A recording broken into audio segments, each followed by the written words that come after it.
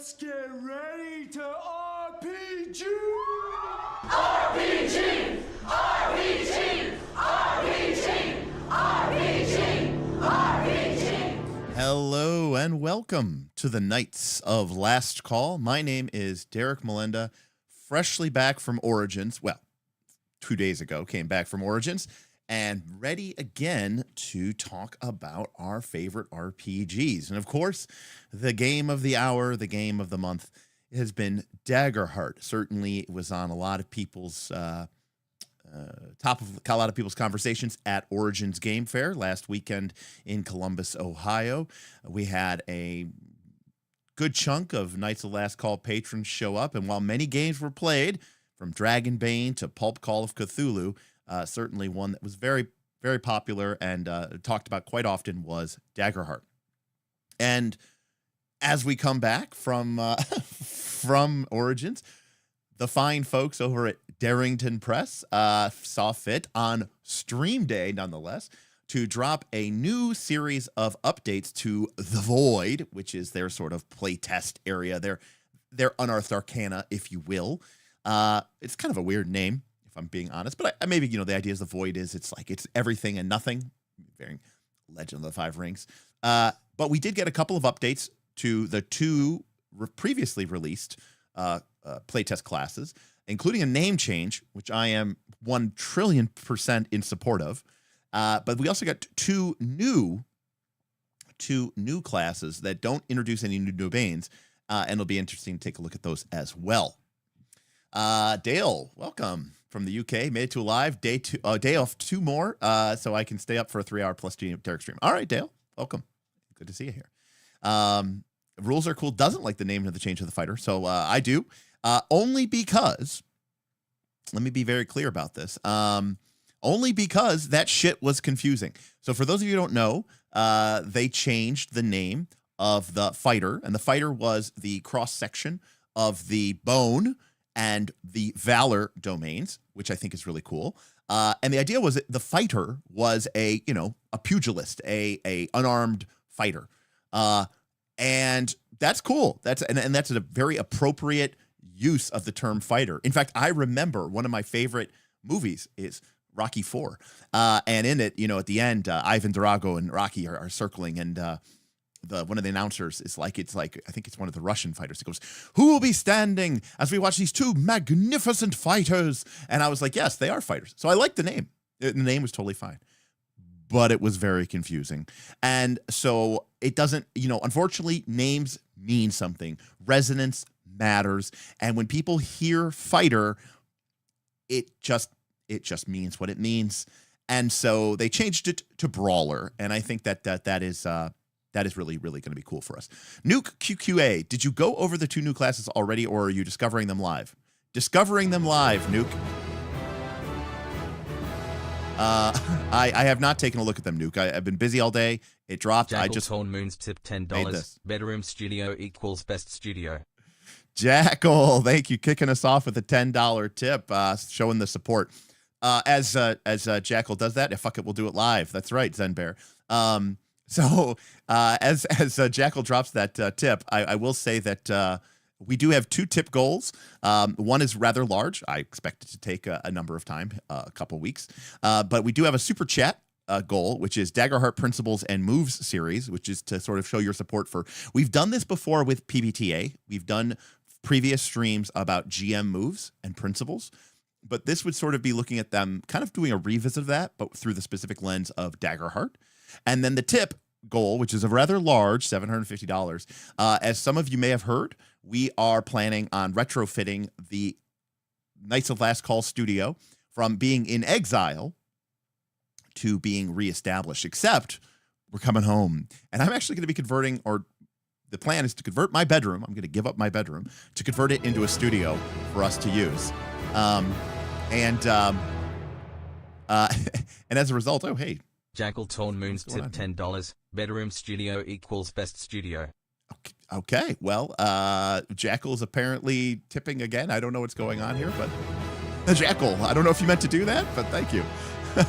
Oh, hey, Edward. What up? Edward tipped $100. Really hoping that the bedroom studio works out. Thanks for everything. Edward, thank you so much. That's so incredibly amazing. I love it. Jackal and Edward just kicking us off early. Edward taking up a massive chunk of the tip goal already. Edward, thank you so much. That is very, very, very kind, generous of you, and I really appreciate it because, as I was trying to say before Jackal and Edward started throwing down some cash money, is that one of the things that we try to do here is we try to do it right. And one of my goals that I want to do with, look, I can't beat Critical Role. I can't beat, Dimension 20. But what I can try to do is create an experience that is going to feel like a legitimate, real game table, like the kind that you might see around your table with your friends. But also, I want to make sure that I can interact with the chat and I can try to teach you the game while running it. And so one of my main focuses is to add some additional technology into our workflow, into our live play workflow, that will enable us to really communicate and connect with you, the audience, so that you have a very strong insight into what is going on. Does that make sense? Heyo, Nuke, what's going on? New K-tip $25. Have watched most of the coverage since launch. Thought I'd contribute. New DM here. Starting with DH. Oh wow, Nuke, you're starting with DH. No, Nuke. I assume you've played before. In which case, I think this is it's both a great system to start jamming with, and it's also a little bit, you do have to sort of. There's a bit of unlearning what you have learned. But Nuke, thank you so much for showing that support. I really appreciate that. Anor, I have heard that as well, that people really do like the glass cannon style. So. I'll take that under confinement here. Damien coming in with his 36 months, 3 years of supporting the adventure with his 36-month adventurer chat. Thank you so much, Damien. Who knew Derek was going to sell out to Critical Role? I thought this was the turn everything to Blaze in the Dark channel. Well, Damien, I did you one better. Critical Role just turned their game into Blaze in the Dark. So they actually did it one better. Sweet Threat says, would you look at the time? It's buy another Stream Deck o'clock. Sweet Threat clearly has been paying attention.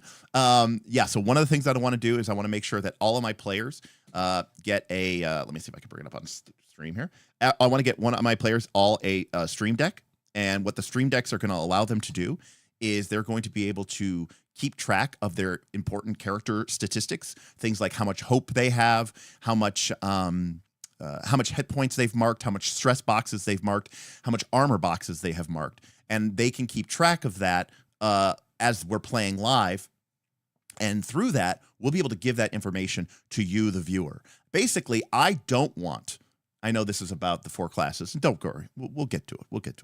I'll put timestamps after the whole thing's over, and then we can kind of, go back to it. One of the things that I dislike about watching a lot of actual plays, and again, I get what they are trying to do, is they are trying to obfuscate. They are trying to Wizard of Oz the game in many ways, right? They really want to focus on the story and the role playing, and the game is almost transparent, like they want it to not be, they don't want it to take up any spotlight time, to use a Daggerheart term. For the good of the public's RPG education. Thaddeus, it's like supporting college education. You're supporting the public's RPG education. Thank you, Thad. I really appreciate it. Thad, of course, is a huge supporter of ours. Been with us for a long time and has been incredibly supportive for us throughout this process. So thank you, Thad, for that so much. And again, I think that's what we can offer. Now, you may still not want to watch an actual play, which is fine. But what I really am hoping is that you can learn something while watching it. Because one of the things that I have my own particular style of running PBTA games, and the way that I run Daggerheart is going to be different than the way other people run Daggerheart. But my hope is that at the very least you could look at what I'm doing and look at the outcomes of what happens from what I'm doing and say, I want my game to run like that. I should take that style, or I should take that idea and take it under advisement. But thank you, Thad. But again, I want the game to sort of get spotlight time. I don't want it to just be me and my players. I want you, the audience, to sort of see what's happening in the game. I want you to see what I'm doing or thinking about as a GM. I want you to be able to kind of follow along with the players and understand the sort of game context decisions that they're making. So I think that's a really cool thing for us. But welcome everybody. We got a lot of people here today. So apologize that if I don't get everybody giving me a shout out. And of course, remember, if you want to throw some support for us and you don't want to spend any money, you can do that on Twitch. You can head over to twitch.tv/Knights of Last Call. We're streaming live on Twitch, and you can use your Twitch Prime support to give us your Twitch Prime, and that's free if you have Amazon Prime. You can do it once a month, and it doesn't cost you anything. It just takes the money straight out of Jeff Bezos' pocket and gives it to us. Diet Mountain Dew. Cheers. So again, are we going to talk about the new Ancestries? Yeah, we'll talk about them, Keith. I think we have got time. And, hey, if we're getting 150 people watching, if we've got a lot of support, people keep throwing tips, we'll definitely keep going. Ivo, great to see you. Richard, hello. Anthony, welcome. Anthony and I got a chance to play some board games this weekend at Origins. That was really fun. I also got to see him run some Dragon Bane for the folks. Sorry, Pirate Bane for the folks. Looks like we're kind of divided between Brawler and Fighter. Avison likes it. Keithor thought Fighter was fine. Zenbear prefers Brawler. You know what that means, folks. It's poll time. And maybe that's where we'll start. We'll start off with the Brawler.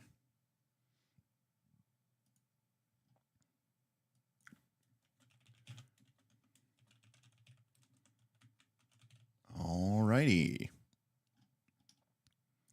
New poll. Which do you prefer? Do you prefer the Fighter or the Brawler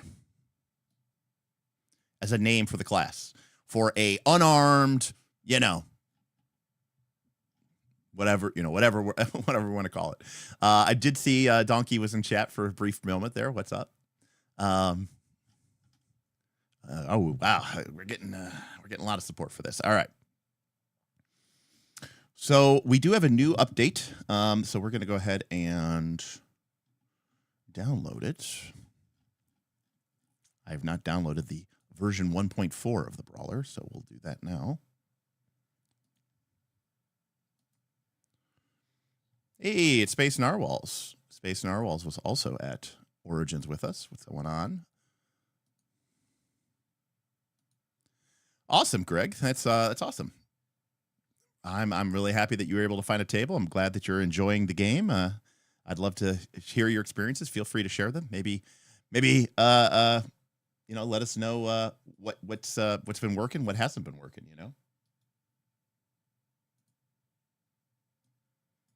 All right.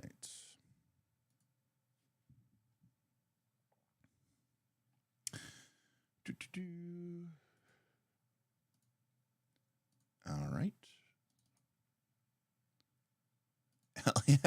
Hell yeah, 5 people. You know what, Keithor? There are dozens of you, I'm sure. Fighter makes total sense, Albastine, completely. And as I said before, but it just confuses people, It would be like if I made a class called the Wizard, right? And they were like a wizard of the blade. We use the term pinball wizard, right? To mean someone who's really good at something, right? Pinball wizard. And I was like, oh yes, they're a wizard. And you're like, oh, okay, cool. They're a spellcaster. And it's like, no, they're not a spellcaster. They cast spells. And you're like, wait a second. You said that they're a wizard. Wizard means something to us. And unfortunately, especially in the RPG sphere, it definitely means something as well. Okay. All right. So let's go here.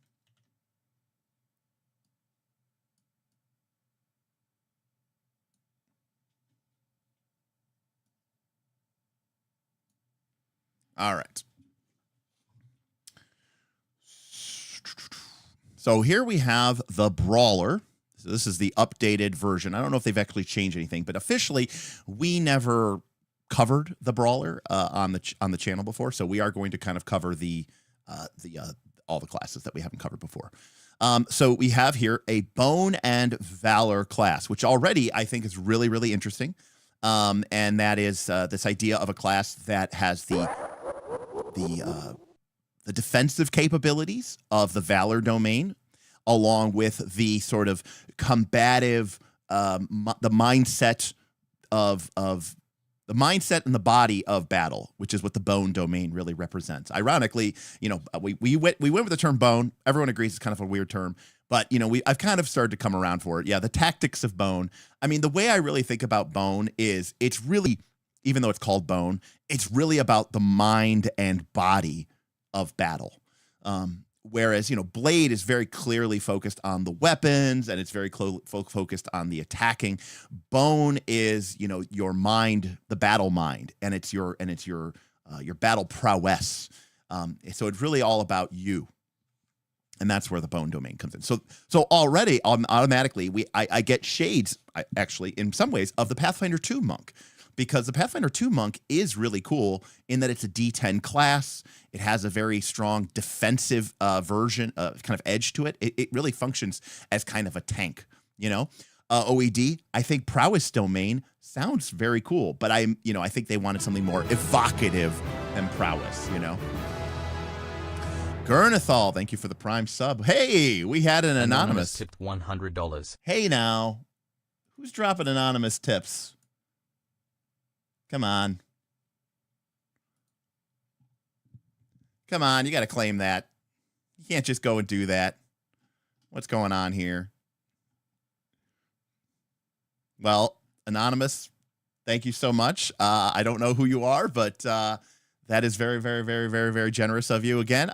You guys are just incredibly supportive, and I'm very, very, very humbled by all of you, and I'm excited that you're excited about this game, and I'm excited that we're sharing this together and that we're kind of exploring it. So, Anonymous, thank you so much. All of you, all of you coming in here. Avison also dropped the super chat. Someone has to rep the short-term goal. Thank you, Avison. I appreciate that. Obviously, people are excited to get this new studio up and running, and Bob is in my DMs saying like, Derek, I'm free tomorrow. What can we do? What I can help. And so, Bob's going to be coming over here. We're going to be building the new table. We're going to start getting stuff moved over once this heat wave breaks from the storage where our studio set has been waiting in exile. I told you it would be born again, and the Knights of Last Call in exile will be reborn. That would be hilarious, mind blown. He's like, I want to see him. I'm a big fan. By the way, I forgot. I know we kind of start off early here. Stay tuned, because in a little bit, okay, once we kind of get a good number of people in here, we're going to be doing a giveaway. Now, unfortunately, because shipping right now is terrible outside of the U.S., we are going to only be shipping to people here in the continental U.S. But if you're in the continental U.S., we are going to be giving away a box set of the Daggerheart game. That's the book. That's the cards in the shrink wrap. So thank you to the people over at Darrington Press, and thank you to Stephen Glicker from Roll for Combat for making this possible and happen. So make sure you thank Stephen Glicker for helping hook us up. So we are going to be giving one of those away to somebody here in chat. We're going to use the bots rando pick 'em a duty thing here. But definitely stay tuned for that. We'll announce that here in a little while. But yeah, we're going to be giving Daggerheart stuff away. So if you haven't gotten a box set, or you want an extra box set because you want to be able to make sure you have plenty of cards or an extra rule book to give to a player, go ahead and make sure you stay tuned. 108. That is brutal.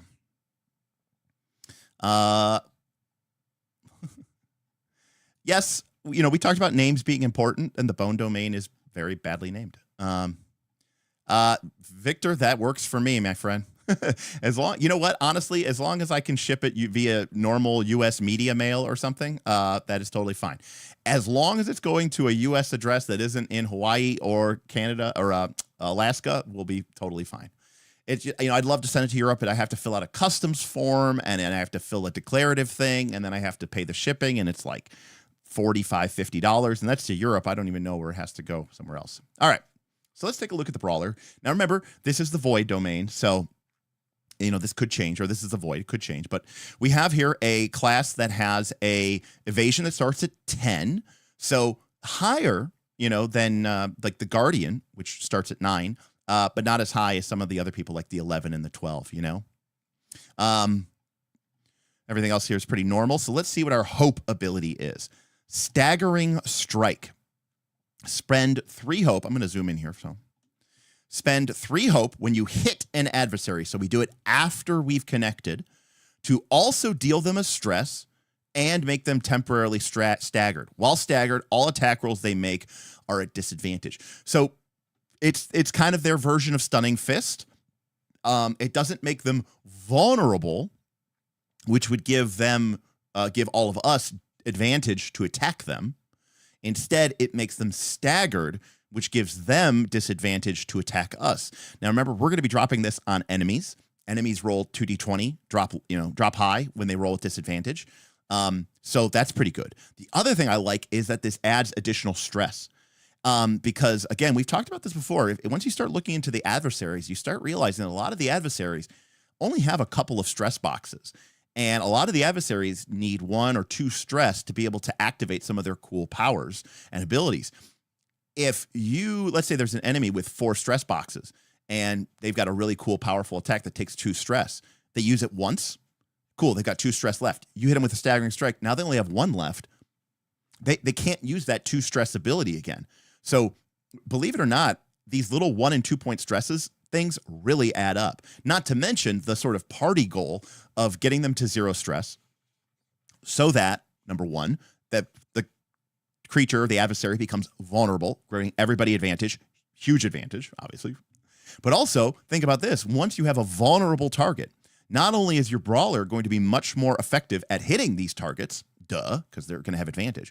But now, when you deal them a stress using your Staggering Strike, you're going to be dealing an additional hit point of damage. So that means if you, boom, hit them, and you deal 2 or 3 hit points with your strike, and then it's a Staggering Strike, you're going to be dealing 3 or 4 hit points of damage. And that's really, really cool. Now, Ivo asks, is it a rule to mark a stress and take a hit point of damage when you have no stress available? It is not, Ivo. You cannot spend a resource that you do not have. So if you are at 0 stress, you cannot choose to take hit point damage in order to pay for stress type things. On the other hand, if you would take stress, you instead take a hit point damage. Now, to be clear, it's if you were to take 2 stress or 3 stress, you still only take 1 hit point of damage. It doesn't literally convert 1 to 1, but since this is just 1 point of stress damage, it works out that pretty well.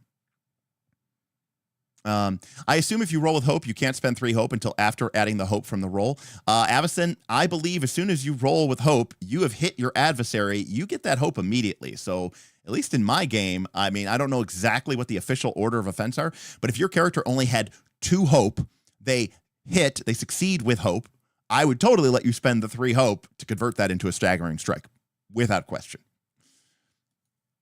All in all, this is, I think, really cool, and it's a good implementation of the, of the Stunning Fist ability, without the sort of unfortunate effect, which is, if you've ever played third edition, monks were really cool. I'm embarrassed. I don't know how it works in 5th edition D&D, but in 3rd edition D&D, monks got 1 Stunning Fist per level.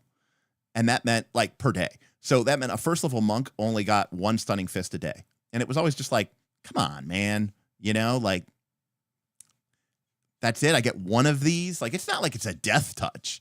But at the same time, if you do it all the time, right, it's really, really problematic. So this is just a fantastic, okay, it costs key points. I've actually never played with or played a monk in 5e. Like, I've never had one in my party. No one I know has ever played a monk in 5e or anything. So anyways, this is a really cool hope ability. All right. I am the weapon. While you don't have any equipped weapons, okay. I was like, I'm really surprised that they made this class Evasion 10. I really would have thought they would have made it 11 or 12. And here we go. If you don't have any equipped weapons, your evasion has a +1 bonus. Okay, cool.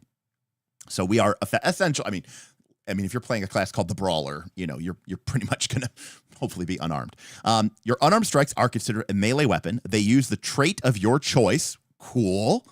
That's fun from like a build perspective. You can kind of be whatever you want with this class. And they deal D10 plus D6 physical damage. Both dice scale with your proficiency. Ooh. So it's kind of like it really feels like a kind of 1-2 strike, doesn't it? Primary, secondary. And if they're both scaling, damn you, Avison. It says Druid Brawler time. No. So that's really neat because we have seen, again, I'm literally looking at this class for the first time, even though it's been out for a while. But this is neat because you're going to get to roll a lot of dice, and that's fun. Because this is a class that's like, I want to roll a bunch of dice. Because normally, obviously, only the primary dice scales, and then you just add a static number. But now you can get this kind of big swing here, which is, I think, really, really cool. Gregory, okay, great, thank you. In the first iteration, it was 11 evasion and +1 evasion from that feature. It got nerfed in the version of today to 10. In contrast, the damage of the unarmed was only D10, no extra D6. Okay, you know what, Gregory, I would have been very happy with 11 or 12. And so the fact that they changed that, I think, is fine. And them adding this additional D6, I think, is fun. Now, how many dice is too many dice asking for a friend? Richard, one of the things that I think is really important, and I'm going to turn my fan on, because even though the AC is on, boy, it's hot. Even though we have a lot of dice here, what I think is important is, remember, if you don't want to roll a lot of dice, don't be this class. Like, this is a class that's going to get to roll D10 plus D6, 2D10 plus 2D6. I think that's really, really fun. Okay. Yes, Jackal Torn Moons is correct. If you're rolling, if in 13th Age you roll like 1d12 per level, Well, Ivo, I think that this is what I think is really cool. Because here's the thing. Okay, so what Ivo's saying is, I think it's fun that you could choose any trait, but it'd be cool if you could substitute that trait in Valor domain cards that add strength to the rolls, like Body Basher or Bold Presence. Ivo, here's the thing. I'm actually okay that they don't do that. Because if they did that, then truly stats wouldn't matter, and they would all be sort of the same. I actually like that there is a certain amount of element to the game that says, look, this is a class that is built around a certain component of strength. If you don't have strength, those aren't domain cards that you're forced to take, but unfortunately they do rely on strength. Now, that doesn't mean that, maybe the Valor domain doesn't maybe need a couple extra additional domain abilities that maybe can work off of things other than strength, but you don't have to choose those abilities. And I actually think that is fine, Now, Ivo, I fully expect for a lot of people to use strength because of the Valor domain abilities, but at the same time, it doesn't force us, because remember, we could be a monk who focuses on agility and never takes a single Valor card, ever. And we could just take cards from the Bone domain, or maybe we only take a small handful from the Valor domain. And think about all the classes, think about all the domain cards from Bone that rely on agility. So this is the thing that is really, it's so cool. I know I don't like character builds because I don't like that, but yeah, like I think it's so neat that there's this really expansive way to build your different characters just by thinking about how you are going to use the domains, because certain classes are going to naturally want, a lot of people are going to pick from a little bit from column A, a little bit from column B. Other people are going to entirely ignore the other class, Actually, Boyko, we showed that you could make a rogue that does not take spell abilities at all. We actually proved that you could do that on the channel. Oh, I should also note, speaking of Boyko, that this class being Bone and Valor is a full martial class. Bone and Valor, neither domain has any spells, which I think is important. Space Narwhal says, literally rolling a whole handful of dice makes you want to play this character immediately. Okay, but it gets better. because then we have our combo strikes ability. All right. A lot of text here for what. Okay, so we got a D4 and then grayed out D6, D8, D10. After making a damage roll with a melee weapon, but before you deal that damage to the target, mark a stress to start a combo strike. When you do, roll your combo die and note its value. Then roll your combo die again. If the value of the second roll is equal to or greater than your first roll, continue rolling until the latest combo die's roll is less than it preceded. Total all rolled values and add that amount to your weapon's damage. These values cannot be adjusted by features that affect damage dice. Your combo dice starts as a D4. When you level up once per tier, you may instead use one of your advancement options to increase your combo dice instead. Okay, so there's a lot to unpack here. My initial reaction, I love it. This is the thing I love about this is it's kind of a push your luck mechanic, but not really, because you can't get punished by it, right? It's not like you can bust, right? It's not like a keep pushing your luck and then bust type mechanic, which I think is good.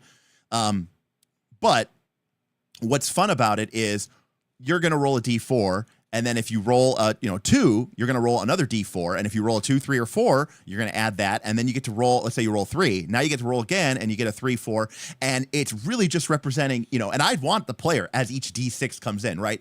It's almost like a fighting game where like when you start executing that killer combo, and then like the game kind of slows down into bullet time, and it's like elbow, kick, punch, chop, slash, spin around, kick, and you're just literally doom, doom, doom, doom, doom, doom, doom.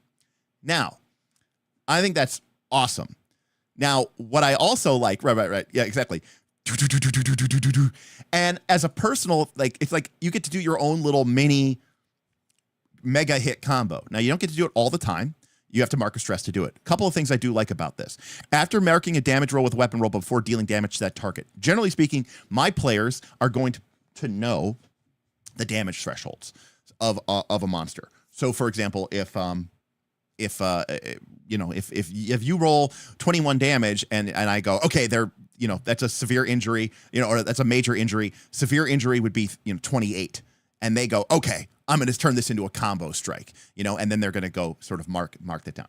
Secondly, in my game, played in person, if you are a brawler, I want you to have, a bunch of these dice laid out. However, so that's the first thing, because I don't want you to have to keep picking them up. I want you to leave that D4 there and then roll another D4 and then roll another D4 and then roll another D4 and then roll another D4. Okay. And then we add that up. Okay. Which is really, really cool, which I think is really fun. Now, the other thing that I think is really interesting about this ability is that this is the first time, I could be mistaken, but this is the first time we have seen that a class is adding something to the level up advancement options. Okay. We haven't seen that. It'd be nice actually if they changed the sheet here to include that. But, this has been the same for every single character. And we weren't sure. We talked about this when we talked about potential class design. We weren't sure if this is a space. Now, look, just because something is possible doesn't mean that you should do it, right? You were so obsessed with whether you could, you stopped to think and consider if you should. And by the way, that is a cardinal sin of a lot of home brewers and a lot of other people. Just because you can do something doesn't mean that you should do something.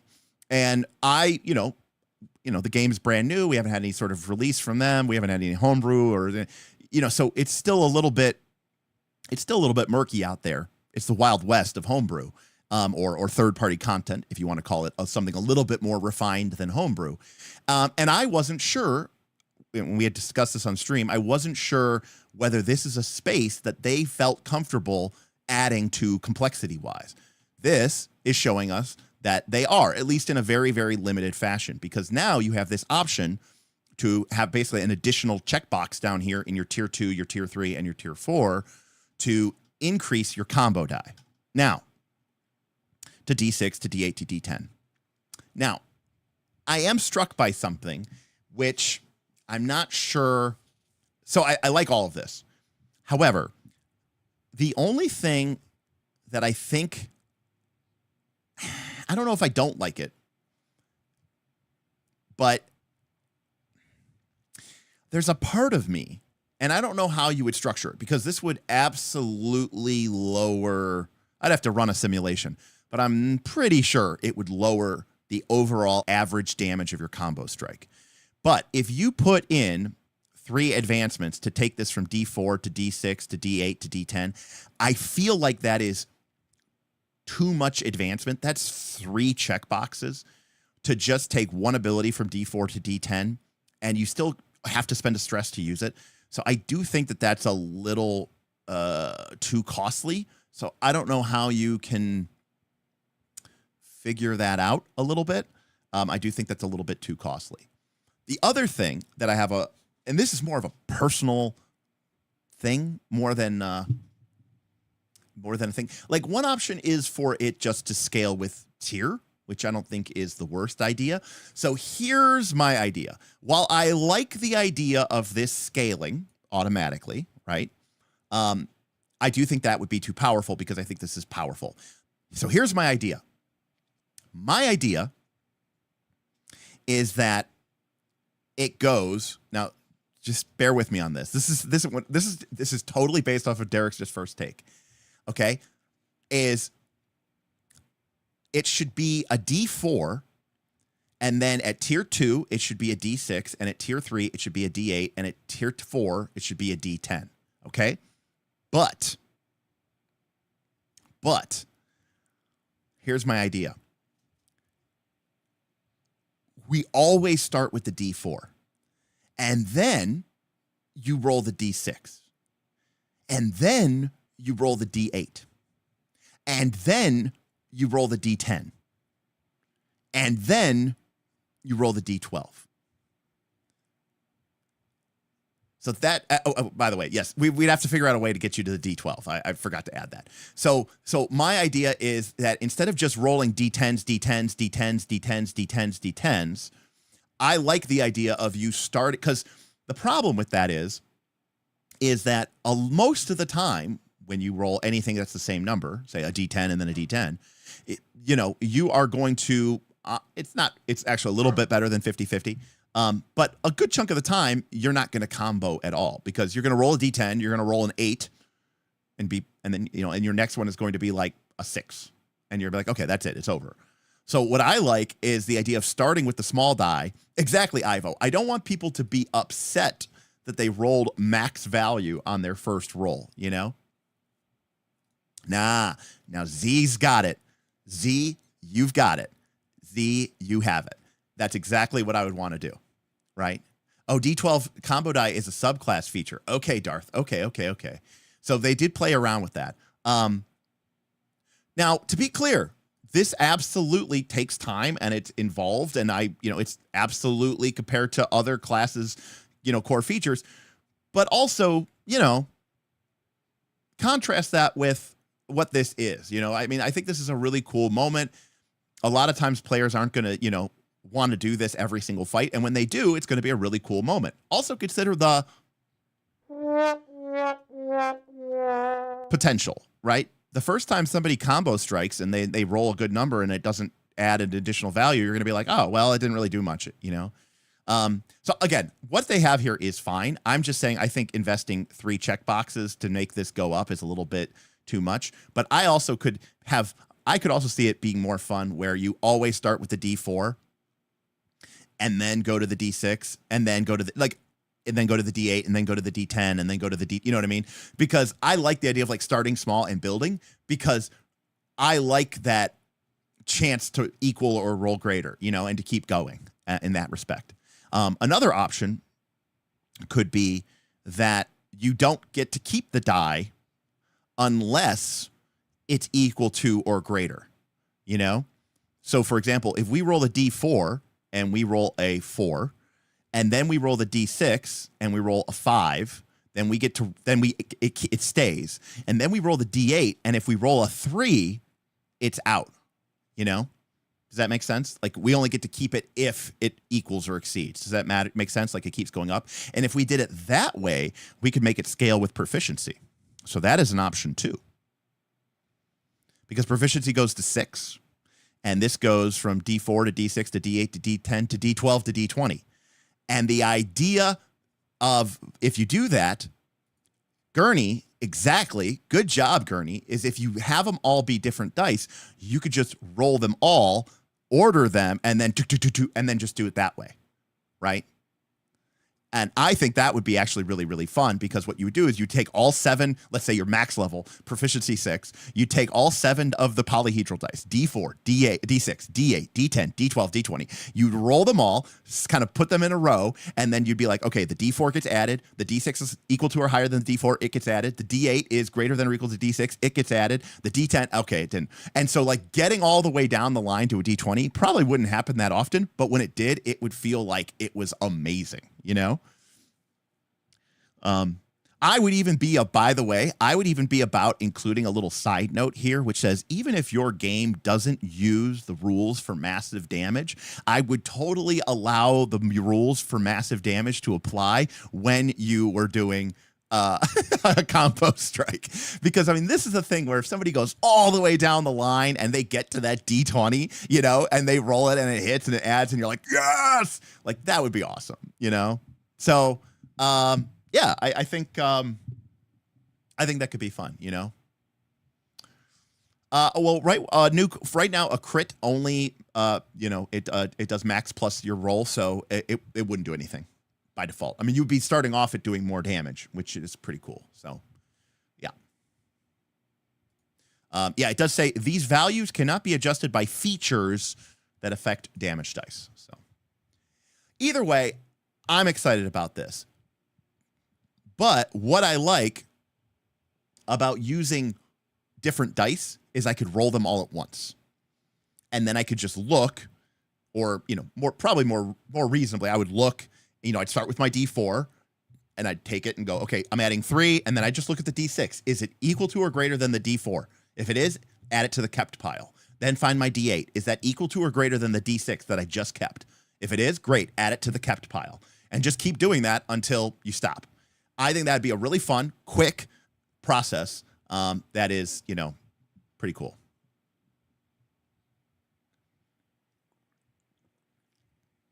Anyways, either way, I think this is really cool and rad.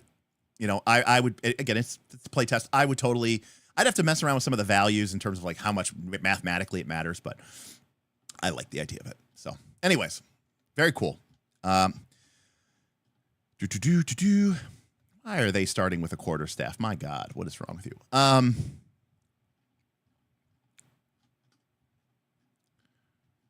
right.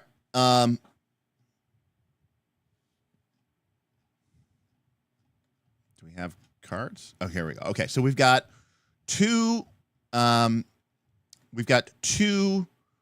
subclasses. We've got the Juggernaut class and we've got the martial artist. You're crazy if you're going to cut the grass in this weather, Bob. You're insane.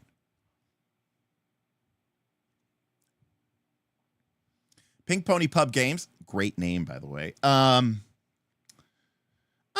keep on playing at the Pink Pony Pub. Oh, yeah. Great question, Pink Pony Pub. I don't know. I'd have to think about it.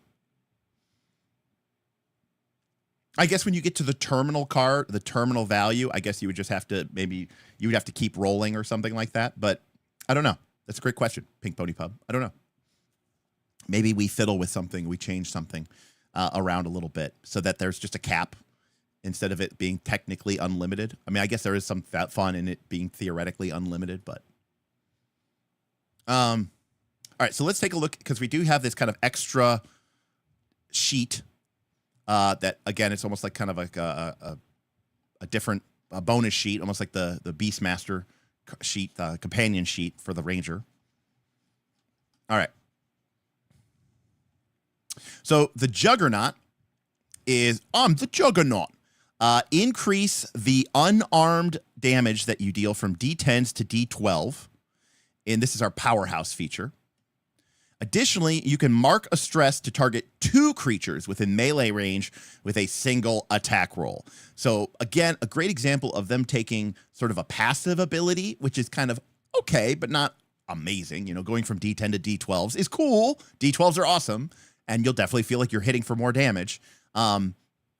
And marking a stress, though, so that you can, flurry of blows, basically, let's call it what it is pretty cool. So I like that.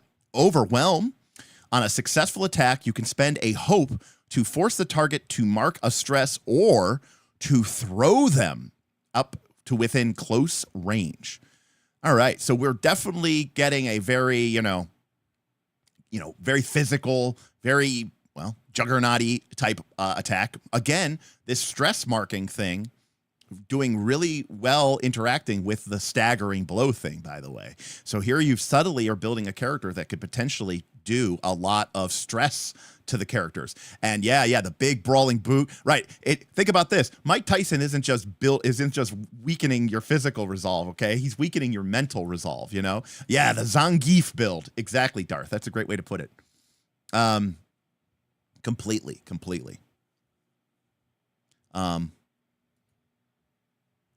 So that's our foundation ability. I think together these two are great. It is a little bit resource dependent, right? Because you're gonna be marking stress and marking hope. But again, this is just one of those things that I love about this game is like at level 1, our Juggernaut Brawler is not only going to have the powerhouse ability, the overwhelm ability, they're also going to have this is just at level 1.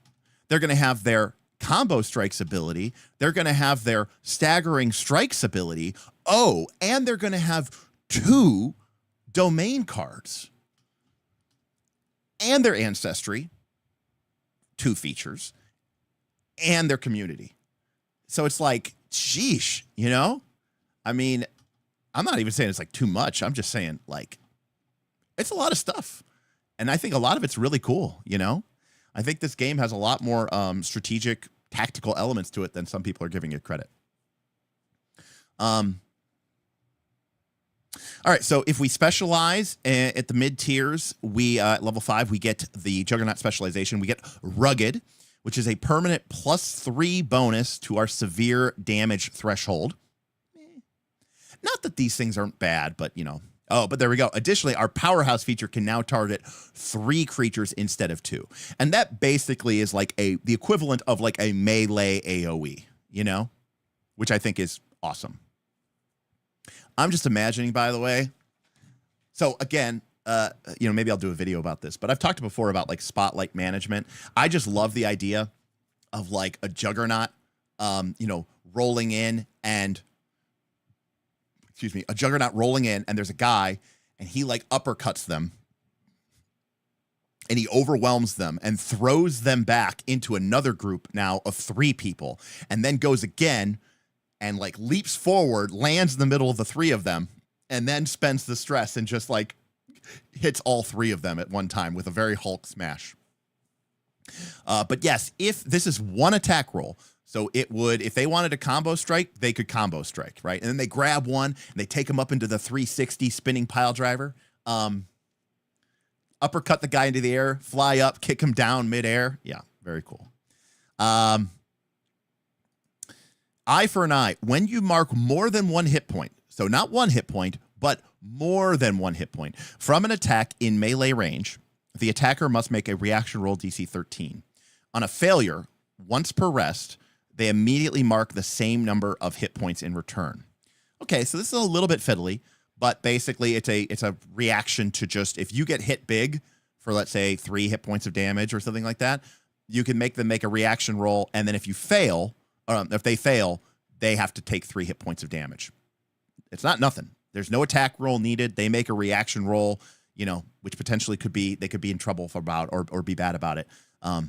This is a pretty powerful ability. And again, remember, one of the things that's really cool about this is it's only once per rest. So that's once per short rest. But also remember, it doesn't, if you use it and it doesn't work, they make the reaction roll. This doesn't count as your once per rest. You keep getting attempts until it gets somebody. So it's kind of a cool reflexive reaction ability. So we're definitely, pretty cool here. I like both of these abilities. Rugged. It's not that I do not have a full appreciation yet for just how good getting a +3 bonus to your severe damage threshold will actually feel at the game. If it feels, powerful, then cool. But again, don't know about it yet. Juggernaut Mastery. So if we take our final upgrade, subclass upgrade, we get Pummel Joy. It's a weird name. I don't know if I love that. Whenever you roll a critical success on a weapon attack, and remember, our fists count as weapons, against an adversary in melee range, you gain an additional hope, clear an additional strength, and add +1 proficiency to your attack. Okay, that's awesome. Not because this is an example of an ability that isn't actually, it's not actually that powerful. And the reason I say that is because you don't crit that much. I mean, you crit, but you don't crit that much. But let me tell you something. When you do crit, and your character gets to gain 2 hope, to clear 2 stress, and do an additional die of proficiency, which is maxed out, and then you get to roll them all again, you will feel like such a badass that it won't matter that this ability might not technically, quote-unquote, stack up. And I think that's what's an important thing to note. Mark Rosewater, in his 20 lessons, 20 years, we did a whole video about it. Mark Rosewater, the lead designer of Magic the Gathering, I think probably the greatest game designer of all time. Obviously Richard Garfield gets the credit for creating Magic the Gathering, but I think Mark Rosewater is the person who made the game what it is. It's not always about balance, and it's not always about the most, costed ability. In Magic the Gathering, they make cards for people they call spikes, people that care about winning, people that care about edges. The fact of the matter, though, is most people play these games to feel something, right? We think about the game mentally, we think about the game intellectually, but we play them emotionally, right? We play them with our heart. I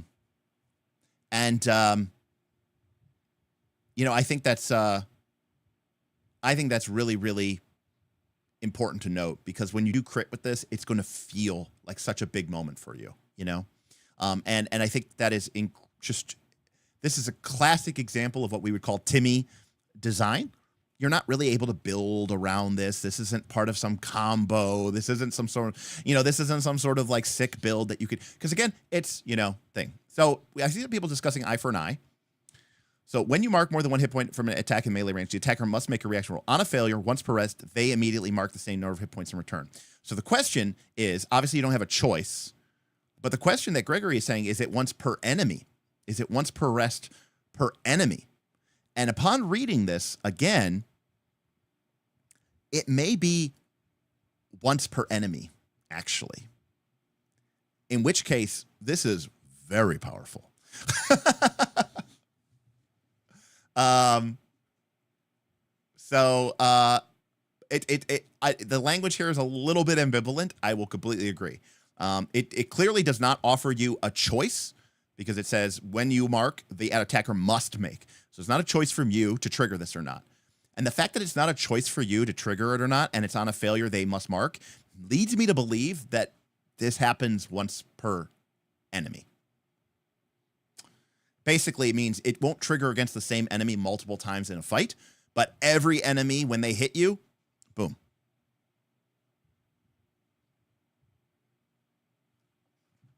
So, yeah, pretty cool. All right, lastly, again, on a failure, once per rest, they immediately mark the same number of hit points in return.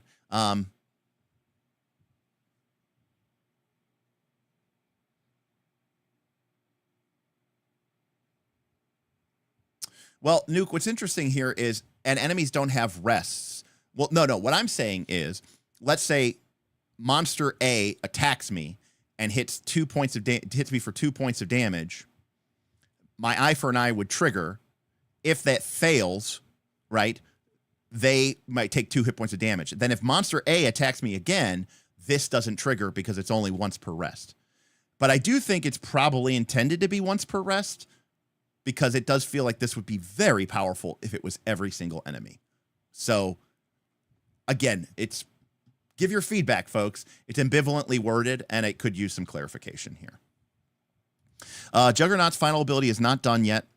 When you mark more than 1 hit point from an attack, you may gain a hope or clear a stress. Interesting. So you want to get hit big.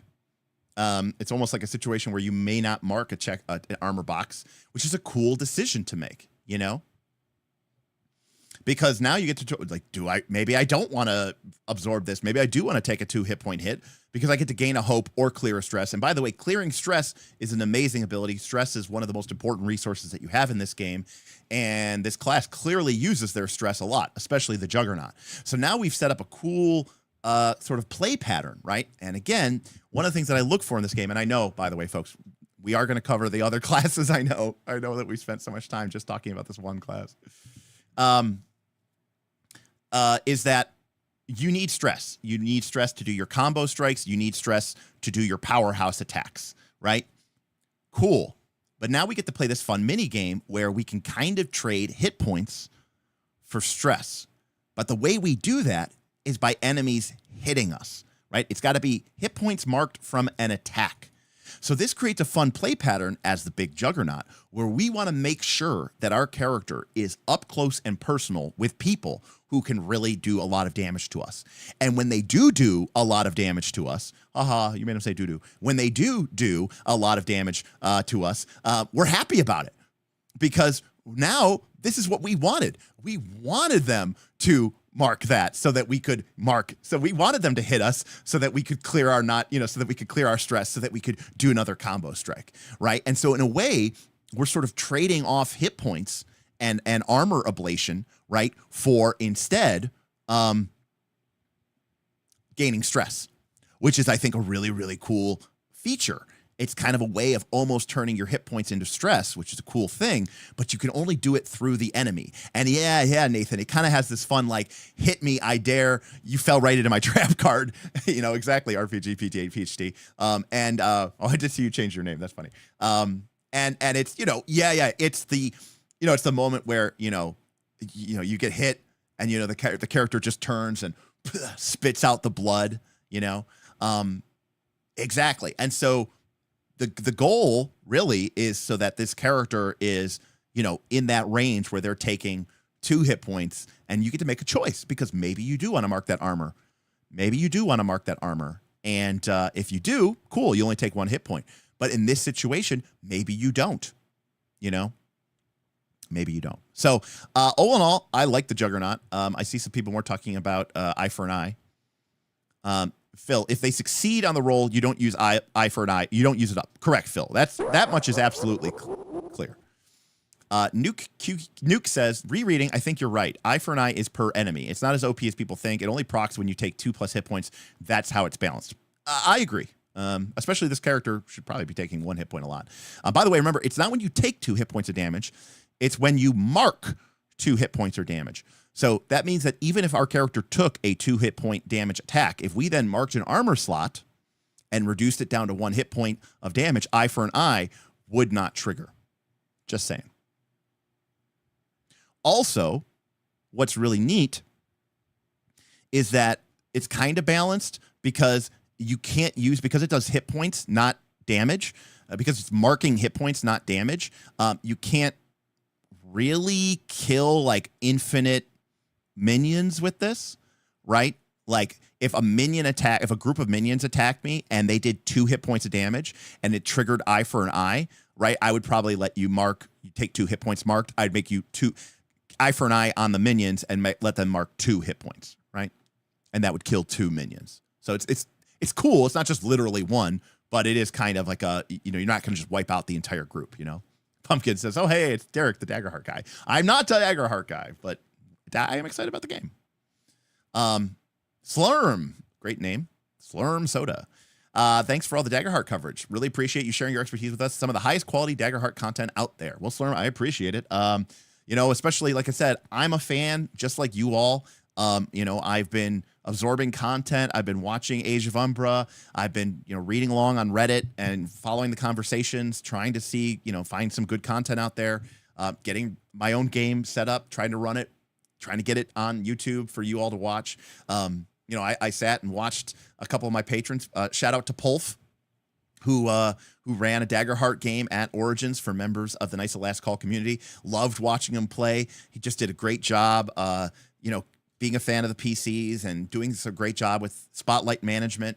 And overall, I was getting psyched, watching them play. It was really, really cool.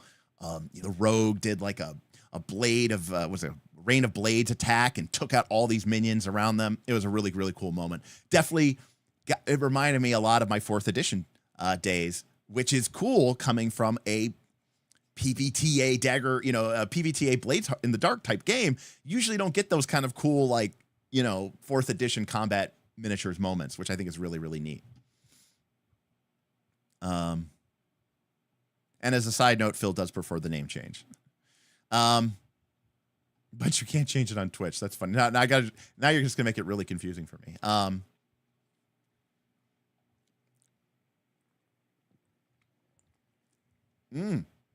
Nuke, great point, right? You make the mark, you choose to take 2 hit points, then they make the reaction roll. And if they succeed, you mark that extra hit points for nothing. That's a great point.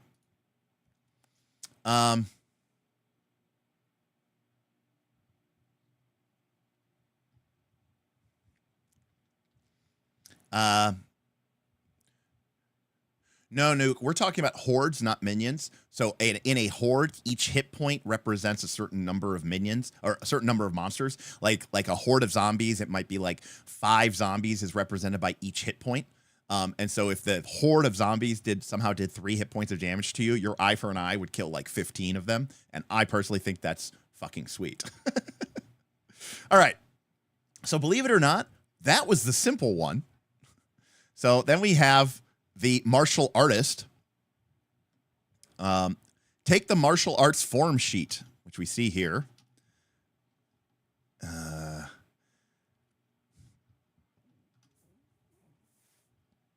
You start with 2 martial stances from tier 1. When you reach a new tier, take 2 additional stances at your tier or lower. So you basically get a new deck of domain cards. I mean, right? Except instead of getting them at each level, you get them at each tier. Stances feel like druid forms light. Good, Keithor. That is a good observation. Keithor, good job. We'll take a look at the stances in a minute. Focus. At character creation and at each rest, roll a number of d6s equal to your instinct. Gain a number of focus tokens equal to the highest value rolled. By the way, I love this mechanic. I mean, this is one of my favorite mechanics of all time, is rolling a pool of d6s and taking the high. Spend a focus each time you shift into a stance. It lasts until you take severe damage, the scene ends, you mark your last hit point, or you shift into another stance. Why? This is exactly what Druid Wild Shape should be. Holy shit. Like, literally. We're just like, this is exactly what Druid Wild Shift should be. Couple D6, get a couple focus, place them on the card, spend it when you shift. If you take severe damage, if the scene ends, if you mark your last hit point, if you shift.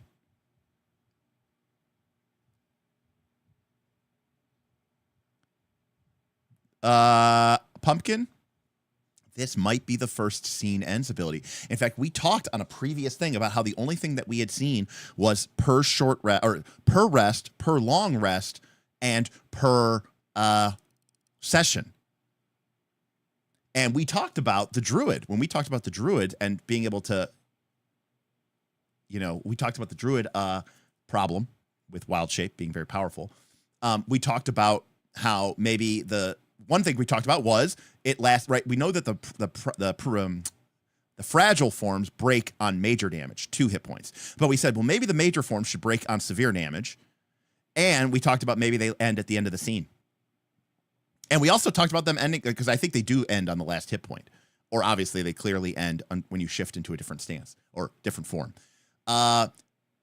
Without any qualification and without anything, I'm going to say this. Maybe it does end when the scene ends. You're right. It just also ends when you, it has another wing thing that makes it end with the tick up. But if that doesn't end, it ends at the scene. Good job. Good job, everybody. Good job, Jorge. It's a good observation. Yeah. Good job, Nuke and Anahate. Without any other qualification, I'm tempted to steal this and just make the druid shape shifting thing this, by the way, full stop. This is a great rule. It combines a lot of the things that we talked about. It combines the you know, the severe thing or whatever thing, except, okay, ready? I'm sorry, again. Here's what I would do. Ready? Your druidic class ability is this. You ready? Your druidic class ability is this. Okay? You roll d6s. You can shapeshift or whatever. Okay? But the hope feature of the druid remains the same. And this is really important because multi-classing doesn't give you the hope feature. And this means that even if our druid runs out of focus, they can still wild shape using 3 hope. But other people that multi-class into druid will not get that. Only druids that started as druid will get that. So in that way, the druid is still the best wild shaper. And it means that the druid can never be out of wild shaping. You know? Does that make sense? So for those of you who may not know the rules of Daggerheart that much, druids can spend a stress and use their class ability to, or class feature, to shape into a shifting form. And then they basically can stay that in forever. But then they also have a hope feature where they can spend 3 hope as many times as they want per day to also shift, you know? Now, yes, this doesn't solve that the beast forms themselves are very, very powerful and very, very problematic. Masker, I completely agree with you know? But what just fucking happened? Anonymous tipped $480. Entertain and educate. Holy shit!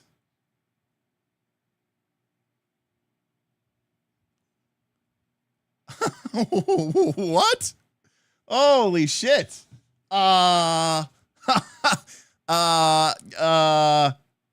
Entertain and educate from Anonymous for $480. That completes our tip goal in one stream. Goddamn, inconceivable. You're using that word. I do not think you know what it means.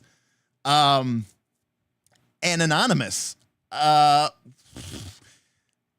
Monster did not claim it. I even went into my feed to see if I could get the information. I don't get the feed of who this was. Damn. And for those of you who don't know, entertain and educate are the taglines of Knights of the Last Call. That's what I want. Darth, when I saw that come across, I honestly thought it was a 48 as well.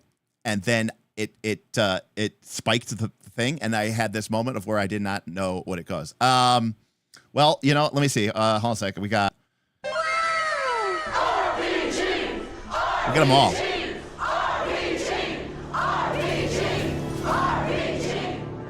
And of course, I am strong.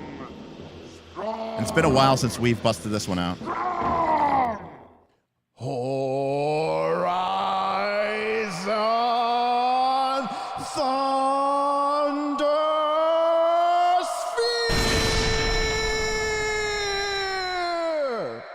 Thundersphere. That Horizon Thundersphere is for you, Anonymous. Thank you so much. I mean, to everybody. Obviously, we had 2 anonymous tips for a combined total of $580. We also had Edward with $100. We had Nuke Jackal Torn with $25 and $20. Thaddeus with $25. We had super chats from Avicen, Slurm. This was an incredible team effort here. And you know, I don't know what to say except you guys obviously are really supportive of Daggerheart and you're supportive of this channel, and I have, you know, the utmost respect and thanks for you so much. Aaron, we're definitely doing it. I already bought a new table. I already bought new legs. I'm already reconstructing thing. I've got new technology coming in. You know, Bob and I are planning to, you know, so that was some of the cheaper stuff, to be clear. So incredible work, everybody. Thank you from the bottom of my heart. Thank you so much. Now, to be clear, I'm literally taking this money and I'm going to go buy shit. I'm going to go buy new stream decks and stuff like that. So, you know, it's one of those things where it's like, it's not really going to my pocket. It's kind of, I'm doing it because it's for you, but I'm excited. I like this, you know, this is, it's one of those things. Let me be completely honest with you. If you're very completely honest with you, I would have bought this stuff anyways, and it just would have negatively affected my ability to pay my bills, because I have a certain level of that what I want the game, or what I want the show, and I want the experience to look like. I want this to be the greatest, entertainment and education thing that we can produce, that I'm capable of producing as a, I mean, I guess I'm an amateur. I'm not like a like a production house like any of these major channels.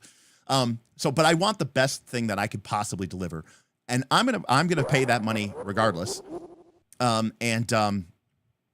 The difference is now that I am not working, that I have been laid off from my job. When I go out and do those things, it does affect my bottom line pretty heavily. So this support from these tips and these super chats is really your way of sort of making sure I don't go bankrupt. It's really what it comes down to. And so it really means a lot to me, because, I want to do it right. I want to do it well. I want to do a good job for you all.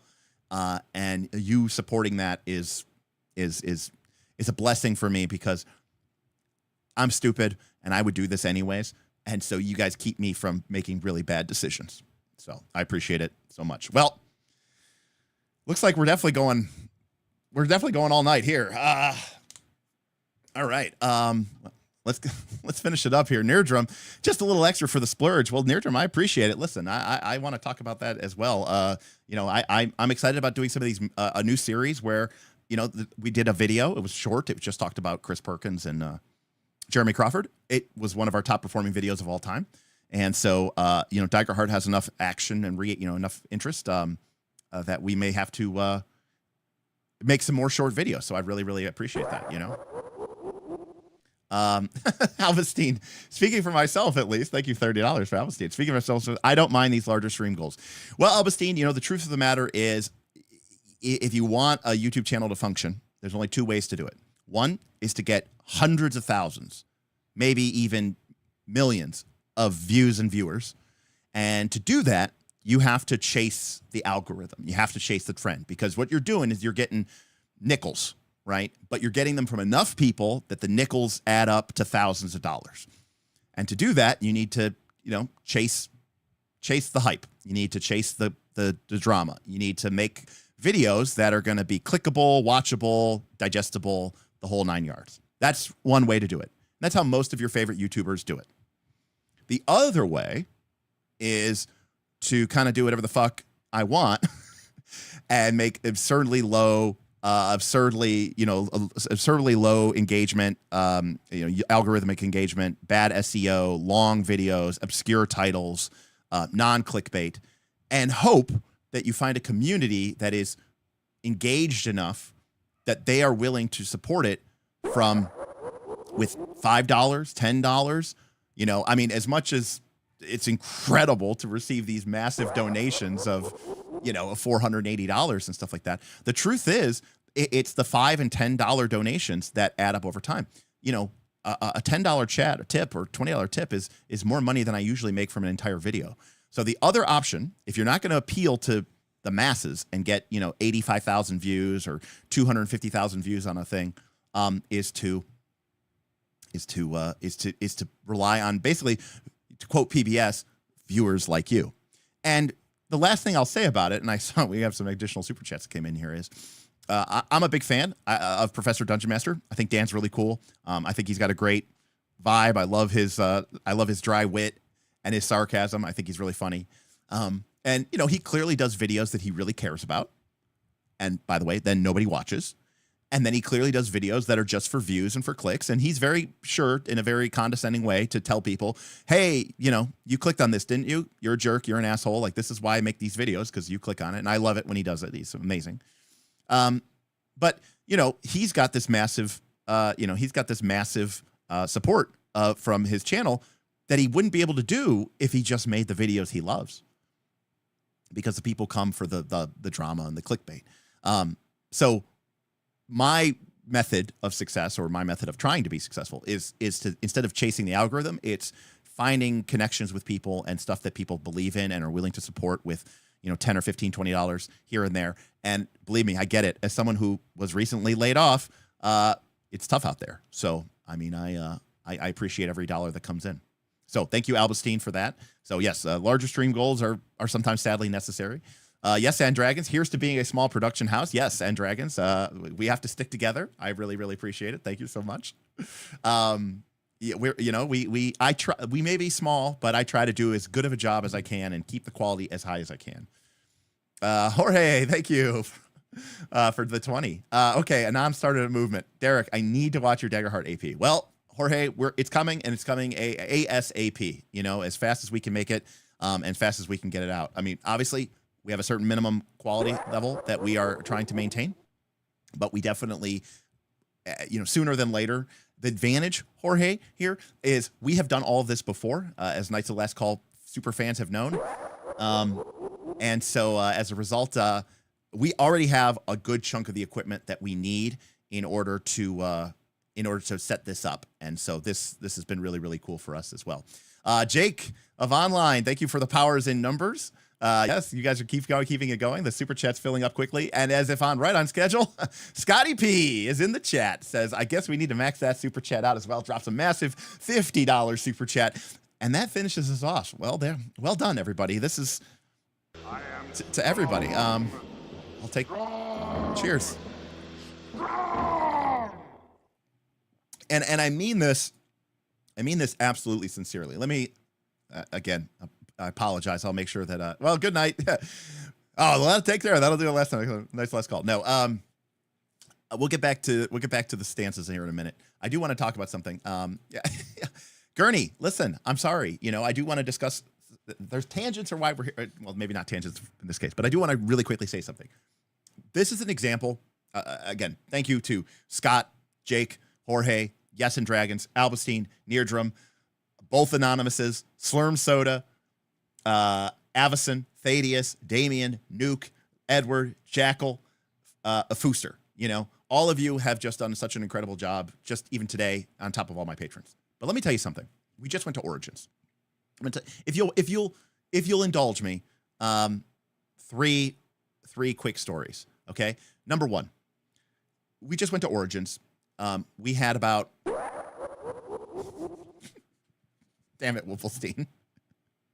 All Daggerheart classes ranked when? Fire, fire, fire. I mean, that would be fire. Although I am hesitant to do that, given that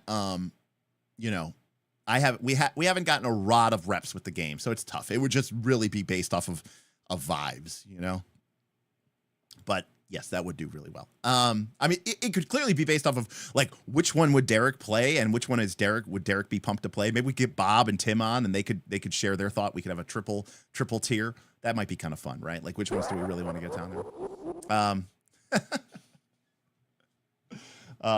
Look, this is a tangent to the tangent, and this is what I'm trying to get to. Aaron, thank you so much. Aaron's EVW says, this is to get Bob and Smith back on the channel. We've seen enough of you for a while. Aaron, I could not agree with you more because, it's tough sometimes being the only person on the stream, and I really looked forward to those live streams with the guys back in the studio. It took a little bit of pressure off of me. It gave me people to bounce off of. Smith got his own vibe.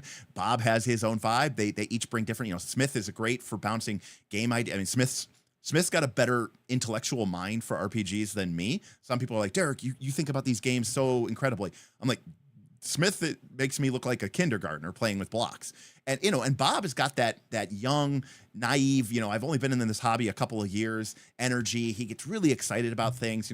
Smith and I could be sometimes a little bit jaded and cynical. And so it's just really fun and great to be able to bounce off of them. So I am really excited to get them back on the channel as well. So I'm right there with you. This is true, Strat. They were very much based on a vibe feeling. But we said that. We did preface that by saying that they were vibes. Thank you again, Whipple, Aaron, and everybody. So 3 things. 1, we just did Origins, and we had people come in from all over the Midwest, but we also had people fly in. We had Darth flew in from Ontario in Canada. We had Erica fly in from Philly, right? So we had people flying in from all over and driving in from, as far away as, 6, 7, 8 hours away. Everyone got there. These are people who have played with each other online in the Knights of the Last Call Patreon, in our Discord. So a lot of people know each other. For some people, though, it's the first time really meeting each other and getting a chance to vibe with each other. By the end of the stream, or by the end of the convention, most of the people there had not played any events that were officially for the con. They had only played games with each other. and they were happier for it. Everybody agreed that the quality of the GMing, the quality of the fellow players, the fact that these are people that you know them already, there's a comfort, there's a familiarity there. Everyone was so excited for next year. It literally just ended, that people are already planning 2026 Origins as a sort of like, we're taking off, we're taking over Origins just to use it as our own personal gaming con. Okay. So that's number one. Number two, to the point where we're not even kidding. We may definitely, I'm going to look into it to see if it's a price. We might get a room next year. I'm going to look into pricing out. What does it cost to get one of the convention side rooms, one of the meeting rooms that normally the game companies get to run their own private events? I want to get one to basically make a Knights of Last Call lounge where we could just have our own private space where we could keep it catered. We could, get, everybody has a private place where they could put their stuff, private tables for quiet to run games, leave stuff set up as long as you want, and just keep everything in one central hub. And, basically a NightCon mini. Absolutely, Sebastian. Basically, NightCon unofficial, NightCon in exile, right? We'll just kind of take over Origins. Now, this is going to cost me thousands of dollars, but honestly, that's okay. That's worth it because this community is so amazing. Okay, third final story. On the a lot of people left Sunday. So Saturday night was our final night.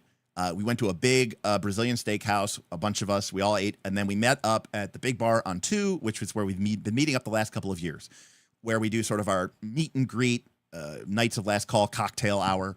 We got together with everybody. I did a live stream from there, talked with some patrons. And then that's where we also hand out the shirts, right? Every year at Origins, we have an official Origins tee. After a couple people had started to leave, we were still down to about, we had about 20 people, and then we had about 10 people left.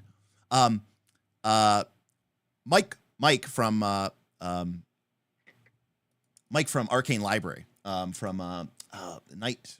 I don't want to get the name of his game company wrong. Sorry. So Michael Putlack, you might have seen him on Roll for Combat, but Michael Putlack from Night Noon Games, who has worked with Kelsey as part of Arcane Library, does a lot of, he's doing the monster designs for Roll for Combat Shadowdark. He's been on a couple of Roll for Combat streams.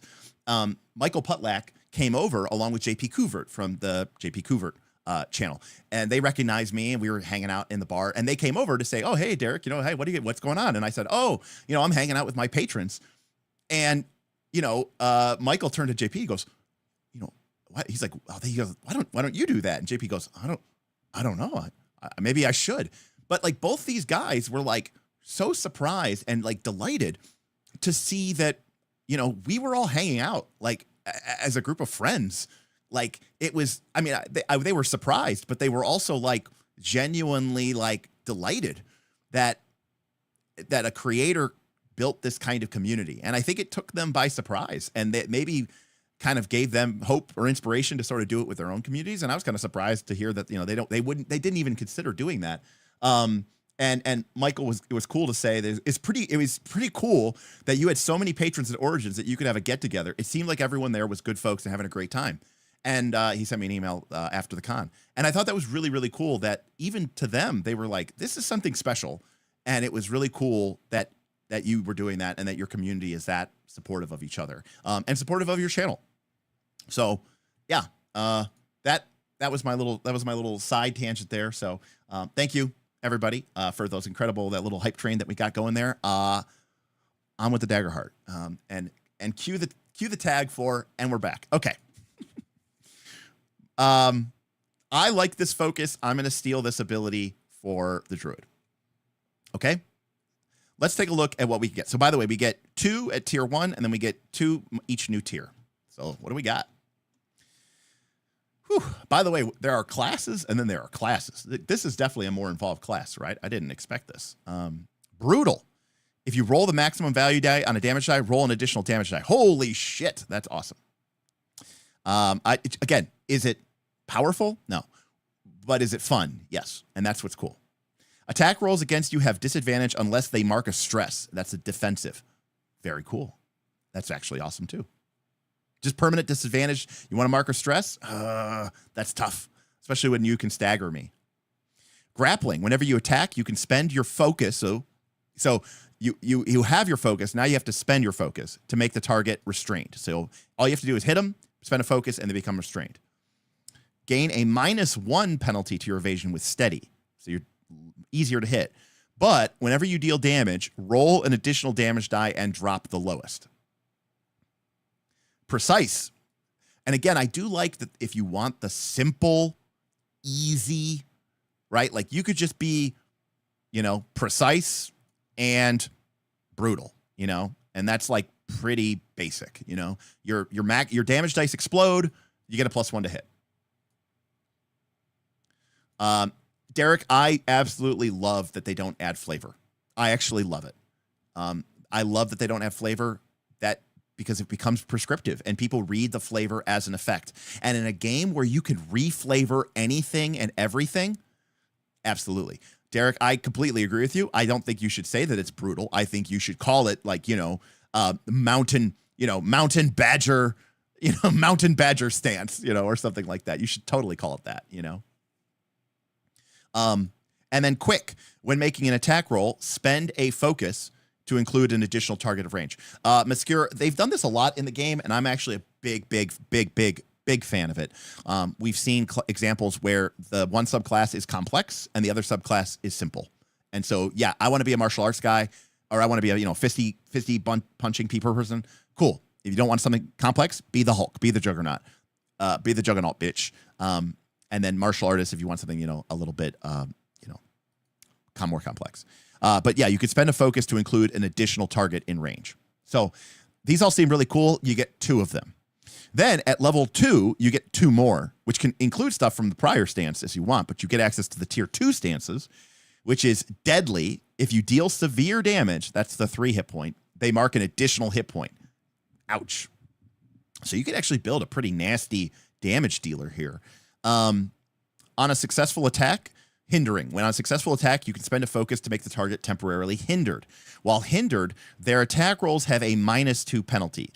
Okay, I do have a bit of a problem with this, only because we haven't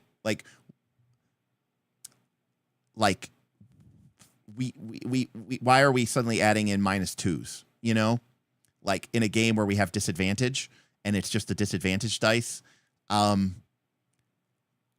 guess the idea here is that this can stack with disadvantage, but I'm not a fan of this just from a game in place, like a game integration perspective. And I don't want to, I don't know. I don't like this. That's my take on this. I don't like this. Invigorating. Whenever you make an attack, roll a d4. On a 4, gain a focus. That's cool. So you have a 25% chance anytime you make a successful attack of regaining focus. Now remember, you have to be in that stance. So it's kind of like you have a stance that doesn't do anything, but it lets you recharge your focus, which is kind of a cool balance. Remember, you only get so many of these stances. So it's a cool trade-off,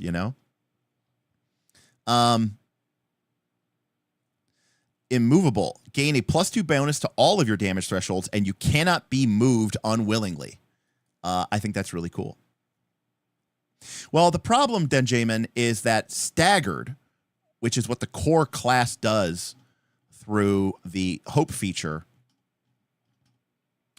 already makes them make their attack rolls at disadvantage.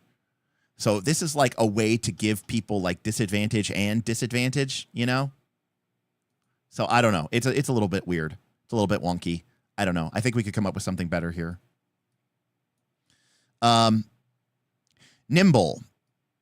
When an adversary makes a successful attack against you, you can spend as many focus up to your tier. Roll a number of d6s equal to 1 plus the number of focus spent. If any of the dice value match, you take no damage from the attack. I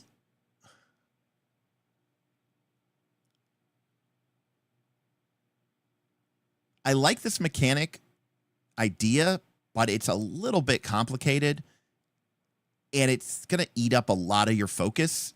and may not actually work. So this, I think, is a cool idea. I just feel like it's a little bit too much, and I don't think it's gonna work a lot. I don't think the math really works out that well for it, because you're gonna be spending a lot of focus. Because I mean, if you spend one focus, your chances of rolling with, so then you get 2 dice, and your chances of rolling doubles is 1 in 6. Having a 1 in 6 ability by spending up 1 focus to turn an attack or a hit into a miss, I don't know about that one. Now, here's the difference, Derek. I'm okay that everything doesn't math out. It's not that kind of game. But it still has to feel cool, and I don't think this passes the Spike or the Timmy or the Johnny test. And if an ability doesn't pass, if an ability isn't for a Spike or a Timmy or a Johnny, who is it for? And that's my only thing. There might be some things that we could do with this to make this more interesting, but I don't know. We'd have to look into it. Otherworldly, you can do physical or magic damage. That actually matters to a certain amount in the game. Scary, terrible name. Successful attacks also force the target to mark a stress. That just seems very powerful. I mean, cool, but very powerful. Tier 3. Yes, that is very strong. So by the way, this is an example of something that is very spiky, right? So it's not a very Timmy thing, you know, but like a Spike would like this because it's like, wow, that's brutally effective in the mechanics, you know, but it's not necessarily like, oh, cool, Hulk smash. That feels so cool. Gregory, so Spike, Timmy, and Johnny are the 3 Magic the Gathering player psychology profiles that Magic the Gathering uses when they think about when they're building a card. Who is this card for? Timmy is the person who plays a game because they want to feel something. Spike is the person who plays a game because they want to prove something, and Johnny is the person who plays a game because they want to express themselves through the medium of the game. So the classic example in D&D would be that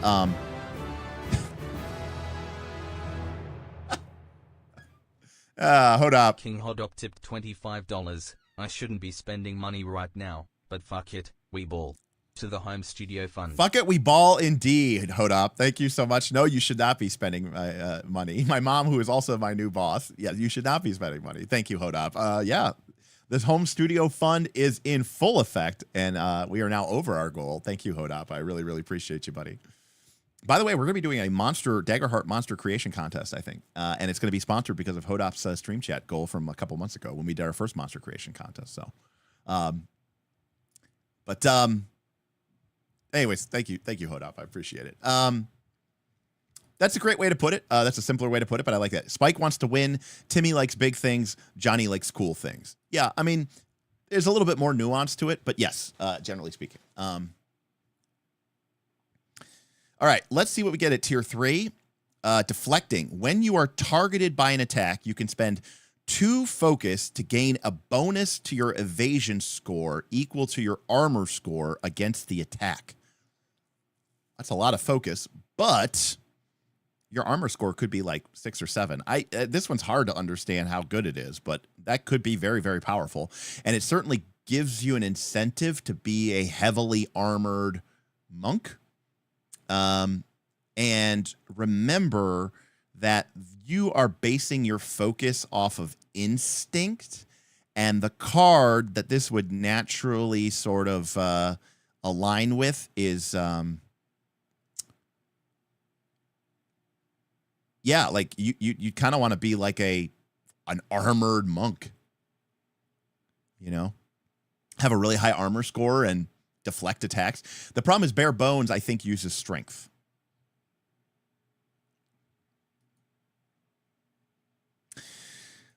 Derek, I understand your hesitation and your reservation, but I will say that when you have a lot of these, they start to feel a lot less. And also remember, you get back your focus when you rest. And also remember, if everything is after the roll, then it also becomes less special. The problem is that we're used to thinking of these things like hero points as being, these really rare resources where you might only get 1 or 2 per the entire session. So that's when it starts to feel really, really bad and really painful, So I think that that's the sort of distinction. That's the sort of difference. And that's also true. You could just not pick them.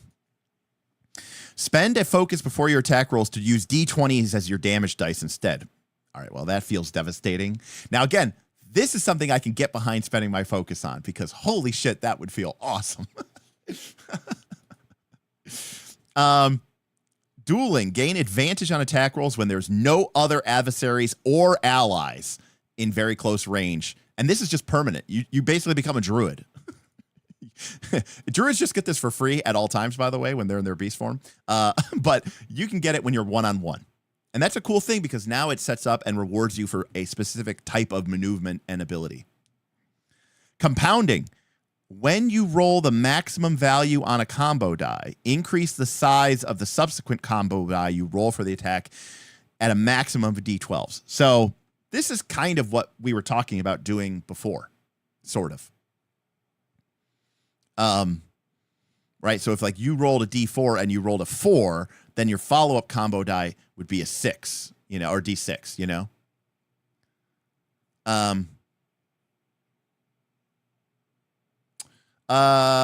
your max I think, Speely, I think it would only be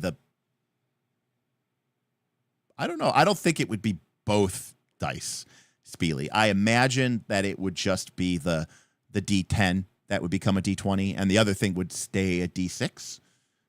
But I could be wrong.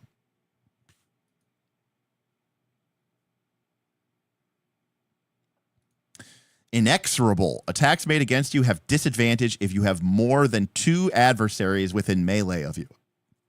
So another positioning thing, which is neat.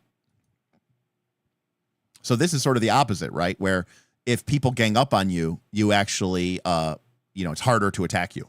So it's better to one-on-one you. Favored. Add the trait of your choice to your damage roll. That seems very weak. Because you're only adding 5 or 6. Unless it also adds it additionally. But even then, this one seems a little underpowered. And this is, if it's good, it's because it's some sort of mathematical tweak, and it's good just because of the spike, right? And the spike player who's oh, this small static bonus damage is, whatever. But overall, I think this is pretty boring. I don't like this one. Sheltering. When you mark an armor slot, it reduces damage for you and all allies within melee range who took the same damage. That's sweet.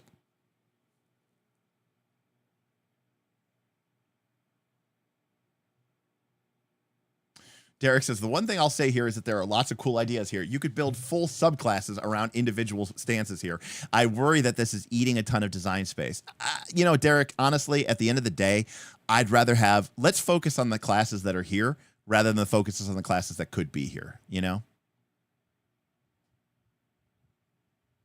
Jorge, also true. I don't think it's both, but even if it is both, right, the most you can do is 3 hit points, so it doesn't matter. All right, lastly, tier 4. If you roll a 1, it's instead the highest value. Sick. So now you get double highest values. Again, is that really that powerful? Actually, probably not, but it would feel awesome and it would feel really cool. Infuriating. On a successful attack, the target becomes furious. While furious, they are vulnerable and have a -2 penalty to their attack rolls. They can only clear furious by succeeding on an attack roll against you. Again, I don't know why they have this -2 penalties things here. I don't like that.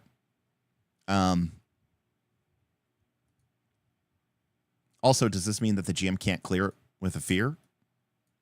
Sweeping. Your attack targets all adversaries within very close range. Deal half damage to all targets you succeed at. You're literally doing AoE attacks. Only one at a time, Zymel.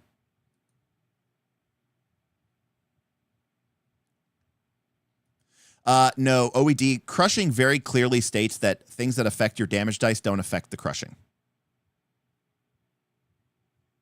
Or things that affect damage dice don't affect your combo. I think. Yeah, here you go. These values cannot be adjusted by features that affect damage dice. So, unfortunately, it does not. It would be cool, though. Discerning. You may choose the target of your attack after making your attack roll. The GM will tell you who the attack would succeed against. Okay, I only have one thing here. Let me know in chat if you agree. There should be a tier 4 stance, right, that says you can be in 2... Oh, maybe we get this as a higher level subclass feature, where it says we can be in 2 lower level stances, right? Oh, no. I don't have a problem with the -2. I just don't want to remember a -2. I want everything to work on advantage or disadvantage. I don't want to actually track individual penalties, because now we're getting into a weird place where -2 stacks with disadvantage, right? Because it's not the same thing, which is fine, but it's more of just like a fiddly thing, and now we can start stacking stuff up and we get into a stacking issue, and I don't want to do that in this game.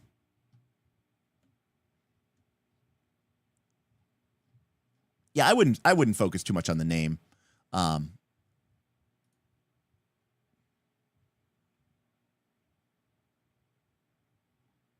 So discerning. You may choose the target of your attack after making your attack roll. The GM will tell you who the attack would succeed against. Right. Useless unless you have multiple people in range. Very true.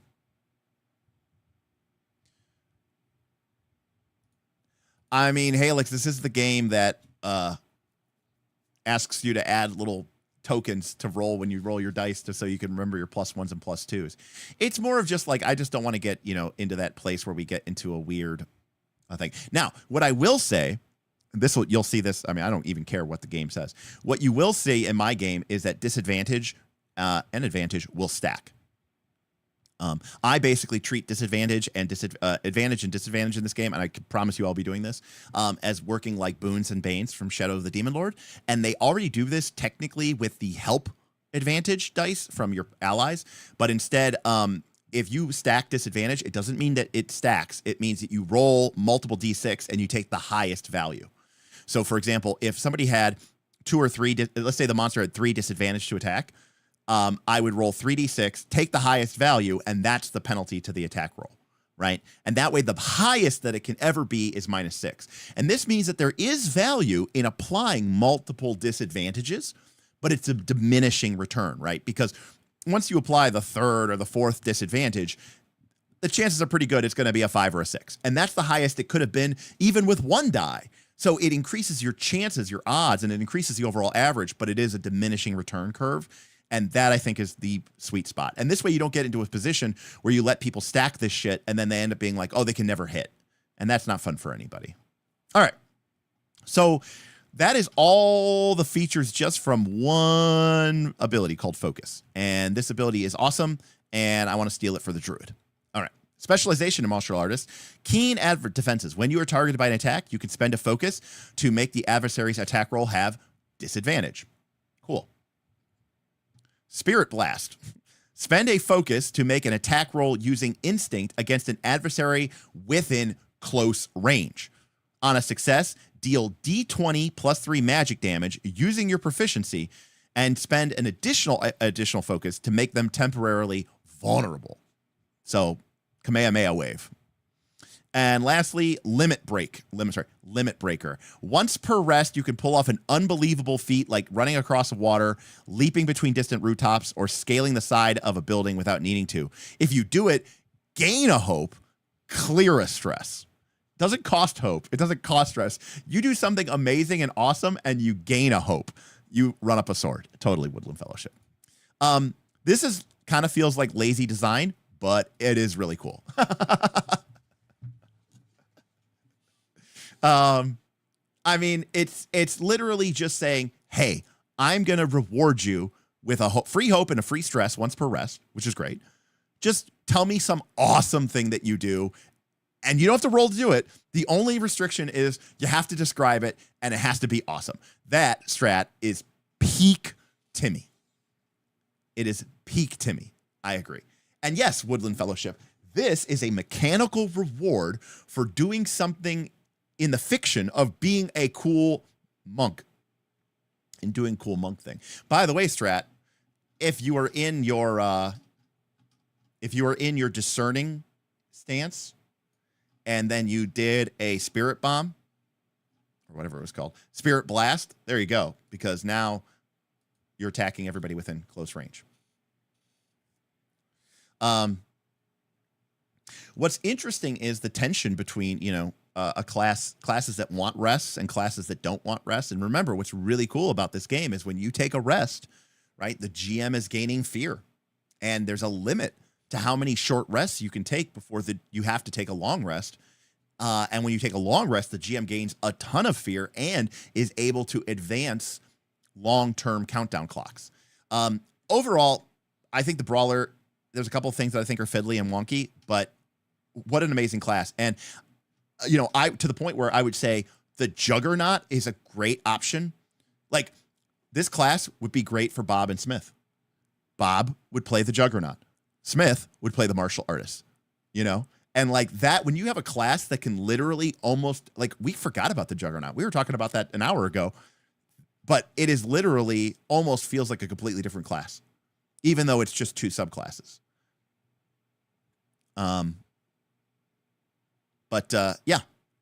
Awesome. I mean,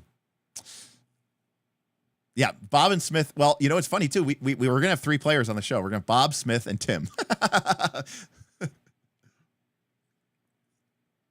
So we got to come up with our new player types. Okay. Well, I'm sold.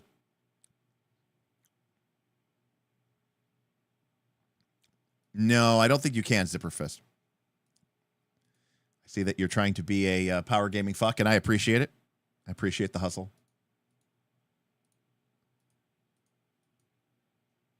All right.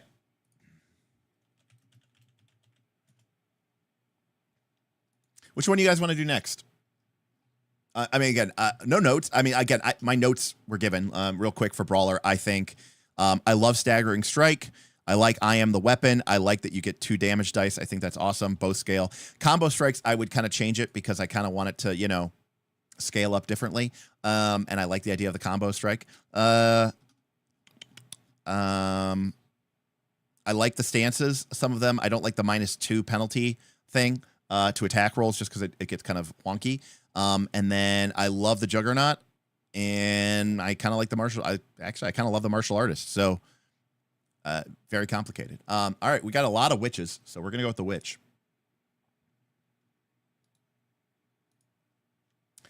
Okay, so first things first. Here's our witch. First things first, I do want to remind people.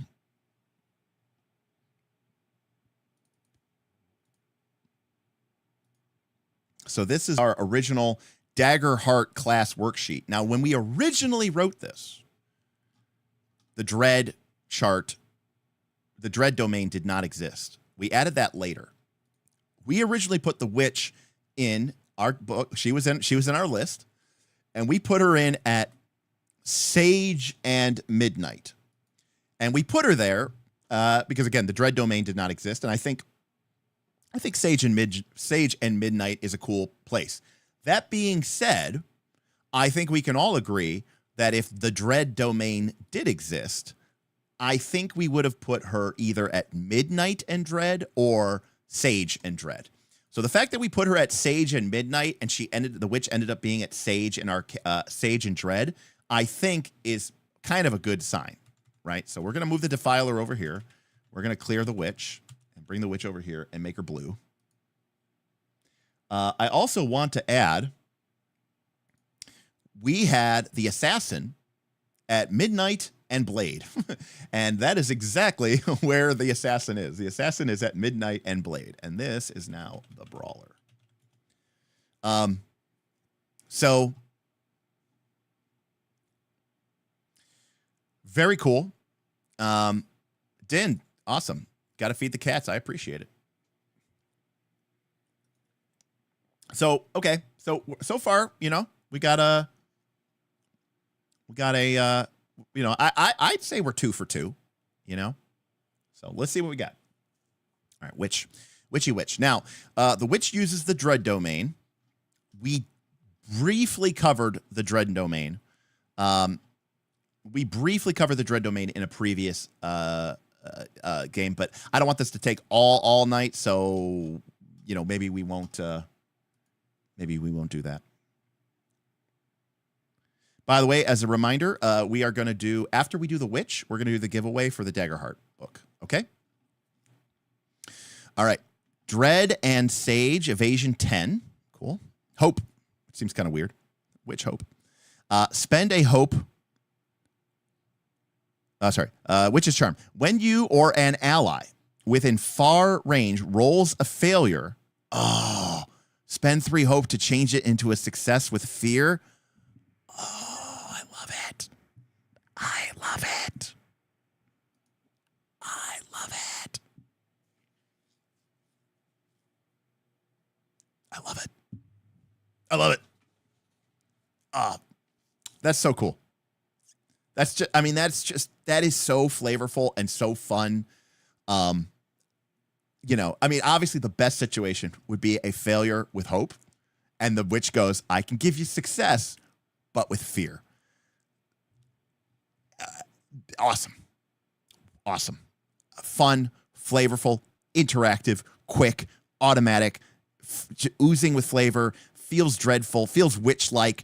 It feels macabre and fey and mysterious and very Faustian bargain.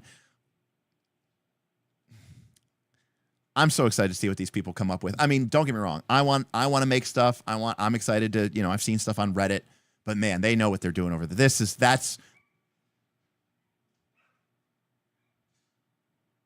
That's a great hope ability. All right. Class feature. Hex. When a creature causes you or an ally within close range to mark any number of hit points, you can mark a stress to hex them. While hexed, they get a penalty to their damage thresholds equal to your spellcasting trait and a penalty to their difficulty equal to their tier. You can only have one target hexed at a time. Okay, well, this is cool, but fiddly. And I say it's fiddly. Now, it's nice that you can only have one creature targeted at one time, and there might be an ability. It's fiddly because you've got to remember to penalize their damage thresholds. And you're going to be making that calculation, frequently. Now, it's not the worst mechanic in the world because it's literally only one thing. Believe it or not, the penalty to their difficulty is less of an issue because we've seen that before. But it is a little fiddly, So I don't mind tracking the penalty to their difficulty. What I mind tracking is the modified damage threshold. So I agree with Phil.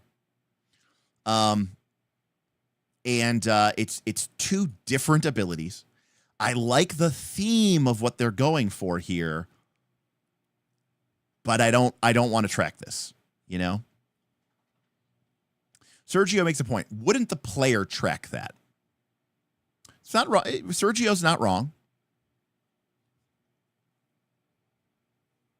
I don't know why they didn't change the damage threshold and just have you do extra damage. Anate, that's not a bad idea. It kind of functionally does the same thing. Yeah, it's attacking difficulty is cool. The Bard does that, by the way. The Bard's hope feature is to make a target distracted, which gives them a -2 penalty to their difficulty. So the Bard does have this ability as well to lower difficulty. Yeah, well, this is not a game made for automated VTTs, and it doesn't look like we're going to have automated VTTs anytime soon, by the way, MSN.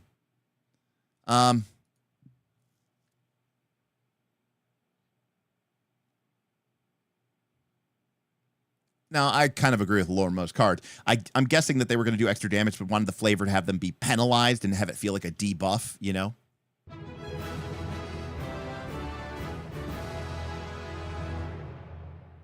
Hey, Duncan, thank you. Duncan DT tipped $5. I love the design, but the 4th edition design keeps slipping in without being streamlined for the GM. Duncan, yeah, I mean, I am just cautious about this because of, you know, of the 4th edition and worrying about the fiddliness of tracking. You know, that's the only thing. It's not even like it's a big bad problem. It's just something to be aware of.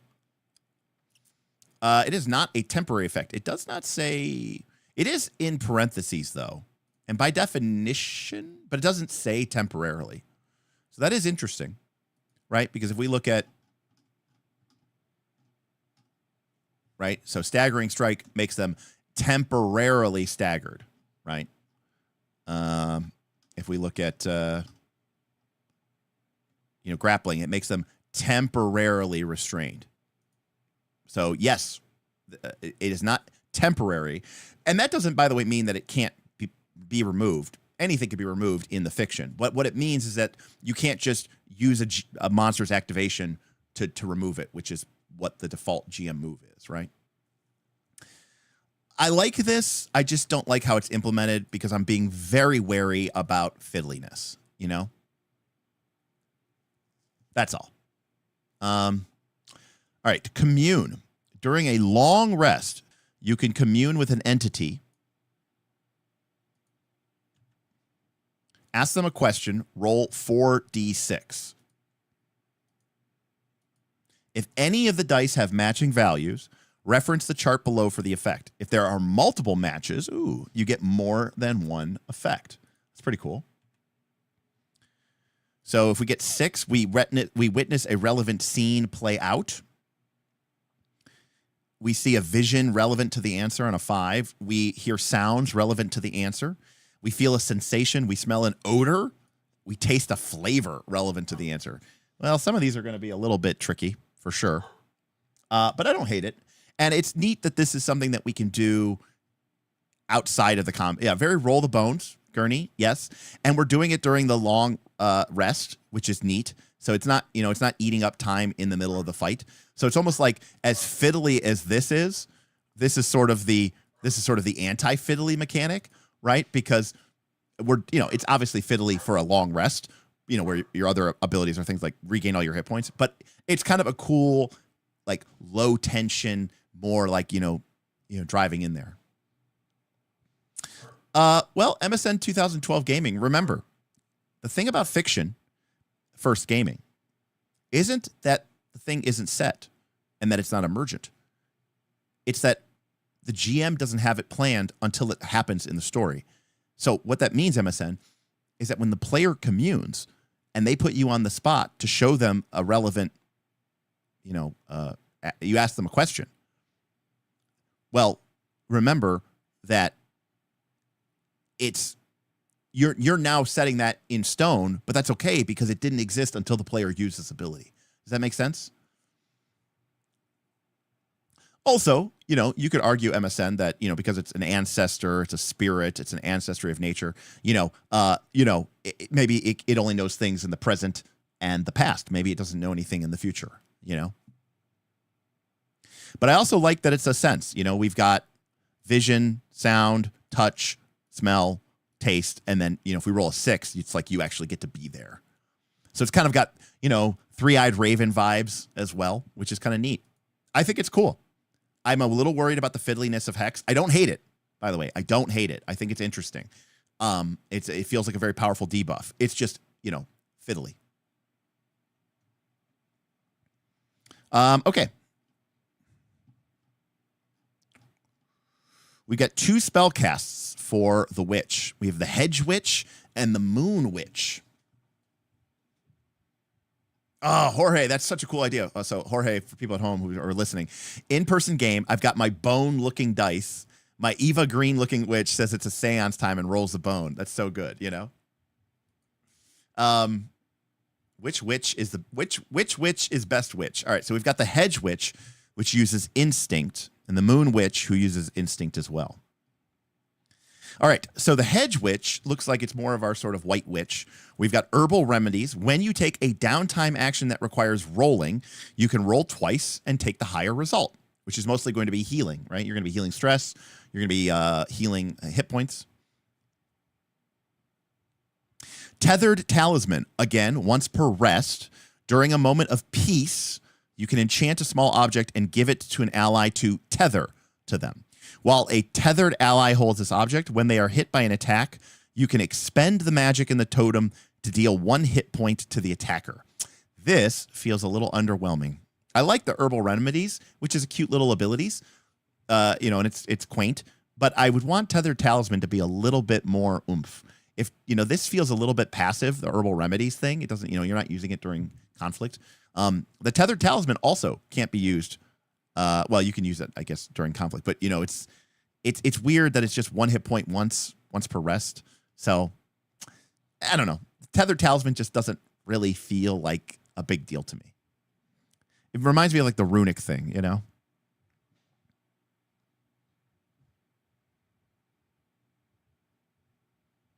Oh, no, Commune is not a downtime move. They very specifically said it's not. It's just during a long rest. It's not a downtime move. Hedge. Specialization. So at level 5, we get specialization. We can walk between worlds. Make a spellcraft roll, DC 13, in an area containing 1 or more dead bodies. On a success, you can watch the last few moments leading to their death by bringing the surroundings of their past to life in spectral form. You can mark a stress to hear the sounds that were made during this moment in time. On a failure, the bodies turn to dust. So this is basically like Speak with Dead, except we don't have to use a domain card, but I guess we're using it as a subcraft or a subclass ability. Again, very specific. Derek, I agree. Very specific. The Hedge Mage gets enhanced augury. Increase the amount of dice you roll for your commune to 6d6. So again, very passive here and very specific. Yes, this is much more of a thematic feel. So if I had to judge, this is definitely a subclass that is leaning towards the sort of the Johnny type character, right? Where you really want to play that sort of mysterious Melisandre kind of witch, right? Who is really, really all about like these, quaint little talismans and thematic visions. It's not about being a spike. And there's a natural reaction that we're going to have. We're like, where's the power? Where's the game mechanics? But remember, that's not necessarily what a game like this has to be about, All right, lastly, Circle of Power. Once per rest, mark a circle on the ground up to very for close range and place a number of tokens equal to your spellcasting trait on this card. Each time you make an action roll or are hit with an attack, remove a token. The spell lasts until you've spent the last token or you step out of the circle. While within the circle, you get a +4 bonus to all your damage thresholds, a +2 bonus to your attack rolls, and a +1 bonus to your invasion. So this only applies to you.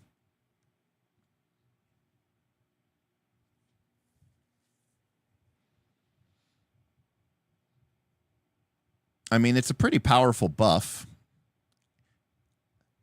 Maybe this is like, again, I don't know much about Wicca or witchcraft, but right, like I think there's this idea of like, creating circles and, a circle of salt or something like that, and like using that to sort of enhance your ability.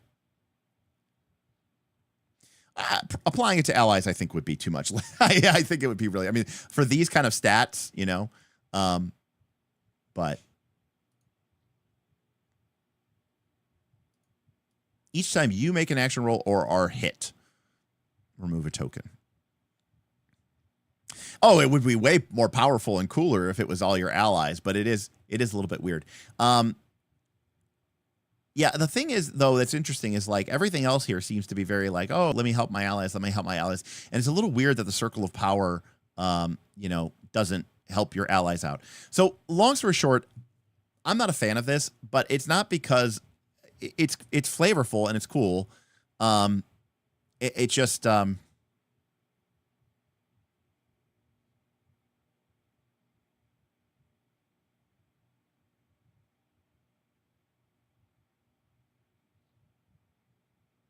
yeah, it's very it's a very specific type of theme, and it's not my type of cup of tea. Exactly. I like the herbal remedies ability, but yeah.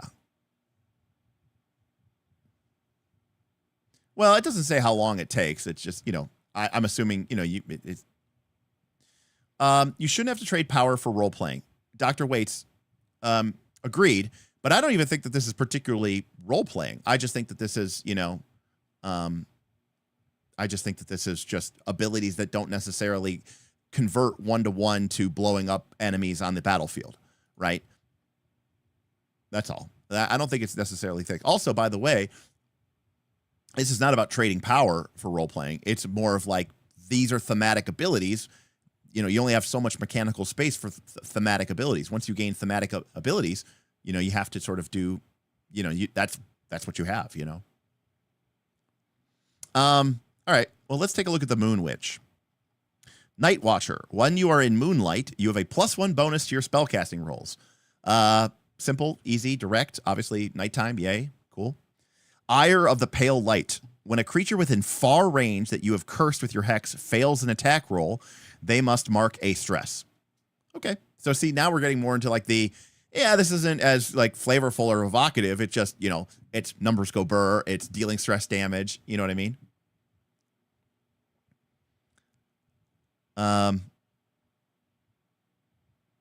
Jorge, there's nothing about that says that it takes any amount of time to create. It just says it doesn't take a rest to set up. It just says that you can do it once per rest. It says mark a circle on the ground up to very close range. There's no reason to believe that you couldn't just do that in a brief moment. You might even be able to do that in the middle of a fight. There's nothing about this that suggests that it takes any amount of time to really make. I mean, obviously in the fiction, maybe it's not literally instantaneous, right? But, you know, I could very much easily see it being like a character, you know, the witch throws his hands up, and then, you know, his finger begins burning with a dark pale light, and he sort of spins around in a circle, and there's like a line that it etches out in front of him, and boom, the circle of power is drawn. It doesn't even make a dice roll. So assuming you have the spotlight, you could then immediately draw upon the power of the circle of power, right? Crimson light flares up from the rent in the earth that you make, swirls into you. You grimace with pain as you unleash a powered, you know, empowered attack roll, you know, something like that. No, I see. You got it wrong then, Jorge. I'm glad we clarified that for you. Okay, so Moon Witch, cool. Moon specialization, Moon Glow. Mark a stress to glamour yourself and create a magical facade over your form. Your glamour automatically drops the next time you take damage or at your next rest. While glamored, you can take the form of any creature of your approximate size that you've seen, or enhance your appearance, gain advantage on presence rolls that leverage this change to its purpose. Very cool. And this is the only thing you get for this specialization. So obviously this is not a combative thing. This is more of a social, heisty exploration type thing. And that's okay. There's place for that in this game too. And I think that's totally fine.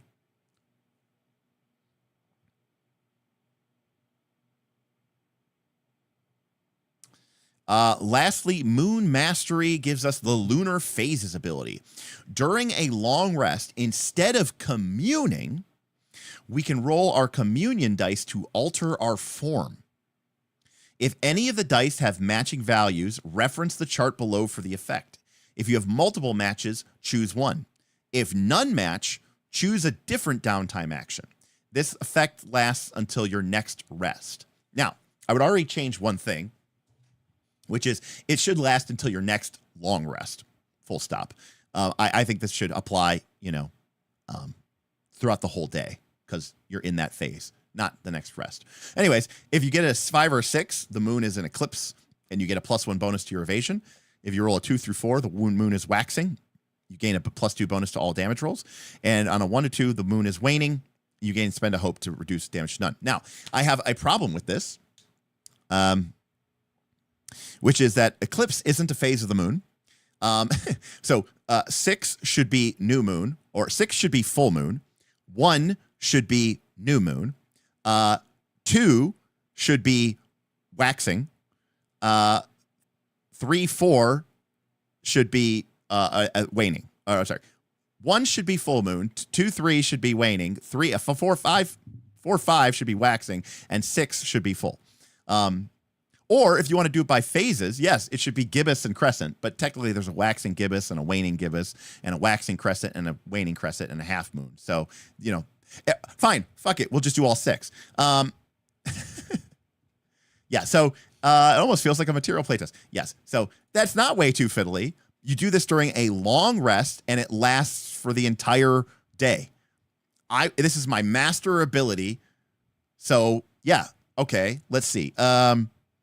We do text. We do new waxing 3. No, it's tough because waxing technically takes the whole time. So I guess we could just do waxing. But I mean, we could do gibbous, crescent, half full. But that's not quite right either. So I don't know. There's got to be something that we can do here. All right. Anyways, I know white. I'm sorry. Okay, I was just typing. Anyways, right. New crescent gibbous full, but there's also the half moon. The problem is that there's a waxing and a waning version of crescent and gibbous. You have to get matching values, but you have to get matching values anyways, Black Retro. It's not like if you get a 5 or a 6. If you get a 5 and a 6, you don't get eclipse. You have to get double 5s or double 6s. So it doesn't actually change any of the odds. It could fit on a card. All right, Derek, that's probably the case, but you know. Anyways. Yeah, but what about half moon? That's the problem. We need a half in there. You could make it 6 full, 5 gibbous, 3-4 half, 2 crescent, 1 new. That way, you know. Anyways,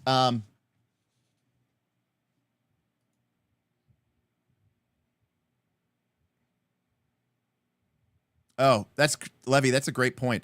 So this is during a long rest instead of communing, and if it fails, you can roll your distance. It's choose a different downtime action, but communing isn't a downtime action. So, yeah, that's definitely a mistake. I don't know if they intended this to be a downtime action and they failed, or yeah, I don't know. I'm not sure. That's actually a good point. All right, 1 second. That is a good point.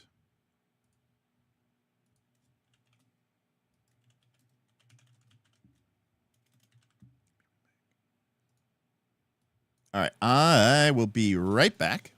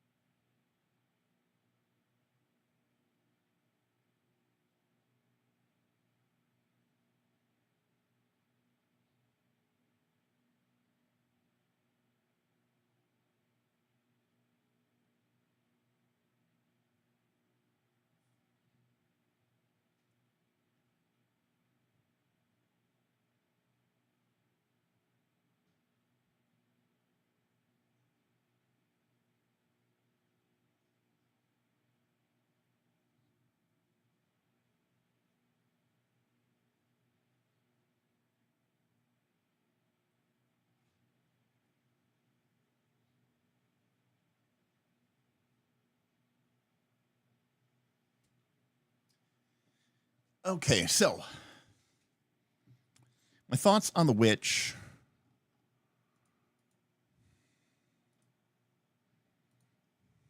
My thoughts on the witch are that I like the. Sorry, I shouldn't have. I clicked that, and I should have clicked this. My thoughts on the witch are I like the hope ability a lot. I like the hope ability like a lot. Like, that's probably one of my favorite hope abilities in the entire game. Hex ability, I like the idea of it, but the implementation of it, I'm a little worried it's going to be too fiddly. Commune, I think this is interesting, and I think it's fun. I like that it shifts some of the complexity ability to a long rest, and it's a fun way for the witch to be gaining this sort of weird esoteric information. I really, really like it. So, cool. Again, I like the idea of Hex. I just don't know that I like the implementation of it. Plus, this is very fiddly to manage with the difficulty and the damage threshold abilities. It's kind of fiddly. Maybe the player themselves could be the one who track which monster is sort of hedge, sort of thing. So that's the core witch. We have two subclasses. The one is the hedge witch, which is clearly more of your herbalist witch, sort of more of like the, kind of like working with potions and talismans and herbal remedies and stuff like that. So I like herbal remedies. I like that, you can basically have a better chance of healing your allies or yourself with your herbal remedies during long rests. The tethered talisman just feels a little bit underpowered to me. The walk between worlds feels hyper-specific to me. The enhanced augury is cool. Enhances that ability. The circle of power is useful, but still, I have to figure out and feel why how does that fit into the idea of the hedge witch? And maybe there's an element here of Wicca that I don't fully understand or appreciate, so maybe there's something there as well. As for the Moon Witch, this feels much more straight up powerful, like the Night Watcher, just +1 when you're basically in the moonlight. Going to be very powerful. Ire of Pale Light, very simple. You hex somebody, now they have to take stress damage. It's just adding damage. This is a very cool ability here to be able to magically change your ability. It feels more like a domain card, but obviously they respect that Sage and Dread don't get the illusion ability of Grace and Midnight, so they give us this ability. But it's also could be a little bit mechanical because we could get advantage if we can figure out a way to make that form help us. And lastly, we have this Lunar Phases ability, which is fine, except that it's a little bit wonky because it talks about choosing a different downtime action when it clearly doesn't use a downtime action. But also I'm a little bit bitching because eclipse is in a phase of the moon and waxing and waning are types of the phase of the moon, and these aren't the phases of the moon. So that's just me being persnickety. So other than that, I think it's cool. But I do have some problems, Is there any specified condition for ending the hex other than putting it on someone else? No. It does not list a way that it ends. It just says you can only have one target hexed at a time. So, okay. Let me...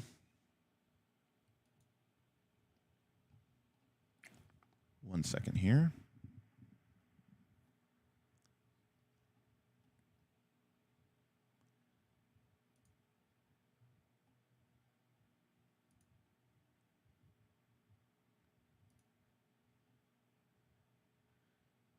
All right, folks. Are you interested in winning a copy of your very own Daggerheart core rule set? Now, unfortunately, because of shipping and customs and all this other stuff, I can only give this away to somebody who is here in the US. I apologize. I'm so sorry. Hopefully, at some point in time, we will be able to do this and be able to ship this overseas and not have it cost like $50. So we are going to be giving out a bunch of these. And again, super thanks to Stephen Glicker over at Roll for Combat for hooking us up and setting this up and giving us the in. And thank you again to Darrington Press for supporting this channel. We're still working, by the way, to get Spencer onto the show. So that'll be really, really cool. So let me make a little text instructions here.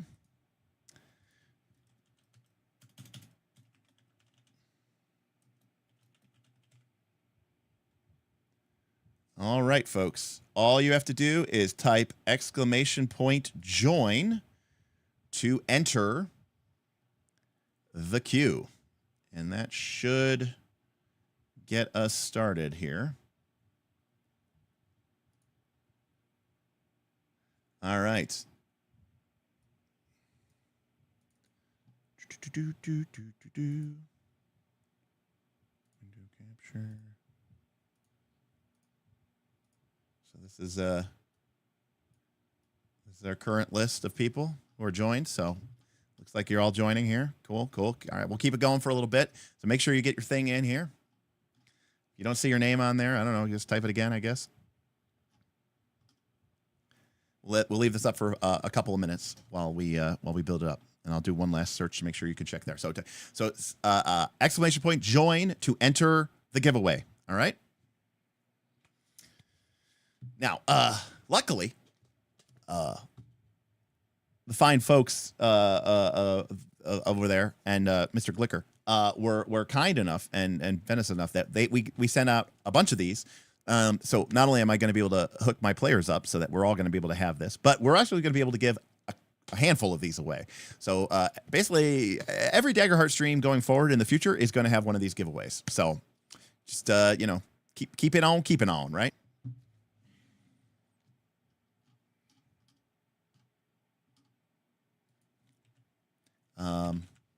King Hodop, if you type exclamation point join more than once, it only puts you on there once. So we'll let it go for a couple more minutes there. But yeah, so we got a bunch of these, and we're going to go. Now that being said, if you are from Darrington Press and you are watching this, hey, I still need a special edition.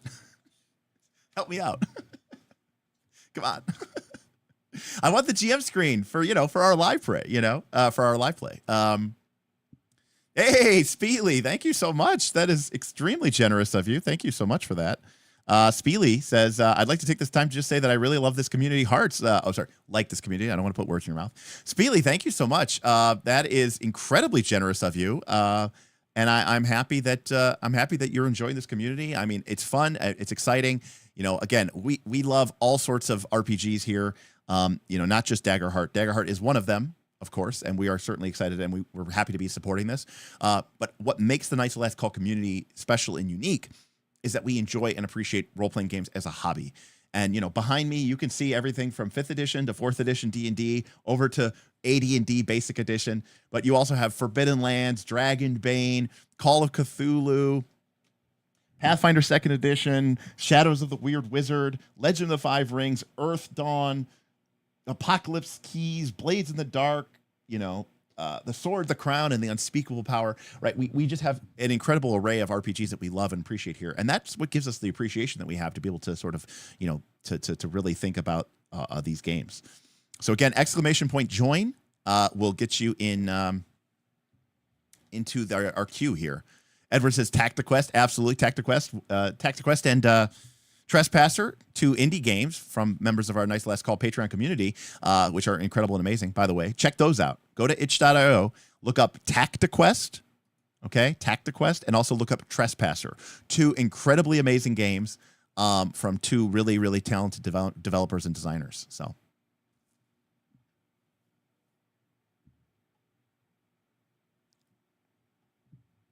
all right, we're gonna give it one more minute, and then we'll get started on the giveaway.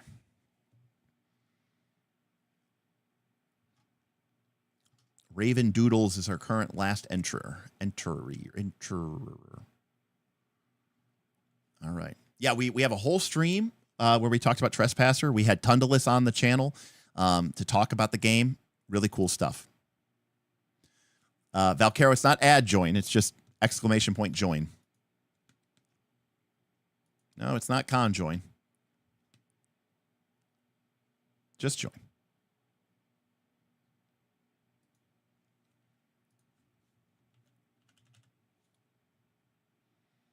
All right. Marqueth, I've got you on there.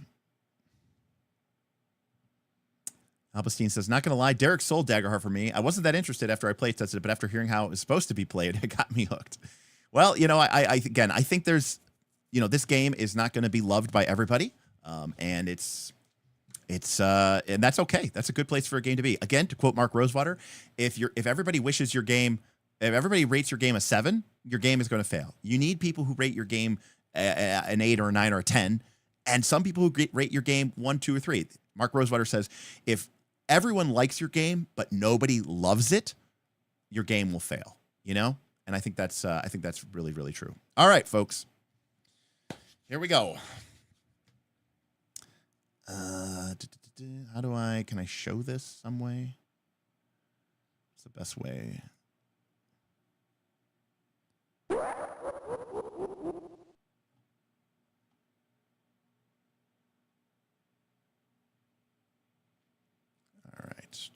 I don't know if this will show the winner, but we'll see here.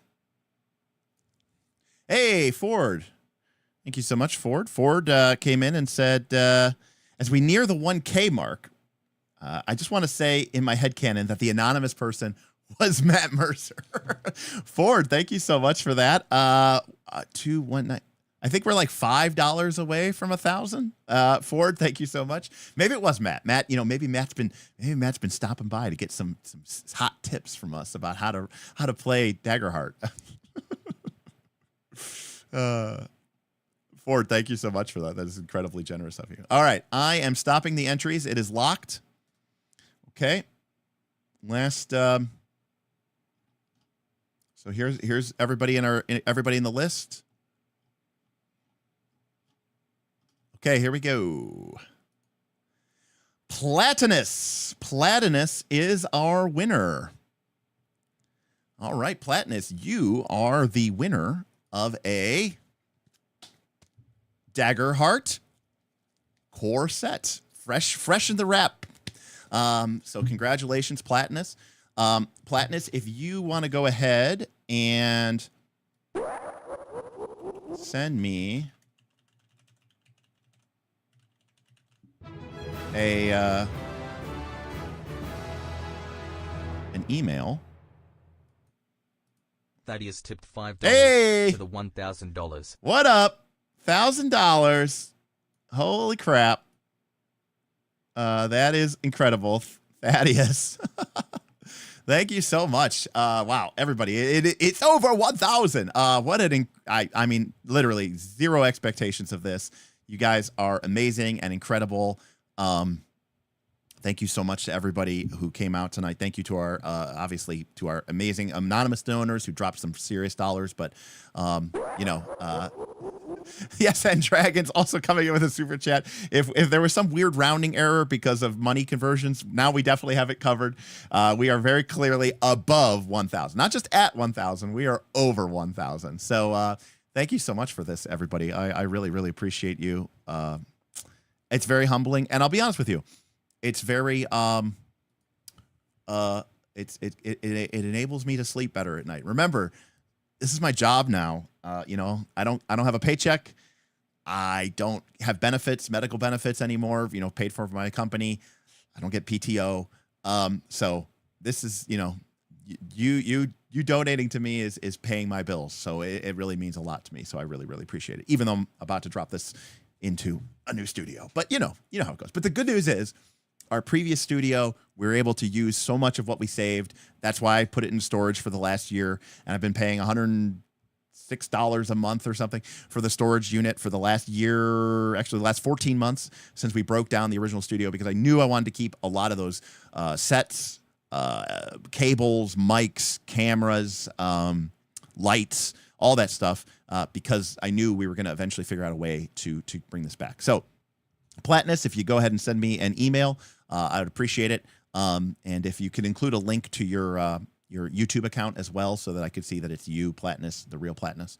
So that'd be you should be able to do that really quick. So thank you, everybody, for that. Congratulations to Platinus. Back to the Daggerheart. Thank you so much. Let's keep it going. Good job. Thank you, everybody. All right. What do we want to do next? We've got now we already did cover the Warlock, to be fair. We covered that on stream, so we don't necessarily have to do the Warlock. I don't know that they changed it that much, but we'll just do the Warlock real quick. The 1.4 Warlock. See if there's any real big changes here. Okay. So we started 11 evasion, which is a little weird. So the Warlock is Dread and Grace. Oh, they did change some stuff. Okay, let's get into it. The Hope. Ooh, okay, spend 3 hope to call out to your patron from Hope. Gain 1d4 favor. That feels new? Was that the original? Was that the original Warlock ability? Doesn't feel like it. Now we're gonna do some AB stuff.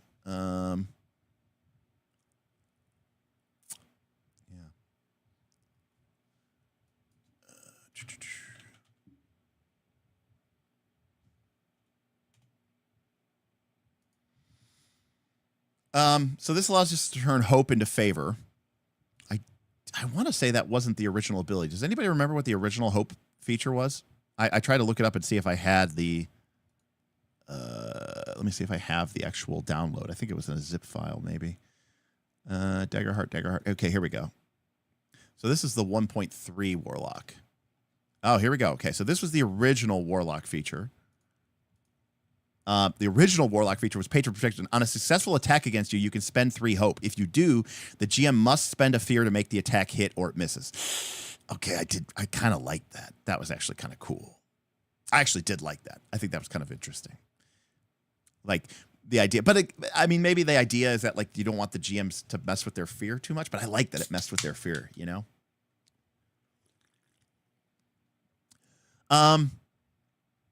Okay, so... But here we're able to transform hope into favor. Now it is random favor, so we could get hosed. So there's that. All right, class feature, Warlock Patron. So again, the original one was you have a patron to whom you've committed yourself. Choose 2 boons. You get +3.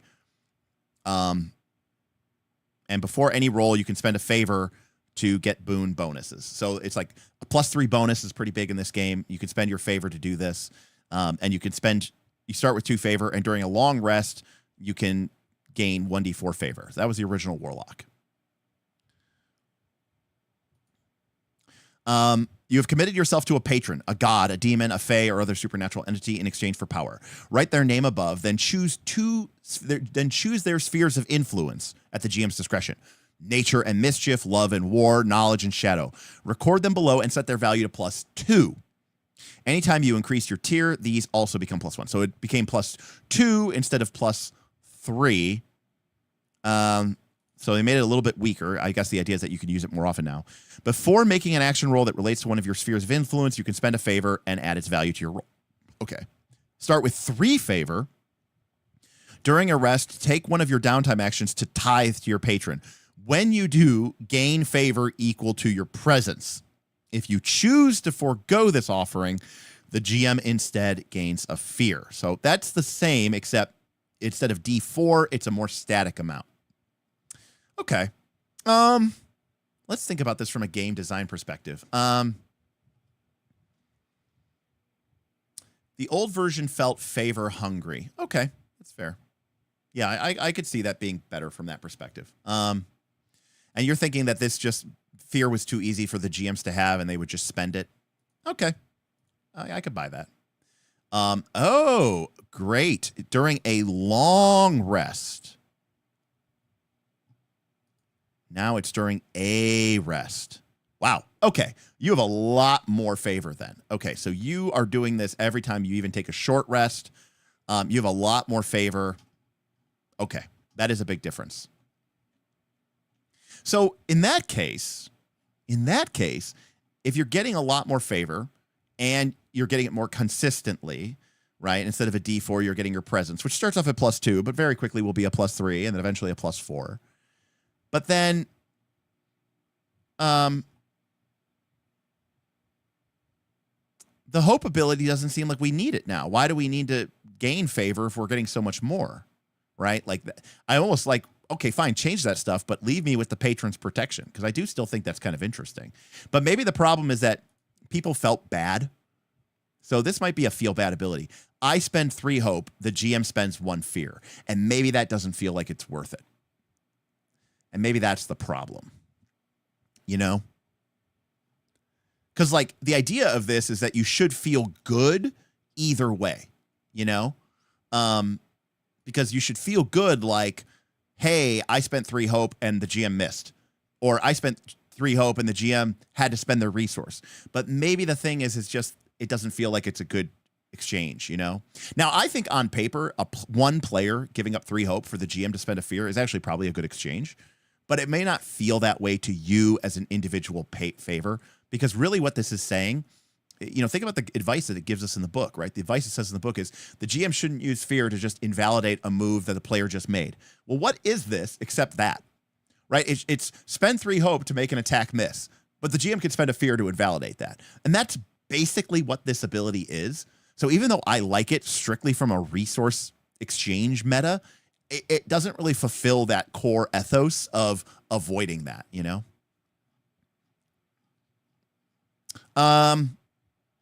But getting more favor is cool.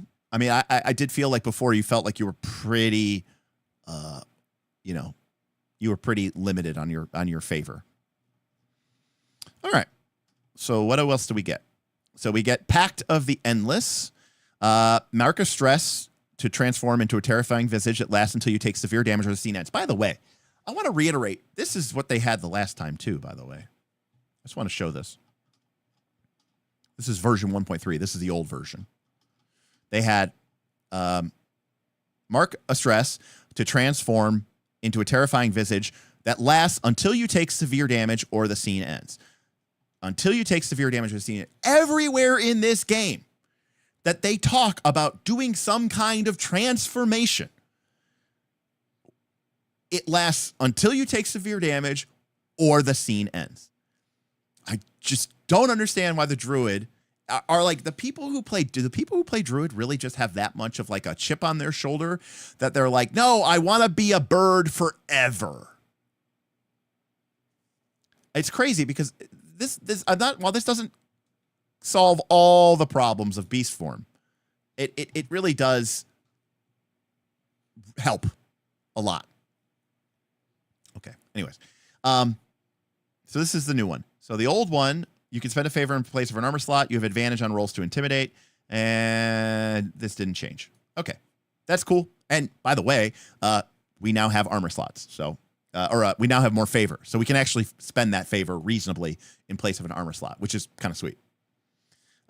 Gregory says it's because druid players like being a bear 100% of the time.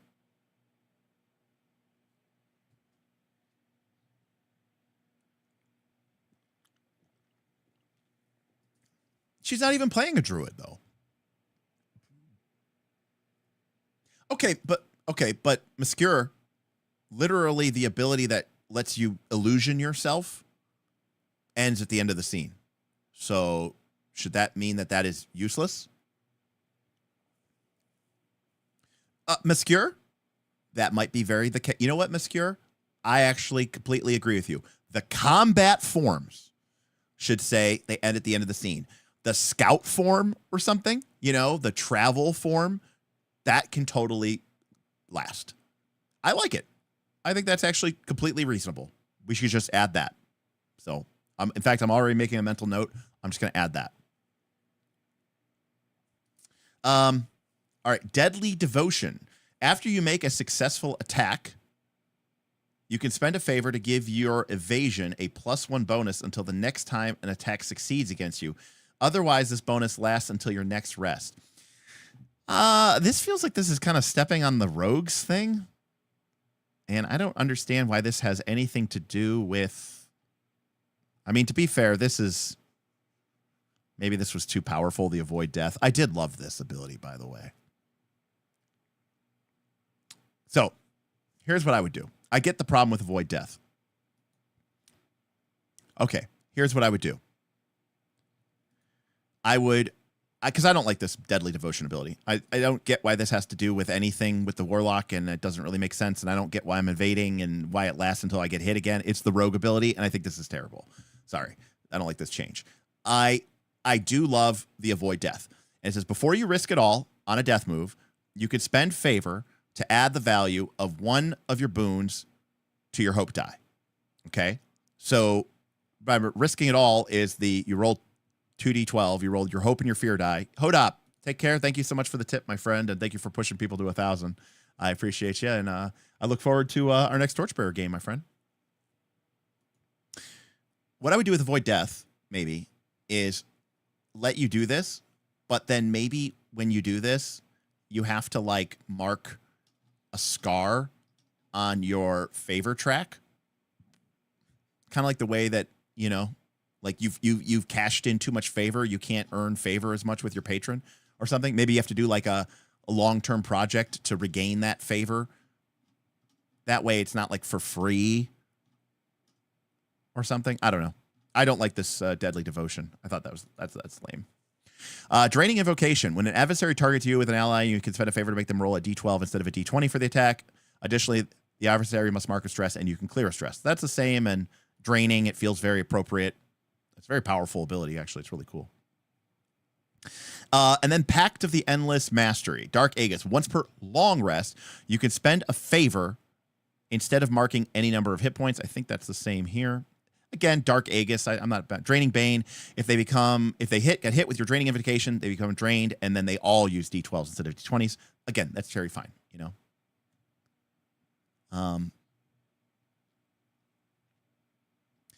So I like all these abilities because most of them are the same. I just really don't like the new one, Deadly Devotion. And maybe they felt like people were like, I can't kill the Warlock because they have Avoid Death and it's too powerful. Okay, fair. I think Avoid Death is very powerful. It makes it really hard to kill the Warlock, but I do love that it. I like the idea of marking, scarring your faction slots. Yes, Skeletal Phoenix. That is completely fair. Rules are cool. Take care, my friend. I don't know. I don't like the flavor of this mechanic. I don't know. Oh, Z, I completely agree. But remember, when you choose not to die, when you choose avoid death, you are out of the encounter. You are out of the scene. There are negative consequences, right? If you avoid death and you roll high enough, there are no you might get the scar, but I'm sorry, you don't get a scar. You either die or you come back fighting and there's no penalty, you know?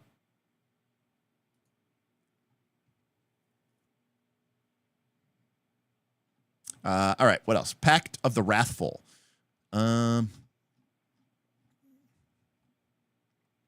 Spend any number of favor to imbue your primary weapon with your patron's power. When rolling damage, you can choose to take an additional d6 to all damage rolls you make with it per favor spent until your next rest.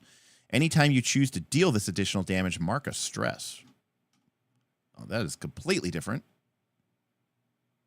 So originally we could spend favor to reroll an attack. Obviously, if we have a lot of favor, this becomes way too powerful. So because we have more favor now, we have to kind of break it down.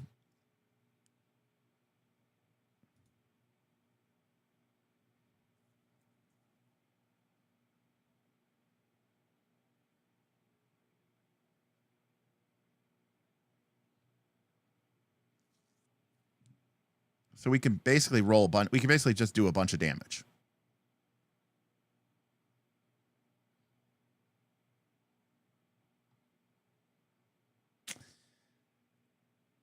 I don't like this. I don't like these updates to the Warlock.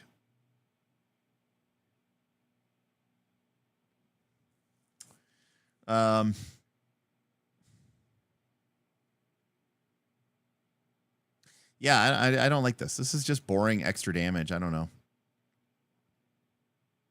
So they moved Herald of Death into the second attack. When you make an attack roll, this is the original one. When you make an attack roll with fear, you can spend a favor to reroll any of your damage dice.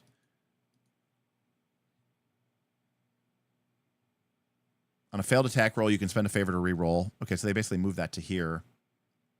And then diminish my foes. When you succeed with hope on an action roll against a target, instead of taking a hope, you can choose to have your target mark a stress. What's really funny about that, by the way, is that is exactly the ability that we gave to our bard. I think almost exactly. Let's see how we did. Hold on. Remember when we designed our bard?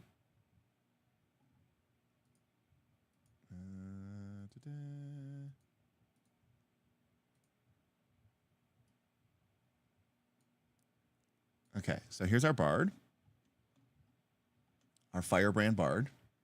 Oh my God, get out of here. All right, so we had Heated Exchange. Your pointed words cut deeper than most. On a roll with hope that targets an adversary, you can cause them to mark a stress instead of gaining a hope. And the language that they used is, when you succeed with hope on an action roll against a target. Okay, so we got our language a little wrong. Instead of taking a hope, you can choose to have your target mark a stress. So a little, our language wasn't completely right, but the idea is exactly the same. So this is literally the same power. So we could just copy this, I guess. Oops. I obviously like that because I created that for the Firebrand. So, oh, that's true. Meaning on yours, you can make them mark a stress. That's true. That is true. That was a part of the intention. So, yes. So it's not exactly the same thing because that's when you succeed on a hope, and ours is with everything. You know, ours is No, but I'm talking about the other part where it says ours says, you can cause them. I wrote you can cause them to mark a stress instead of gaining a hope, and then their thing is instead of taking a hope, comma, you can choose to have the target mark a stress. So that's like the more correct wording. That's the part I was talking about the wording for. Fearsome attack. When you make a successful attack roll with fear, you can spend a favor to reroll any of your damages. So all they did was they shifted this stuff up some. And then they got Divine Ire. Once per rest, when you take damage, you can spend favor for each target within close range. For each you spend a favor for, they must mark a hit point. And they got rid of. They moved this Divine Ire back to the beginning of the game. So they moved the mastery ability to the foundation. Instead of calling it Divine Ire, they called it Patron's Wrath. Now, let me be very clear about this. Let's say I have 4 favor. I can imbue my primary weapon with my Patron's power. I can spend any number of favor, so I choose 4. When I roll damage, I can choose to add an additional 1d6 to all damage rolls I make with it per favor spent until my next rest. Anytime I choose to deal this additional damage, mark a stress. Until your next rest. So does that mean I'm rolling 4d6 points of damage constantly? Why would I choose not to deal this additional damage then? Why would I choose? Is there a reason why I wouldn't choose? Oh, I guess, yeah, you have the, okay, I got it. Okay. You might not want to take the stress, and it lasts to your next rest. So, I mean, you could do a shitload of damage. Okay. All right. Well,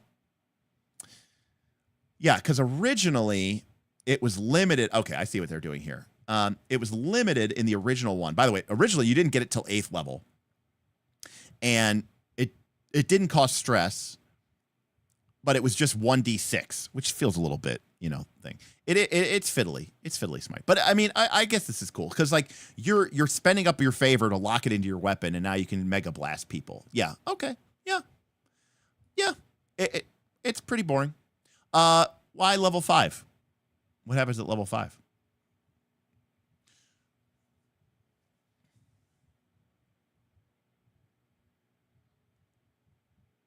I mean, you could have, right? You could have 5 favor. You could have 5 favor at level 1, right? You start with 3 favor. What if you start with 3 favor, you invest, 3 points into your weapon and you don't have any more favor, and then mark a stress to add 3d6 damage to your damage roll? That's a lot of damage. Nuke, totally fair. But you know what? Sometimes it's important that we give people options that are just, I want to do damage. And I don't know 5th edition, but my understanding is a lot of people play the Warlock in 5th edition to be a damage go burr kind of character. And there's definitely a place for that in the game, So, yeah, I mean,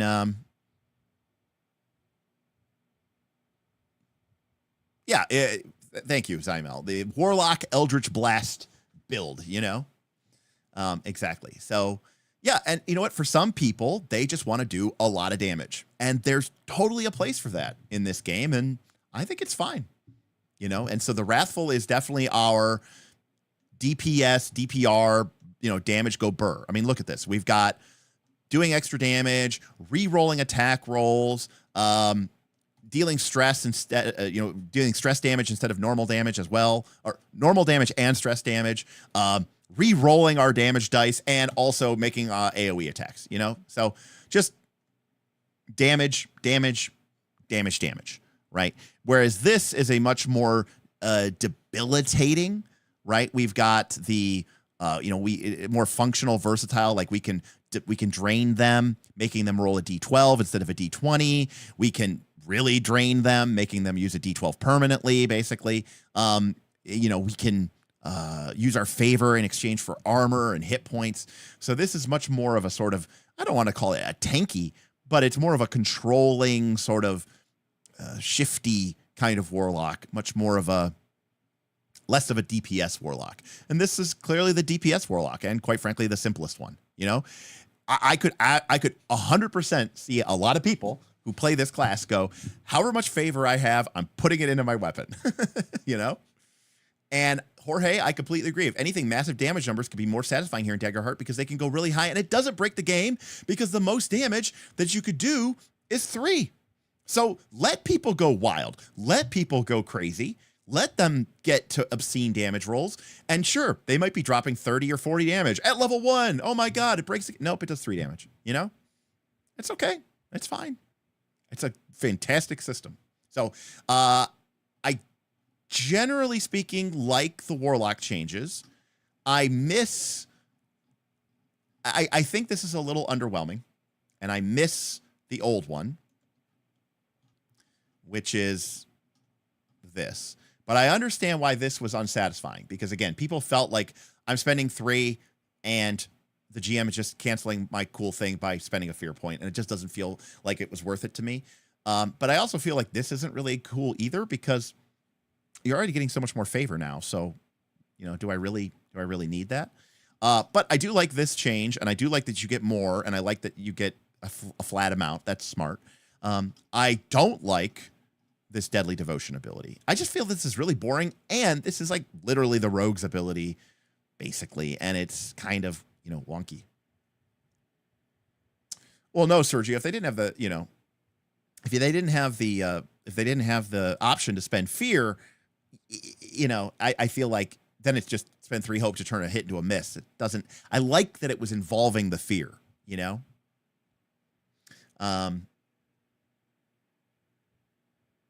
So 2 fear. Now we're talking, Nuke. I liked that at 2 fear. I actually like that at 2 fear, because I feel like a lot of GMs would hesitate before spending 2 fear. And if you did spend 2 fear for 3 hope off of 1 player, I think that would feel a lot better and a lot more impactful.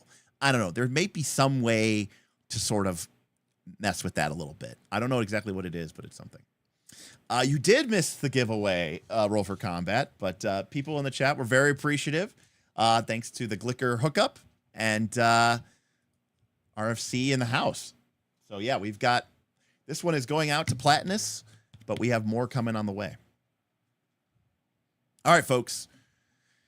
Time for the last class that we're going to look at tonight.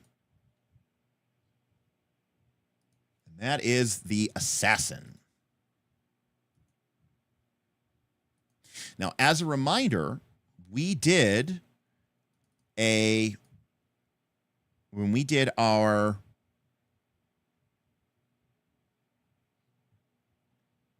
Daggerheart class, when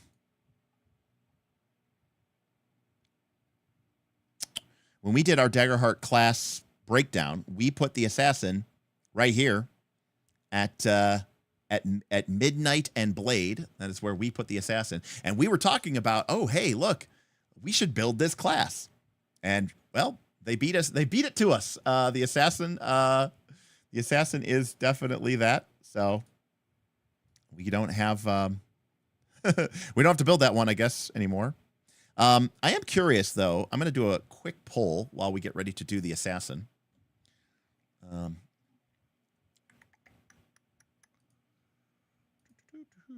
Okay, so poll's coming in.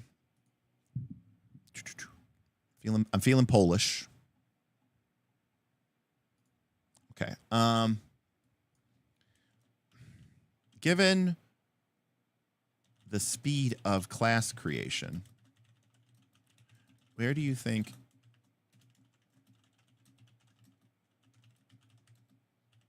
player side efforts? Okay.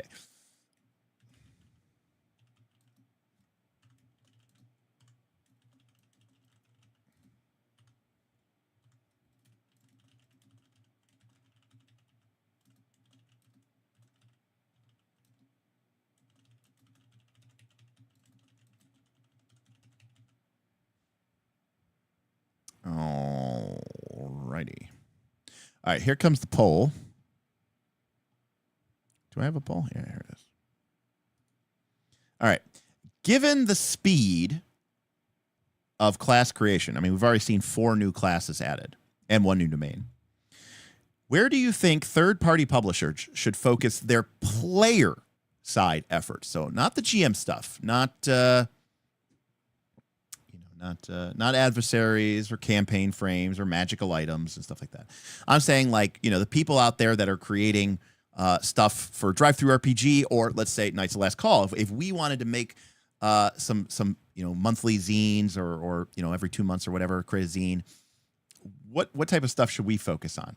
Now, should we add, again, options here are new classes, right? So creating, basically continuing to fill in that chart, right, that we have right here. Now, obviously, they've put 4 out, but how long there's still 38 classes combinations. But the other options are things like new domains. That's a whole ass new domain. But that means you got to put out 21 cards and figure out the balance and all this other stuff. Now, new subclasses are probably the simplest thing to create. New cards, meaning individual cards. And then, of course, new ancestries and new communities. Now, there's already a lot of ancestries in the game. It's true. Cover a lot of ground. And new communities. And those are pretty simple as far as mechanics go, right?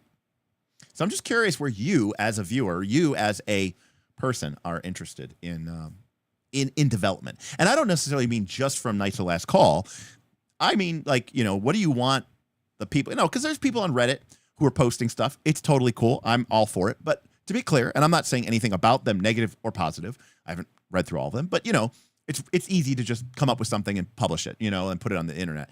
I'm talking about people who really approach it with a very methodical effort, maybe make some attempt to play test it, or at least really give it, a grand exposure, Find a way to speed design past Perkins and Crawford. Well, we'll see where they go. Maybe they won't even be working on Daggerheart originally.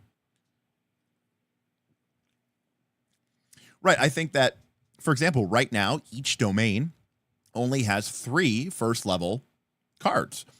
So just creating 1 new card for each of the core domains, 9 domains, or 10 if you include Dread, right, expands your options at level 1 from 6 cards to 8 cards, because you're going to be picking from that, So I call magic items, I put more into the GM side of things, Curtis.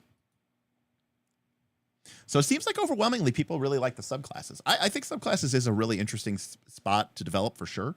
But I do think that new cards and new subclasses is a really interesting perspective.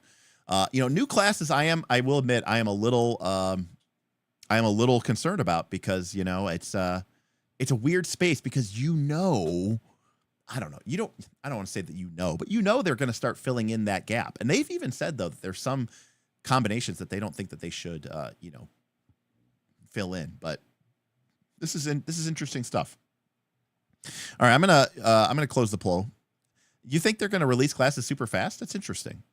I mean, I think they're trying to build up the hype quickly, which is why they're doing this stuff, releasing it, right now. But well, Jorge, I'm talking strictly player side here. Now, I also want to say something. I'm gonna switch over here about what Jorge just said here. Personally, campaign frames and adversaries are the best direction for the community. I'm gonna actually go ahead and disagree with you slightly. And the only reason I say this, I'm going to disagree with Ken. Here's why.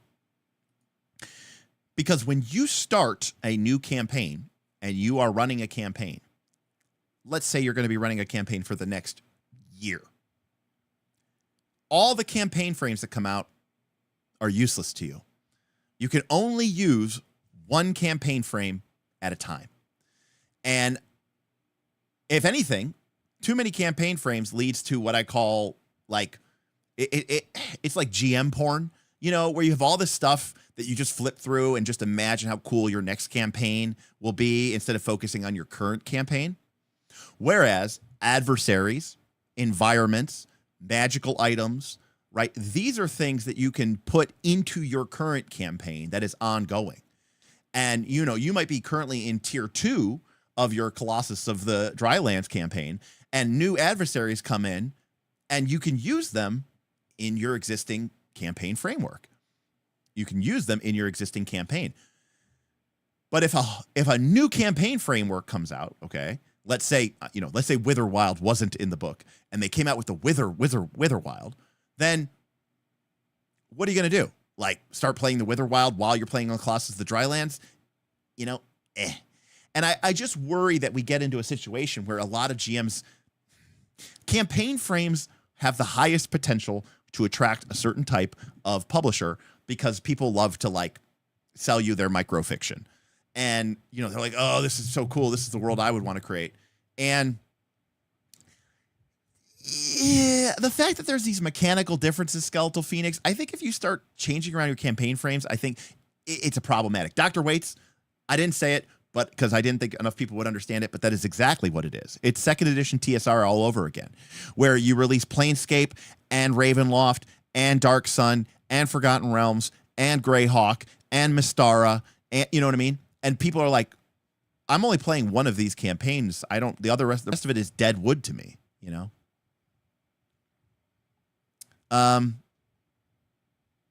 KC, absolutely. Absolutely. You actually start to get nervous. You're like, man, like I said, it's this problem where I called it GM porn, but it leads to what I call GM masturbation, right? Where you sit there and you pretend and you fantasize about how much cooler your next campaign would be or your different campaign is. The truth of the matter is the campaign that you should be focused on is the one that you're playing right now. The best campaign, Dave Matthews Band, who I'm a huge fan of, not so much anymore, but I used to go to watch I've seen 50 of their concerts, but they used to say the future, well, it's not, they didn't used to say it. It's one of the lyrics to their songs. They say the future is no place to place your better days. And the same thing is true with your campaign. Don't make your next campaign be the best campaign. Make this campaign the one that you're engaged with, the one that you have players with, the one that is actually taking place. Make this campaign the best campaign. And I say this as someone who grew up, and I had a real problem, which is that even during 3rd edition era, and certainly when I was a teen and during the 2nd edition era of D&D, but during the 3rd edition era and even into the 4th edition era, all these books would come out, all these cool things, new ideas, new books, and I'd be like, oh, that's a cool supplement. I don't want to waste it on this campaign. I want to save it for the next campaign. I want to save it for the perfect campaign. And the truth of the matter is that edition of the game ended before I ever got to use 80% of the stuff that got published for it. And now it just never got used. That's sad. I remember when it's written, I would pull it off of my bookshelf, but it's in storage right now because I had to put stuff into storage when I was painting the house. But when Monster Manual 5 came out, Monster Manual 5 for 3.5 edition D&D was the last Monster Manual, and 4th edition was right around the corner. This was one of the last releases for D&D, 3rd edition, and it very much was like a prototype for 4th edition's monster design. And I wrote in the inside, I picked it up because of course I was, but nobody was thinking about 3rd edition. We were already getting ready to play 4th edition, and I wrote on the inside cover of it, and I said something like, 4th edition is coming, and here's a book that it will probably never get used.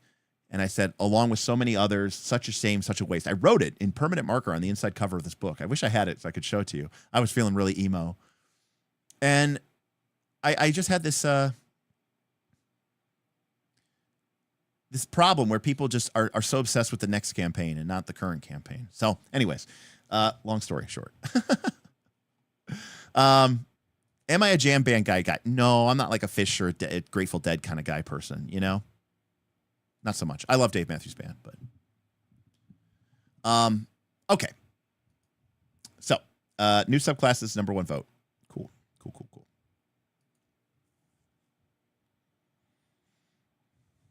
All right, let's get into the assassin.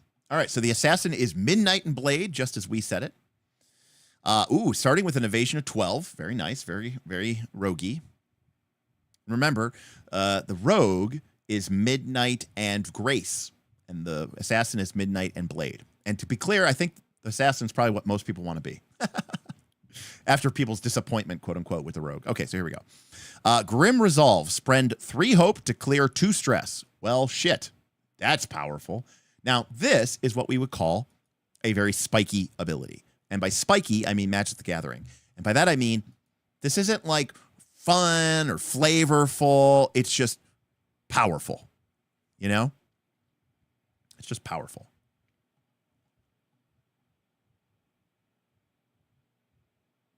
Oh, I love the Grace Domain. And, Speely, I love the spellcasting rogue, and I love the Grace Midnight combination. I think it's really cool. I'm just saying that there was a lot of people who are like, no, I don't want any magic in my rogue. This character has access to Midnight. For some odd reason, I think people are okay with the rogue having like dark magic spells, but maybe not having the charm spells. So they get 2 class features. Ambush. When you move into melee and so you have to move into melee. You can't already be there. And make a successful weapon attack. You can mark a stress to force the target to make a reaction roll with a difficulty 10 plus your level. On a failure, increase the damage of your attack by a number of d6s equal to your tier. So this is basically sneak attack, but instead of it being the rogue sneak attack, it's when you when you ambush, right? When you jump in against somebody. Very cool. Powerful. Now, the only problem is it doesn't just work. You have to mark a stress and they have to make a reaction roll.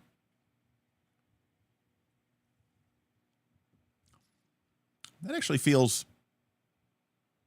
Yeah, it's more like a charge. I mean, they call it an ambush, which I think is fine. Right, the rogue sneak attack just works. As a reminder...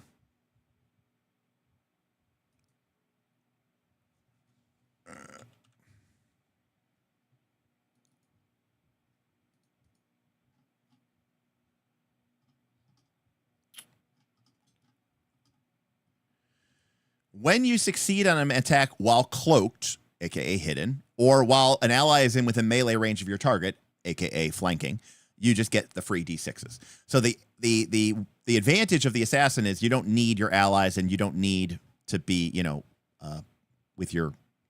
need to be with your allies, you don't need to be cloaked. You can literally just run up to somebody and shank them. They are a 5 hit point class. That's a good point. But I think... Oh, no, the rogue was 6. So this might be a glass cannon. All the sneak attack dice and ambush stuff feels a bit tad limp after the brawler base damage. Yeah, the brawler's going to brawl. Fighter going to fight.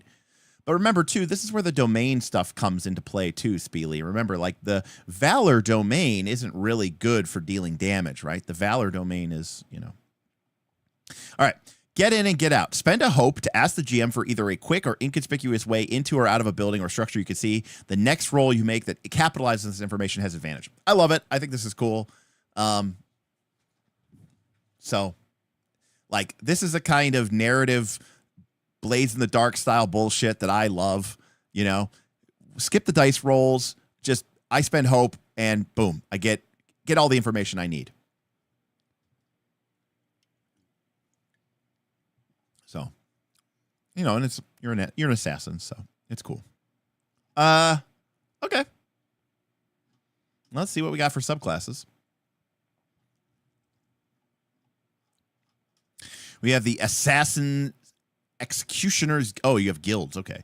So we have the Executioners Guild and we have the Poisoners Guild. Ooh, and as was suspected, now I remember I claimed I was like, because when we did the Firebrand, which was the Bard, we talked about maybe using something other than Presence for its spellcasting trait, and somebody was like, no, you can't. And I was like, well, the game doesn't say that you can, but I'd be a little bit hesitant because maybe that's a design space that they don't want to mess with, but they seem to be pretty indicating that they will mess with this. And here we have it. The Executioner's Guild uses Finesse, and the Poisoner's Guild uses Presence. Very interesting. All right. So, Executioner's Guild. The first successful attack you... Well, okay. So much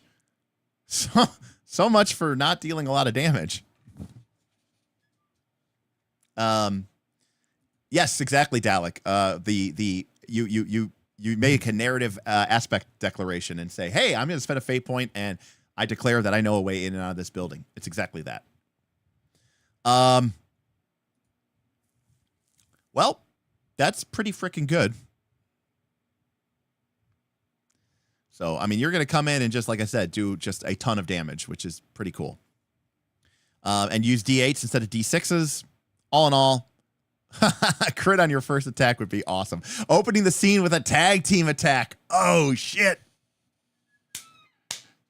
That would be sick. The minion will never see it coming. No, but imagine if the GM put like 10 minions out and they were all in a group and you did like, and they had like a hit point threshold of like 6 and you did 60 damage and you literally killed all 10 minions in one attack. That would feel pretty sweet. I think that would feel pretty sweet. Well, the way that the tag team works is you both roll and you take whichever roll is better.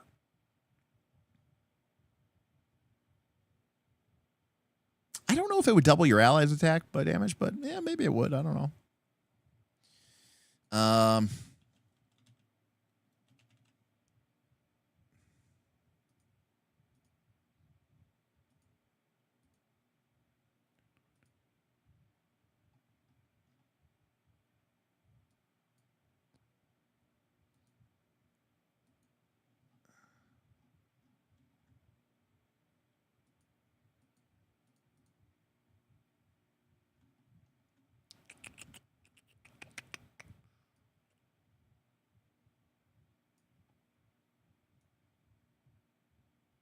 Oh, that's the key. It's treated as if it came from a single source. I would absolutely let you combine the damage.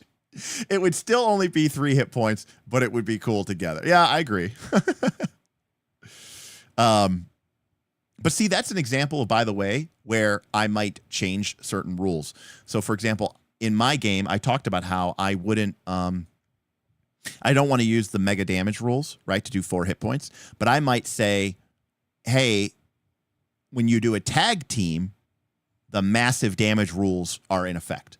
So when you do a tag team, you can do 4 hit points of damage if you do double their severe. Right? I want to leave that window open. I don't want people trying to car op build and try to get 4 hit points of damage with their individual plays. But when you're spending all that hope and you're doing the cool tag team, you're bringing somebody else into it, you're doing the fastball special, you're doing some sort of really cool thing, I'm okay with people doing an extra hit point of damage there if they can come up and combine to create some really super mega awesome damage move, because that's going to be so-fied, you know? But yeah. Okay. So that's very powerful, very cool. And also remember, the Blade domain has a lot of stuff in it to do extra damage, without, going backwards and doing Blade. But, you get Whirlwind, you get Not Good Enough, you get the Rage Up ability. And by the way, a lot of the Blade domain stuff costs stress. And the Assassin's going to be able to recover that stress really quickly with their Hope feature. So they're probably going to be able to bust out a lot of Blade powers. Executioner's Guild specialization, Death Strike. When you deal severe damage to a creature, they must mark an extra hit point. So this is just letting them already into that zone, even if you don't allow that optional rule. I would totally allow this, by the way. If you did use the massive damage rule, I would say if you deal severe or massive damage to a target, they mark an extra hit point. Also great for tag teams. Scorpion's Poise. You gain a +2 bonus to your evasion against any attacks made by the creature you most recently dealt damage to. A little annoying to track, but I appreciate that. Given that your character's a low hit point class, there's this idea of, you're great at targeting one-on-one monsters, but like when you're surrounded and there's a bunch of people who you aren't actively engaging, it makes you a little bit more vulnerable and in trouble. And it's not that difficult because, again, I would let my player track that. Yeah, I agree with Nuke here. Because, hey, who it's almost like you keep track of that. If you want to put a token on it, whatever, if you want to know. And then when I go to attack you, you say, hey, my evasion's too higher against that guy, All right. And then the mastery ability, True Strike. Once per long rest, you can mark a stress to change an attack roll you made from failure into a success with hope. Sick. I love it. Surprise attack. The reaction roll triggered by your ambush goes from 10 to 13 plus your level, meaning you're just much more likely. At this level of the game, that's a DC of like 21, 22, 23. They're basically not going to pass that. So you're going to be shanking people left and right. Almost at a certain point where I'm like, this should just say, I don't know, you don't even have to roll it anymore. I don't even know why we're rolling at a certain point. Okay, pretty cool. Why can't the Syndicate Road cast with Presence then? All right, Gary, great question. So what Gary's talking about is that in the core game, we've got 2 rogues. We've got the Syndicate Rogue and the and the Nightwalker Rogue. The Nightwalker Rogue casts with Finesse, and the Syndicate Rogue casts with Finesse. Gary, you should house rule this immediately. The reason they didn't do this is because it is the basic game, and they didn't want to confuse people. I 100 trillion 1,000% think that this should be presence, and you should just immediately. Sweet, Gary. Gary's like, I did. The only reason they didn't do that is because it would have been confusing for the base game, and I think that's the only reason. So I'm right there with you, Gary. Great change, and it makes complete sense. All right. Poisoner's Guild. Mark a stress to add 1d4 plus 1 tokens to this card. So here's our more complex one, right? So this is the simple DPS. Okay, so now we have this. Okay, here we go. Toxic Concoctions. Mark a stress to add 1d4 plus 1 tokens to this card. You know these poisons. Gorgon's Root. The target's difficulty gains a permanent -1 penalty. They can only be affected by this once. Grave Spore. They must mark a stress. Leech Weed. Gain plus 1d6 damage. Okay. Envenomate. Now, this shouldn't be presence. This should be knowledge. Why is this presence? This should totally be knowledge. So it shouldn't be presence. It should be knowledge. Because a knowledge assassin who uses poisons sounds fucking horrifying and scary as shit and makes total sense to me. I don't know. I think when I think poisoner, I think alchemist. I think, someone concocting stuff. I think knowledge. On a successful weapon attack, you can spend a token from this card to afflict the poison with the known of poison's effect. Okay. So we can mark stress as many times as we want, by the way, to refill these tokens. We can add stress. We can add permanent difficulties. Notice this doesn't stack, but that's still a pretty cool debuff. Or we could do an additional D6. Cool. We have this little mini resource game. Again, one of the things that I like about this game is it's not afraid to be board gamey, and sometimes these subclasses create these little mini games on them where you're tracking things on a card, you're moving them off, you're spending them. Yeah, but Lemur Bro, this literally says on a successful weapon attack. So, it's not really you getting into position to poison people. It's you stabbing them and shanking them with a weapon, Nuke, absolutely. Get some really cool dark green tokens for your poison. Maybe, hold on a sec here. Green. Maybe something like, maybe something like we got, maybe get some of these cool little green skull tokens, you know, to put on your card when you're building up your poison tokens or something like that, you know, that'd be pretty sweet. Now you might say, Derek, this is so fiddly and sounds like a board game. Yes, I know, and it sounds amazing. Anyways, moving back to the stuff. Oh yeah, I got my pandemic set. We can go use those. That'd be sweet.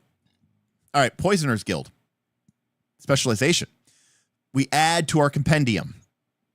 So now we know Gorgon's Root, Gravespore, Leechweed. We know Midnight Veil. They gain a permanent -2 penalty to attack rolls. This can only affect them once. So here again, we see this -2 penalty to attack rolls. They seem like they're trying to do that in this update to the Void. We saw this with the Brawler as well. And I don't know, or not the Brawler. No, we did see this with the Brawler, but we also saw this with the Witch.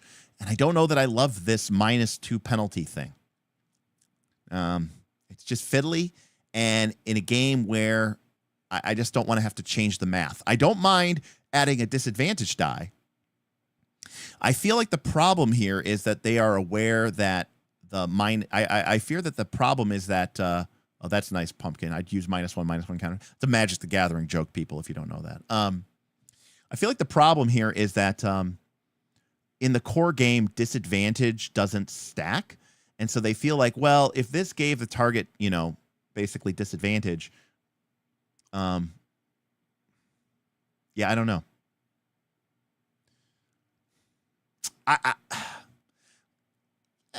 I mean, there's a lot of things in the game that give people disadvantage and make people vulnerable and stuff like that, you know? Anyways, I don't know. All right, Ghost Petal. Permanently decrease the damage dice of the target standard attack by 1d6.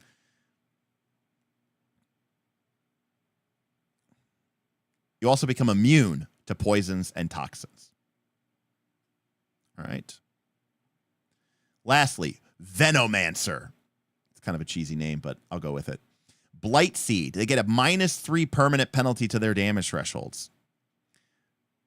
And again, it can only affect them once. Fear Leaf. The damage from this attack gains a bonus equal to the result of your fear die. That's cool. If you roll high with fear, you do more damage with your Fear Leaf. Lastly, Twin Fang. Yeah, there we go. When you afflict a target with a known poison's effect, you can spend an additional token to affect 2 poisons at once.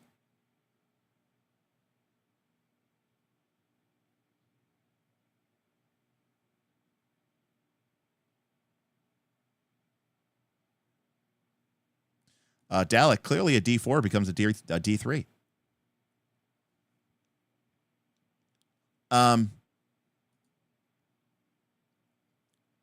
I know that disadvantage doesn't stack in the core rules, and I think that that is a mistake.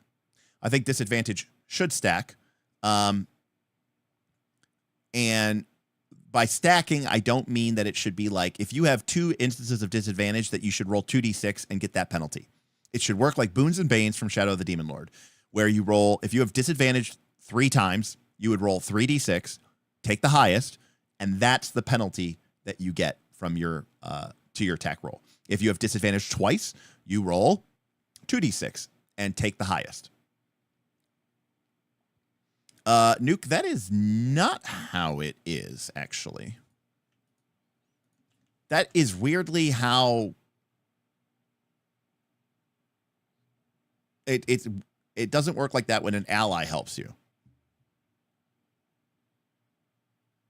That's how it works for helping.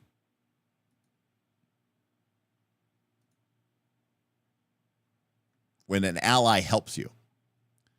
Unfortunately, this is the SRD, and I don't know the SRD as well as I know the other parts of the game.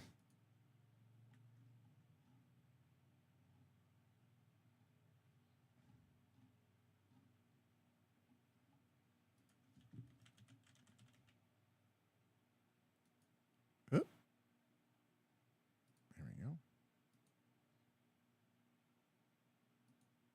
There we go. Okay.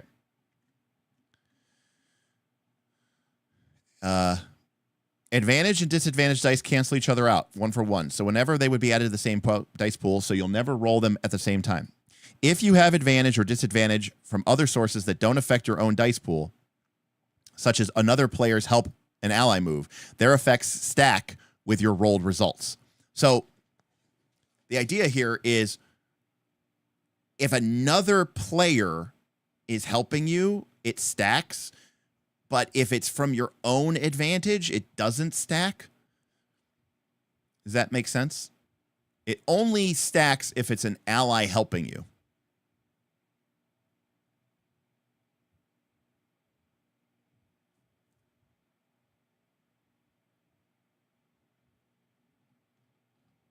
It's really weird. And then there's a separate sub rule which says when you help an ally who is making an action roll, describe how you help and roll an advantage die. Multiple players can help, but that player still only adds the highest result to their final total. So the way it works is do I have whiteboard? Is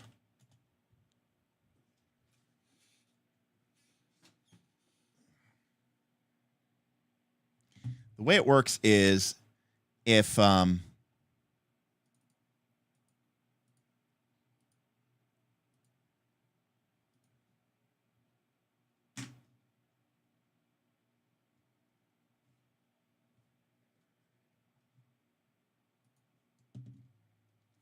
so like if our character, if our PC,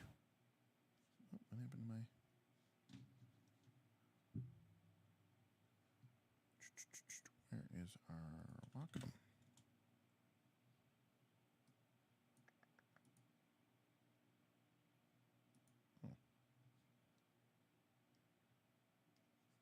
Oh, there we go. Okay. We're just in very dark color. Okay.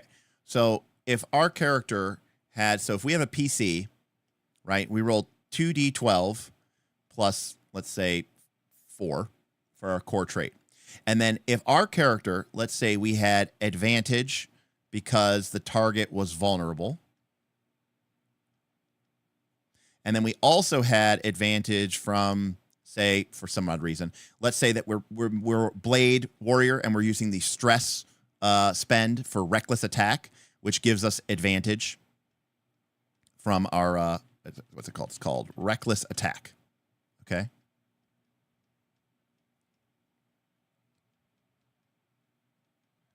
Okay, so this is PCA. So we have advantage from two sources. The creature is vulnerable, which gives us advantage, and the creature, and we're spending a stress for some reason. We shouldn't be, but we're spending a stress to activate our reckless attack ability, which is a blade power, which gives us advantage on attack. So we have two sources of advantage. That is going to map out in the core game to plus 1d6. Now, separately, PCB and PCC spend a hope to help, and PCC helps. They each spend one hope to do this. They will each roll a d6. Whatever the highest result is, okay, so keep high, that gets added to our result. So that's where that stuff can stack, okay? Does that make sense? So this is like its own equation. In fact, I would say that in the context of playing the game, you, the person who's taking the action, shouldn't roll the PC's helper die. The other PCs at the table should roll their own helper die. And, you know, Smith yells out, I got a 4, and Bob yells out, I got a 5.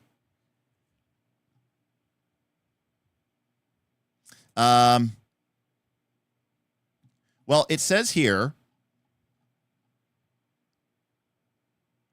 if you have advantage or disadvantage from other sources that don't affect your own pool, such as another player's help and ally move, their effects stack with your rolled results. The help and ally move does not add to your advantage pool. Note, when a PC aids you with help and ally, they roll their own advantage die and you add it to your total. So it's like there's two different advantage pools, okay? There's your personal advantage pool, okay? This is your personal advantage pool. And this is other people's advantage pool. Okay?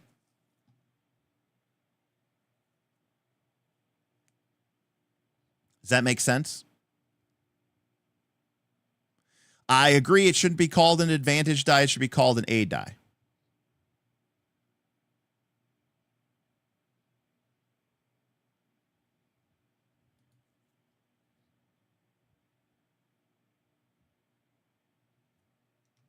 Now, the SRD has different wording from the core rulebook. Okay. So that was changed in the SRD, but not in the core rulebook. Oh. Well, I don't know which one it should be then. Page 90, thank you. I'll check it out. Yeah, I'm checking it out now.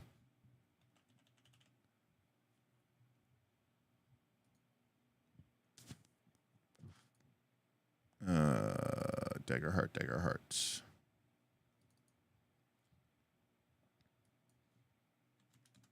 All right.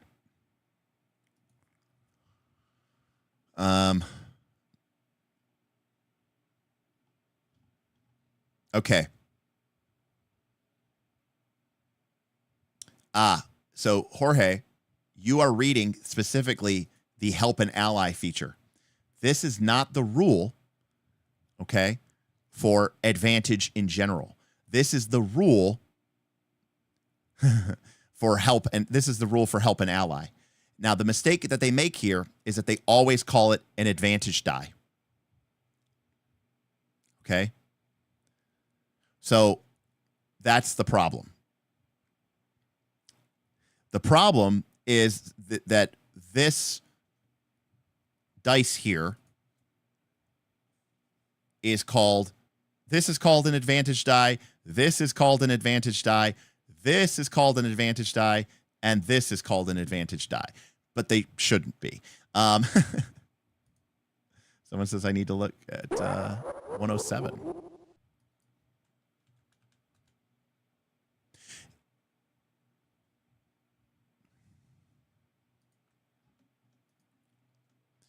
To be fair, Travis, it really doesn't matter. You can just kind of YOLO it, but what am I looking at? 107.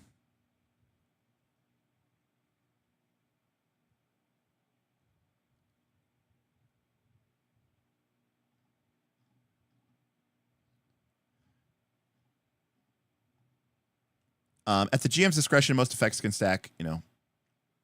Yeah, I mean, to be clear, for example, if two bards give you a rally die, you can spend both of them on a roll. Yeah, I mean, that makes sense. Because this is specifically an advantage dice. Now, it should be called an assist die. Now, by the way, all I'm suggesting, okay, I just want to, sorry, I know I didn't show that there. There we go. All I'm suggesting is that, why does that change that? Interesting. All I'm suggesting is that this, hold on a sec. Let me erase this real quick.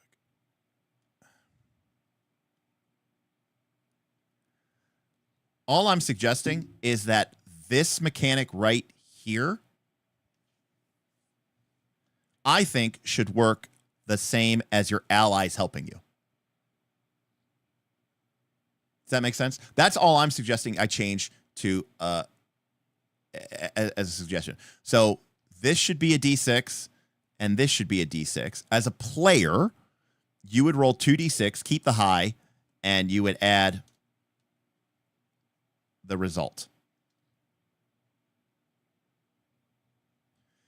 And then if your allies want to help you, they can, and they kind of each roll their own D6, and that's like its own pool of multiple D6 keep high.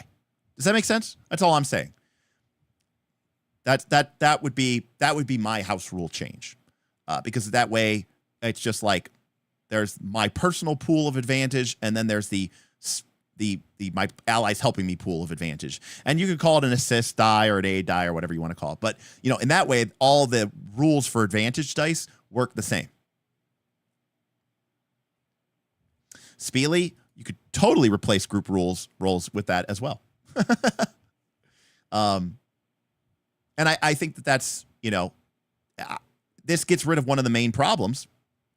Now, Jorge, I completely agree with you. Jorge says, I think the simplest thing would be however many advantage dice, rolls all of them and take highest. So what Jorge is suggesting is in this scenario where the target is vulnerable, we spent a stress to activate reckless attack.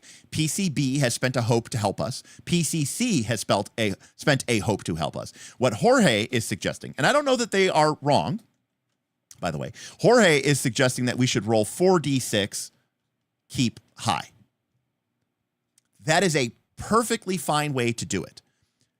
Here's why I don't like it, okay, is because these PCs are spending hope, and I like that when your allies help you, you can get a better result than if you try to do it on your own. Because essentially what it becomes then is like the highest attack roll, I mean, outside of like using some other, crazy things like rally die, is like 2d12 plus, let's say your trait, okay, T, plus a d6 from your own personal pool of advantage, plus a d6 from the allies' pool of advantage. But the cool thing about it is it's not 4d6. The player who's taking the action should never be rolling your allies' help dice. Your allies should be rolling that d6, right? Think of it this way. It'd be like if you're playing 5th edition, right, and the cleric blesses you, you don't roll the d4. The cleric rolls the d4. Does that make sense? So it feels different, to keep it apart. Well, the advantage here, Sergio, is this already kind of disincentivizes bonus mongering, because the thing is, with 1d6 advantage, you're going to get a results of 1 to 6. And if you somehow stack advantage 5 times and you end up with 5d6 advantage, you're going to get a range of 1 to 6. Now, to be fair, the average of this is 3.5, and the average of this is probably like 5.5. But functionally, you will never be able to get a bigger bonus than 6.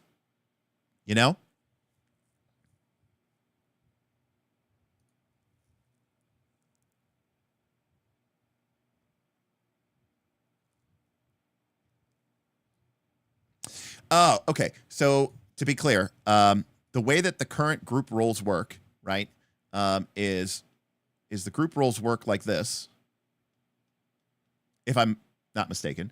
You make a check, and each ally that succeeds gives +1, and each ally that succeeds gives +1, and each ally that fails gives -1, right? It's a reaction roll. So all I'm saying is that if they succeed, you add 1d6 to the advantage pool, and if they fail, you add 1d6 to the disadvantage pool.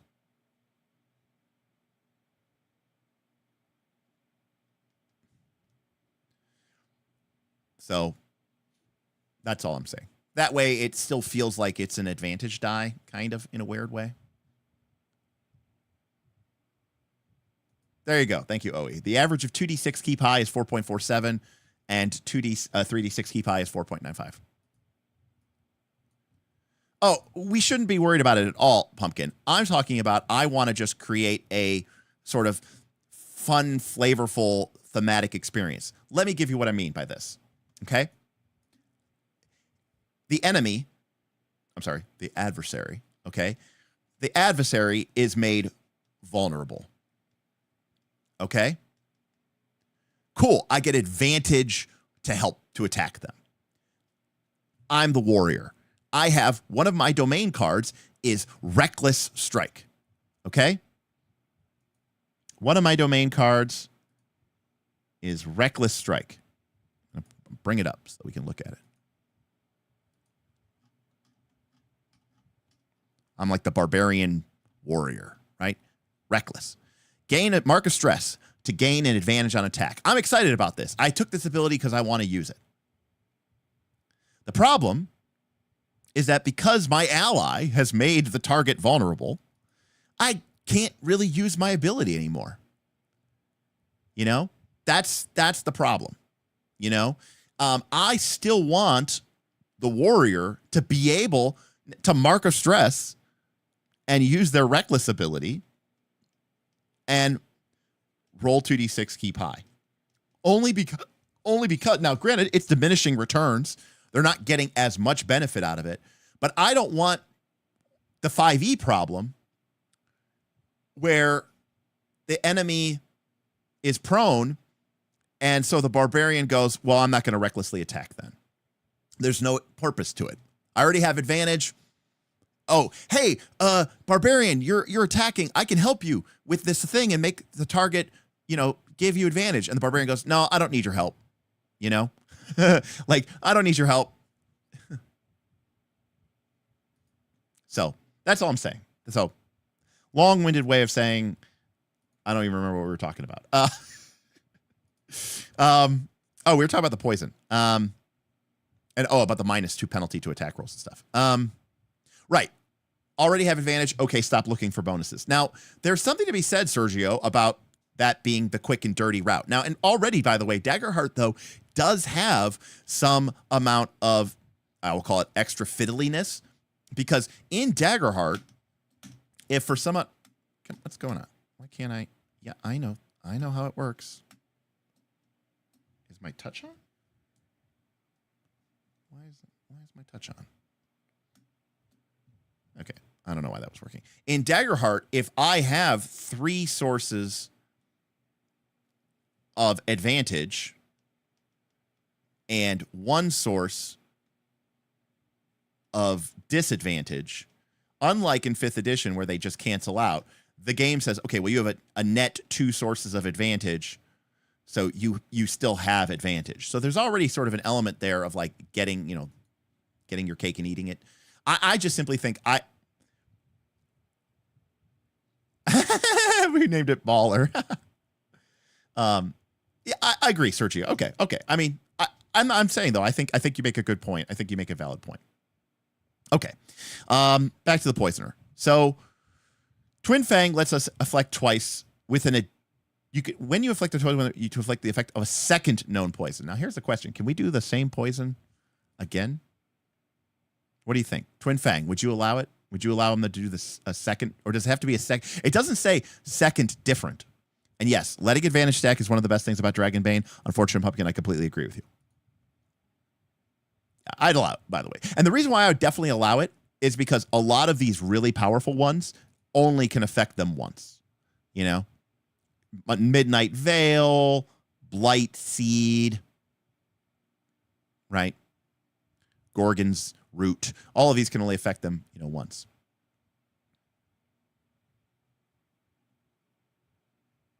Like, if I roll a 12 on my fear die, they're getting a double dose of Fear Leaf. Or imagine a double dose of Grave Spore. It'd be pretty cool. Poor Leechweed. You probably would never use it again, but that's okay. I like this. I think this is really cool. I just don't understand why this is presence at all. That's very weird to me that is presence. Doesn't make any sense to me. We have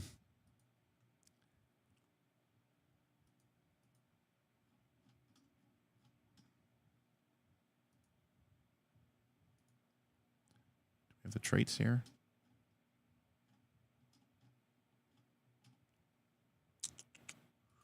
Core rules. Where do they actually describe traits in this game?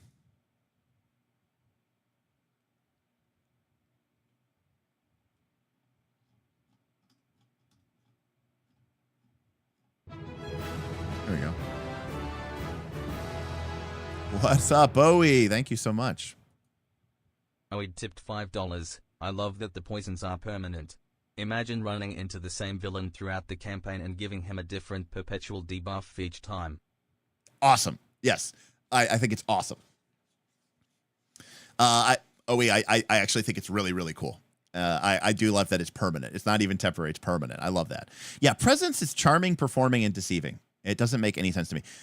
analyzing and comprehending. Knowledge to me makes total sense for this. You know, I mean, maybe even finesse for accuracy, stealth, and utmost control using fine tools. I mean, I get that's what the assassin's already using, but honestly, I think knowledge to me is just the complete thing. This is the, you know, this is the mad scientist kind of, you know. But sure, I could even see that, right? I mean, to be fair, the assassin, you know, is the Guild of Executioners. They're more intimidating. To be fair, nothing that they did, you know, really gave them a bonus to intimidation.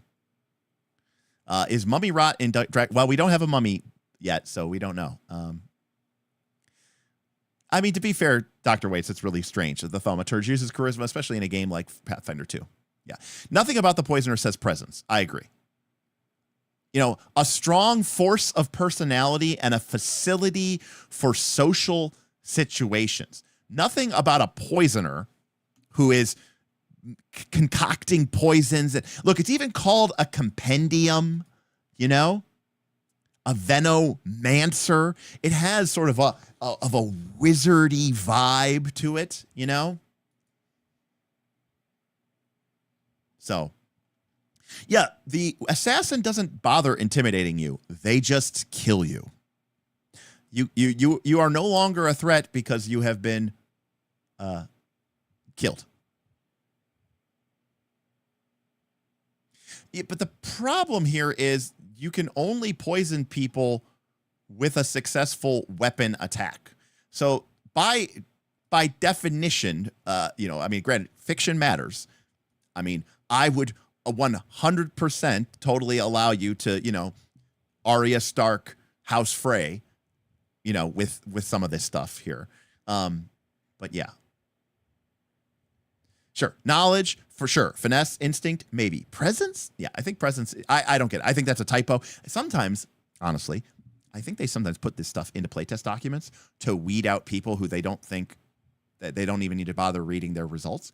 Because maybe if somebody doesn't send in and say, why is the Poisoner Guild presence and not knowledge or instinct, maybe they put that in there just to be like, if someone doesn't put that in, it's probably not worth reading their results.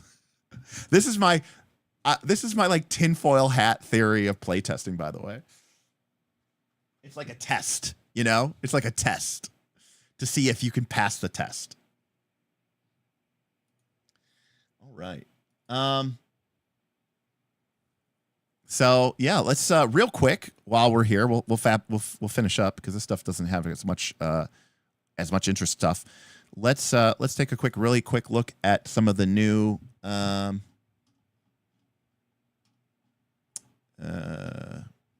Ancestries and Communities. Now, I am upset, by the way, for those of you who don't know. There could be an element tied to the domain cards that use presence, Dr. Stevel, but I think that most of the presence domain cards use are in charm.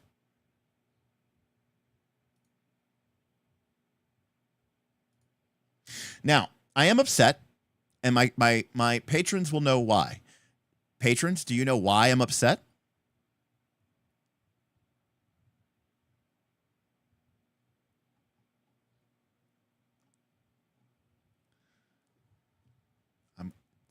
Or maybe people who've really paid attention to this. Exactly. So we talked like 2-3 weeks ago about making an elemental themed first issue of our Duality Digest zine. And one of the ideas was to have like a light theme running through our zine to sort of tie everything together. Like we were going to create a couple subclasses that kind of had an elemental theme to them, and that we were going to create 5 ancestries with elemental themes, and here we have it.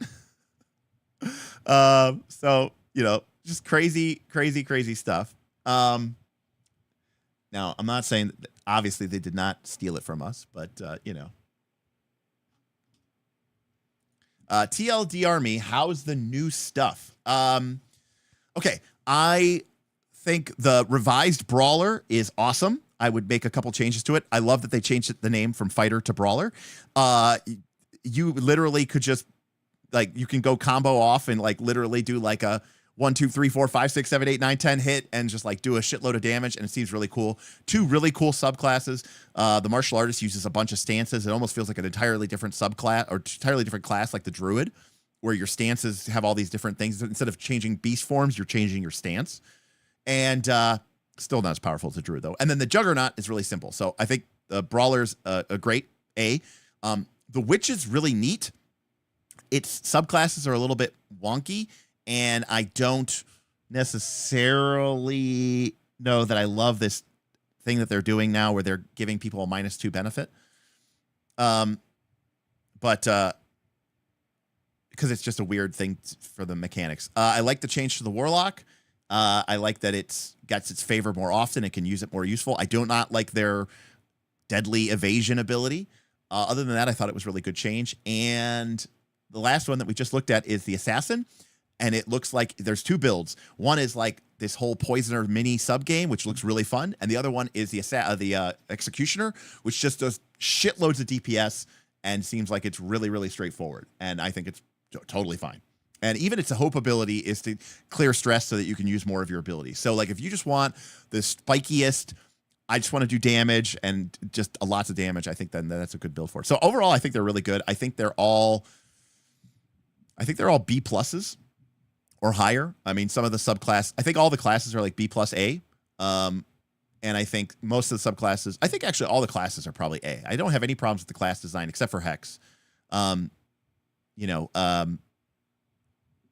But the subclasses for me range from a B plus to an A plus. But no, I don't think the witch is bad. I just think that the Hex ability is a little bit wonky, and some of the subclass abilities are a little bit, whatever. Genocide was a low-hanging fruit. Can't hate that it was picked up so quickly. Good on them. Yeah, I mean, this is where we came straight out. This is where we came straight out with it. And again, we were working on this idea of an elemental themed for our Duality Digest. Correct, Unfortunate Pumpkin. Switchback loves the title. Yeah, that's a title work in progress. I mean, obviously we don't have anything printed yet. So, but yes, I'm not saying they stole it. Of course they didn't. As self-confessed cynic says, it's low-hanging fruit. Chandler, thank you so much. Love your content as always. Very happy to see the Daggerheart community so hyped and excited with all this new content. Can't wait to see the zine and how the community adds to it. Keep it up. I am really looking forward to it, Chandler, and I'm really happy that that you're enjoying it. Yeah, I mean, it was exciting. People were talking about it at Origins, watching the patrons play it, and it was cool. It was really, really neat watching them play the game. And again, it's hard to describe, but I just saw. It was like watching a cool 4th edition game and watching a cool PBTA game at the same time. And I thought that was really, really cool. I thought that was really, really neat to see it happen. But I will say I'm a little, not concerned, but I am a little concerned that, we were like, hey, like, wouldn't it be cool if we made our class list and we were like, hey, we could make an assassin. That's midnight plus blade. And we're like, we could make a witch. That's like sage and midnight. And sure, the dread domain came out and they made the witch sage plus dread, which totally makes sense. It's just the dread domain wasn't out when we made the witch class. But I'm already like, okay, so I had 2 ideas for classes and Daggerheart's already made them. They're in the playtest. We had a couple ideas for Ancestries. Now, to be fair, these are low-hanging fruits. Vin is completely correct. But they're like already making them. There's a part of me that's like, I don't know if third-party publishers is going to have to, keep up with the publishing rate of Darrington Press. That's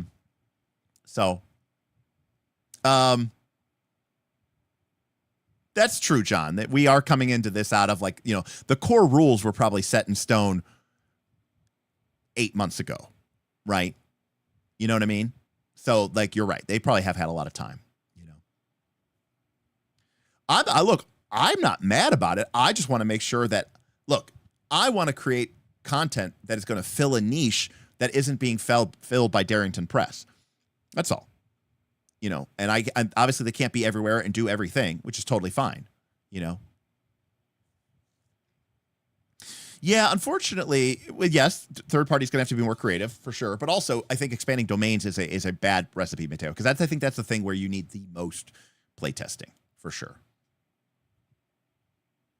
But as I said before, the problem with campaign frames is they are very limited. Number one, they only go to the GMs. Number two, if a GM is already running a campaign, what are you going to do with new campaign frames, you know?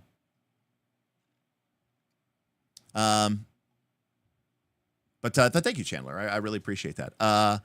Certainly, I think there's cool options, and we'll figure out ways to add them. So let's take a look at these ancestries. Earthkin, Tidekin, Emberkin, and Skykin. Okay, Earthkin, descended from Earth Elementals. Hard as stone. After marking any number of hit points, you can spend 2 hope to gain a +1 bonus to your damage thresholds that last until your next rest. That seems a little underwhelming. I mean, obviously you can use it multiple times and it can stack, I guess. So maybe the idea is that after you've been hit 3 or 4 times, now you're really tough. I do like abilities that make you not want to rest, though. Tectonic Attack. You can strike the ground with your weapon, erupting the earth in a cascading fissure. When you do, make a weapon attack against all targets in a line within very close range. Any targets you succeed against take D8 magic damage using your proficiency and are temporarily restrained. So you literally get an earth line blow-up attack. Pretty cool.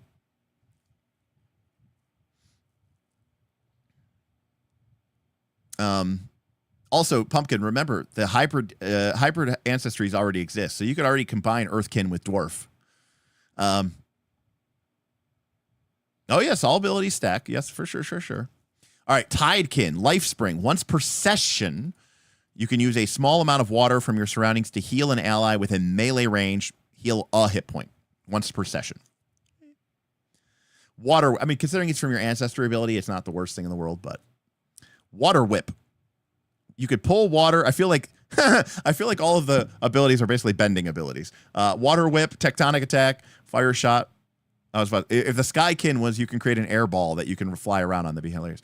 You could pull water from the environment around you for an attack. When you do, treat it as a finesse weapon with close range that deals D6 magic damage using a proficiency. If you are within close range of a body of water, you can instead hope to give it far range and D10 damage instead.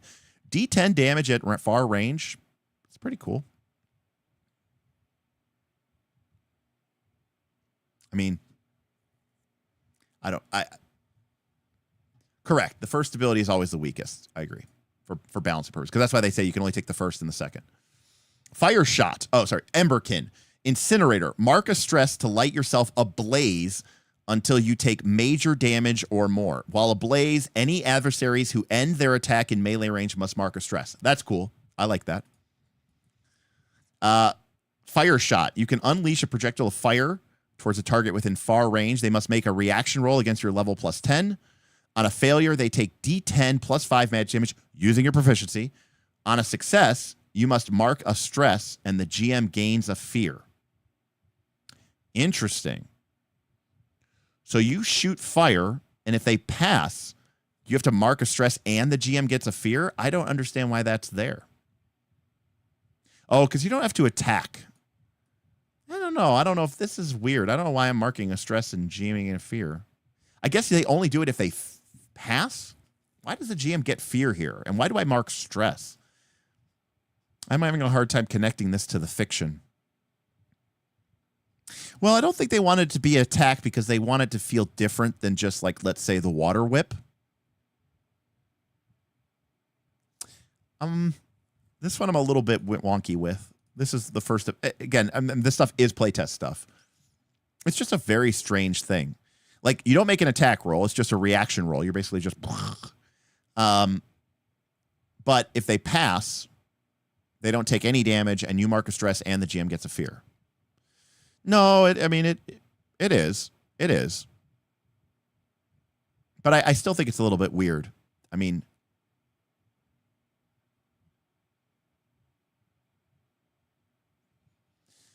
Yes. I mean, that's probably correct, Prince of Nowhere. But then why not just make it an attack roll? I don't know. Because if it was an attack roll and you missed, then the GM would get to make a GM move. You know, the reason why they're having the GM gain a fear is because they made this a reaction roll. And the reaction roll specifically, well, obviously the GM's making the reaction roll. It definitely doesn't generate hope or fear. So why not just have them, you know, make an attack roll? But then they're like, well, because then it'll look exactly like Water Whip. Maybe they could do something different then. I don't know. Skykin. Once per rest, you can call upon the wind to pick you up and carry you to a point you can see within very far range. Sick. That's very far is like, you know, over 120 feet. Gale Force. To conjure a wind attack, make an instinct roll against all targets in front of you. Any targets you succeed take D6 magic damage, but using a proficiency, but are forced back to far range. So that's pretty cool. I mean, that's a point blank AoE. Oh no, it's like a cone because it has to be in front of you. But you know, you knock them back 100 feet. You know, this big ang air push. And again, you can use these all the time you want. All right, Aetheris. So this is our what? Our Asimar? Asimar?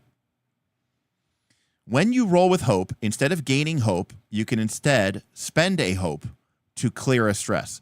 So to be clear, you don't gain the hope, and then you can lose a hope to clear a stress. So it's like a net loss of 2 hope to clear a stress, which is kind of pricey, but stress is a real thing. Because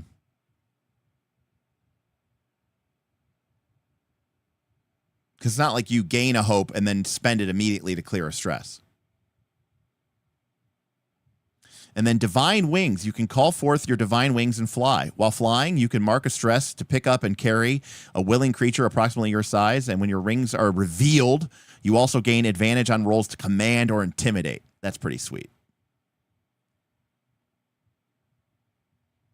I mean, can we back up for something here? Is Aether's ability just the Winged Sentinel's ability? That seems odd. Am I missing something? No, I think it's just that some people want it from their ancestry and some people want it from their class. Can we talk about something, though, really quick? Everybody in this, I never played one, but Smith played one. Maybe twice. Smith played an Asimar. He played an Asimar Paladin, Cleric. He played a couple Asimars. Can we just be honest with ourselves? When you were an Asimar, isn't this just what you wanted? Like, just like from the beginning? You wanted to be a divine character, you know, that had wings and they were divine. I just love that this game allows us to just, you know, be the thing that we want to be from the beginning, right? There's this, you know, it's a 10 level game. Even if it wasn't a 10 level game, if it's a 20 level game and it's like, why do I have to earn the fun? You know, why do I have to earn the fun? I get it. Earning the fun was a big part of OD&D. And it's still something that I feel is, you know, in my soul, deep down, you know, beneath the piles of Grognardia. You know, this idea of like, no, you have to start with nothing and you have to work your way up from negative to just being 0 and then be happy at 0 before you can even get something that's even remotely good. Right? There's this idea of like, you know, delayed gratification in this economy. Are you crazy? But that's the answer, Dr. Waits. Dr. Waits has got it exactly right. I'm tired of waiting for good stuff. I don't have that time anymore. And I'll tell you, not only do I not have that time anymore, but let's also be all very honest with ourselves. Okay. Even the best laid intentions. I'm going to go play this 20 level campaign. I can't wait till I get to level 8 or 9 or 12 when my character gets their wings. Even the best laid intentions with the best laid, with the best players and GMs. How often do these campaigns just fall apart? And you just never get to the point where your character becomes cool, you know, or does the thing. I talk about how I don't like builds, but when I see people talking about like, oh, you know, I can't wait till level 8 when my build comes online. yeah, the first couple of months, my character's basically not going to be functional. But once I hit level 8, baby, it's going to be awesome. I'm going to be blah, blah, blah, +2 to, and it's like, okay, but man, what if a game ends at level 5, It's like, what are you doing with yourself? What are you doing here with your life, Yeah. Oh, yeah. You got to invest. Or when people tell me about a show or a book, they're like, don't worry. The first couple books in the series are rough, but like around book 4, man, it gets rolling. I'm like, dude, I'm not reading 1,200 pages or 1,500 pages of meh so I can get to the good part. I just don't have that time anymore, I'm in my 40s now. Like, I just don't have time. I don't think anything. I don't believe in builds personally. I just hate the idea of builds. But I'm getting delicious in dungeons. Yes, it strikes me. So, anyways, I think this is cool. Is Hallowed Soul busted? Well, yes and no. I mean, you're giving up 2 hope to gain a heal of stress, and you can only do this when you roll with hope. It's not like you can do this at will. Like, if you could gain hope and then the Seraph could give you hope or whatever, and you could cash it all in or something like that and heal stress or whatever. But like, no, it's like, it's okay. It's probably a little bit overpowered, but it's okay. All right, gnomes are gnomes. When you make a finesse roll, you can spend 2 hope to re-roll your hope die. I'm okay with it being 2 hope. It's cheaper. But re-rolling dice is always fraught with danger because you spend that resource and, you're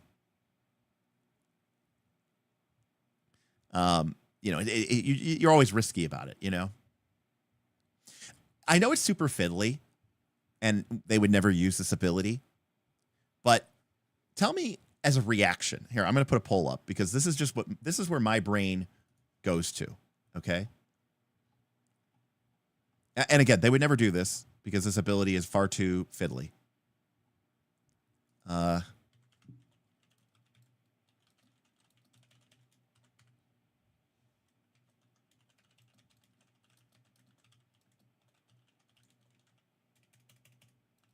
Okay.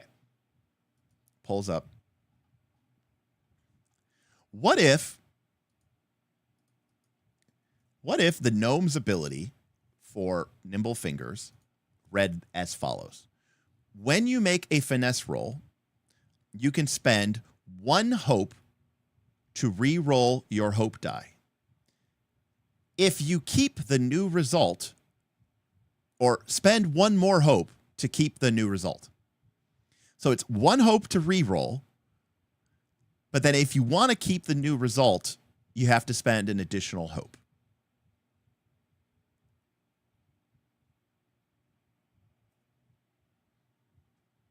So basically, it splits the cost. Now, again, they'll never do that because it's far too fiddly. But I'm just wondering, would that make you feel any better?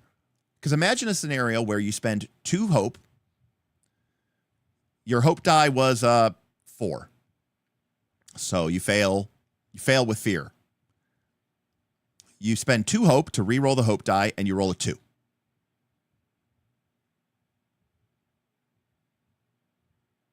So it does nothing. You spend 2 hope and you got nothing for it. I mean, it could totally be keep the highest. I don't think that changes this ability at all. It's not about the keeping the highest. I don't give a shit about that. I'm assuming if you're re-rolling, it's because your roll was shit. So even if you get to keep the original, you still fail. Like, so imagine you rolled a 4 on your hope die and a 6 on your fear die. So you failed with fear, like the worst result you could get. So you spend 2 hope to re-roll that hope die, hoping that your hope die will be higher so that maybe you fail still, but at least you fail with hope. Or maybe you roll high enough that you even now turn it into a success with hope.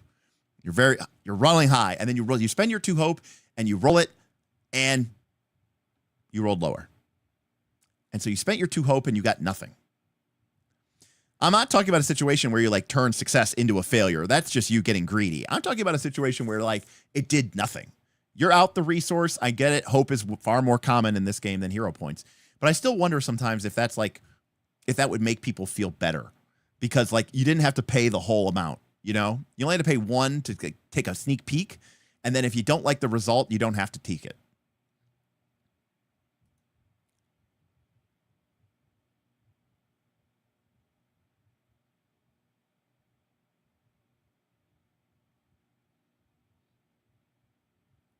It kind of makes it reliable, I guess. Makes you sort of, you know.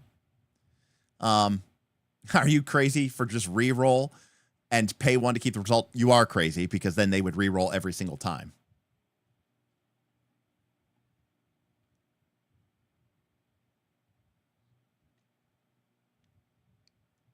Because, by the way, you could have a situation where, like let's say you rolled, okay, ready? Like, let's say you rolled a 7 on your fear and a 10 on your hope. And you succeeded with hope, but you were really hoping to get a crit. And so you go, I'm going to spend 1 hope to re-roll my hope die in the hope that I get a 7 and that I get the crit. But if I don't roll the 7, I'll just keep the 10, you know? And you're not getting like fully penalized for it, but it's like it lets you spend a little bit to get a chance at it, and then another whole point if you want to keep it, right? I don't know. It does seem to be leaning towards but there's a lot of dislikes and hates in there, and I think it's interesting how that thing. Look, I love a good crit fisher,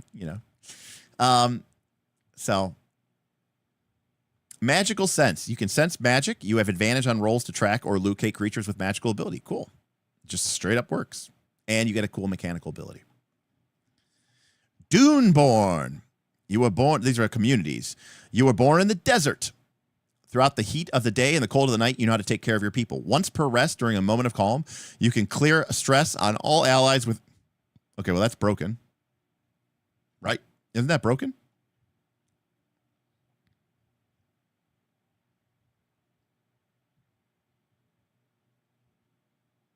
Lisa Nagaib.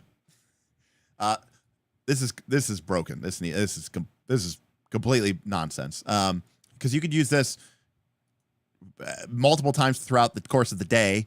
AOE clear stress on everybody, or AOE clear hit points on everybody. This is on all allies. That's your whole party. This is completely busted. And again, maybe this is their did you read the playtest document? Should we even... There's no way that this makes it into pump print. This should be once a session. By the way, it's not even a down... This isn't... You don't even do this during short rest. You do it during a moment of calm, so you can't do it during the middle of a fight, but at least long rest. I think it... I don't even know. There should be some sort of crazy limit to this. This is a cracked ability, so this makes the druid look completely fair and reasonable. Anyways, this is completely out of control. Freeborn. You've lived under a collective. Unbound. Once per session, when you make an action roll with fear, you can change it into a roll with hope. See, that seems more appropriate, right? You're part of the radical left, and now you can overcome the oppression of the man, and you could turn fear into hope once a session. I could buy that. Frostborn. When you know how to make resources last. Long winter. Once per long rest, when you choose to repair all armor, you can also repair an ally's armor up to half their base armor score. That's a very strange ability for the ice people. No, it's actually technically even better than that, Sebastian. Because you don't have to use it during a rest.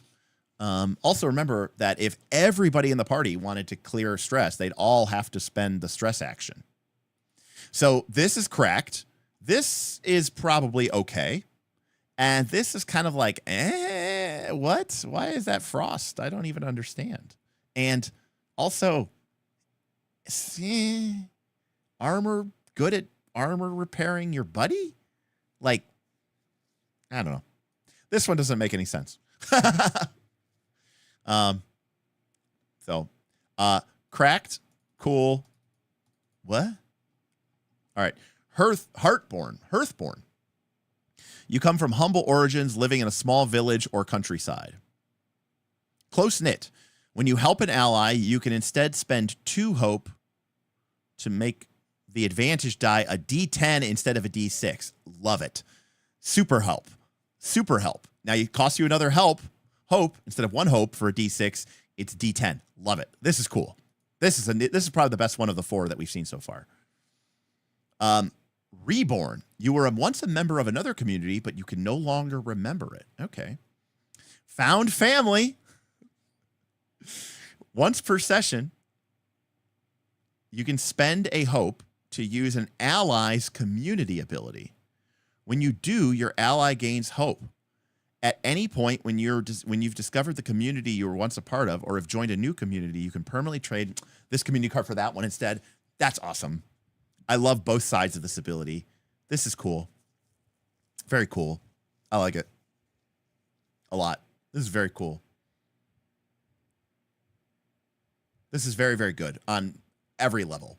I mean, I love both of these. So the top ones, I'm like, the Duneborn is busted, I think. I think it's busted. You'd have to do some serious math to show me why that's not busted. Freeborn is great. I do think it's cool, but, you know, it's pretty simple, but it's totally fine. And Frostborn's really cool. Sorry, Frostborn's really lame. So broken, cool, lame. But this is clever, fun, interesting. I love it. Hearthborn is very flavorful and cool, and I love it. And Warborn. Being part of a Warborn community means you come from a place that is or was ravaged by wars. Once per rest, you can mark 2 stress instead of an armor slot to reduce incoming damage by 1 threshold. Now, I only have one problem with this. It's totally fine. You know, I love the idea that it's a brave face, you know, like you're hurt. You're hurt. You're just not showing it, right? But it leaves a mark in, you know, stress. It's just a terrible exchange. Like an armor slot for 2 stress is horrible. And you can only do it once per rest, thankfully. This somehow this ability would be worse if you could use it multiple times. John,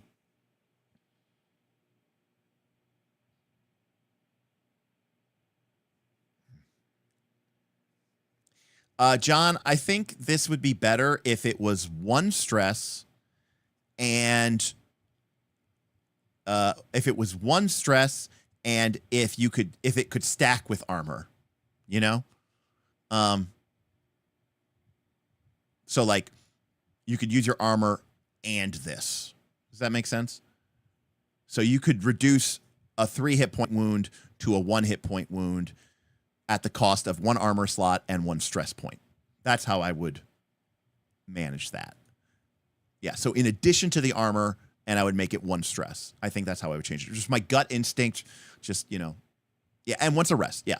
So 1 stress, stacks with armor, once a rest. Yeah, that's I think that's what I would do. I think that, and that feels very Warborn. I still think that idea of the ability is there. I just think that 2 stress for 1 armor is a rough deal, and you only get to do it once a day. It's just, yeah, I don't like it. So, Warborn, love the ability. I think it's overcosted, so let's make it a little bit cheaper and let it stack with armor. Reborn is fabulous, no notes. Hearthborn is awesome, no notes. Duneborn is, I think, very busted. I mean, all your allies, everybody getting a hit point. You might take multiple rests. You can do this per rest. That's per short rest or per long rest. You could potentially give out, you know, let's say there's you and 5 people. You could give out you and 4 people. So you're giving out 4 hit points, 4 hit points, 4 hit points, 4 hit points. That's a short, and a long. You've given out 16 hit points for free. Oh, Hearth. Yes. Hearth. What was I saying? Hearth? Oh, Hearth. Yeah. The Hearth. Yes. It's hard not to read it as Heartborn. So I keep saying heart, and then the H comes in, and I'm like, oh, it's Hearth. Yeah, Hearth. Freeborn is fine. I think that's pretty cool to turn fear into hope. It's just like, that's a very thematic ability. Should that be per rest? I don't know. I don't know how many rolls. It depends on how many rolls you're making. Can I be honest with you? They don't do this, and they never would. But I would love it if this was like twice per session. What could the Frostborn ability be like? You know, I have no idea. I'd have to really think about it. But I don't, when I think of Frostborn, I don't think of armor repair. I think Jorge's more on track with stress. I think, maybe you know how to handle stress better than most, something, maybe like, I don't know. Like maybe once per long rest, when you choose to recover all your stress, all your allies clear a stress or something, I don't know. At least that would feel something more tuned to it. No, I wouldn't want +1 rest action when spending it in a cold climate because that's too specific. It just wouldn't do it. Yeah, keep their cool. Yeah, something like that. I don't know. I mean, it's kind of it might be too specific. And it's not active, which is the problem. A lot of things should be active. When things are just passive, it's right. Let me think here. Active. Yeah. So all of these are active, which makes sense. They want it to be active. But like for me, what I would think of, I mean, again, it's not active, so I don't actually think that this should be it.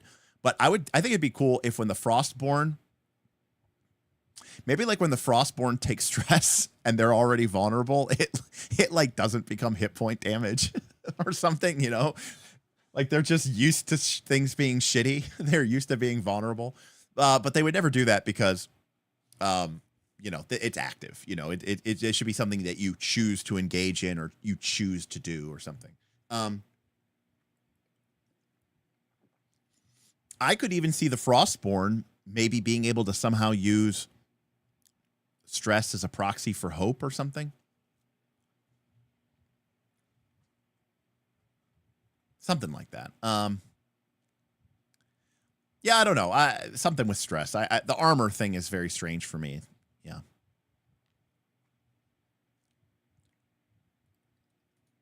Well, that doesn't seem right.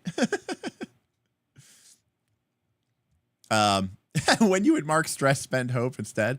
Yeah, but the problem there is like now they're losing hope because they're vulnerable. That makes them feel like they're more at risk for that, But maybe there's something in there. I don't know what it is.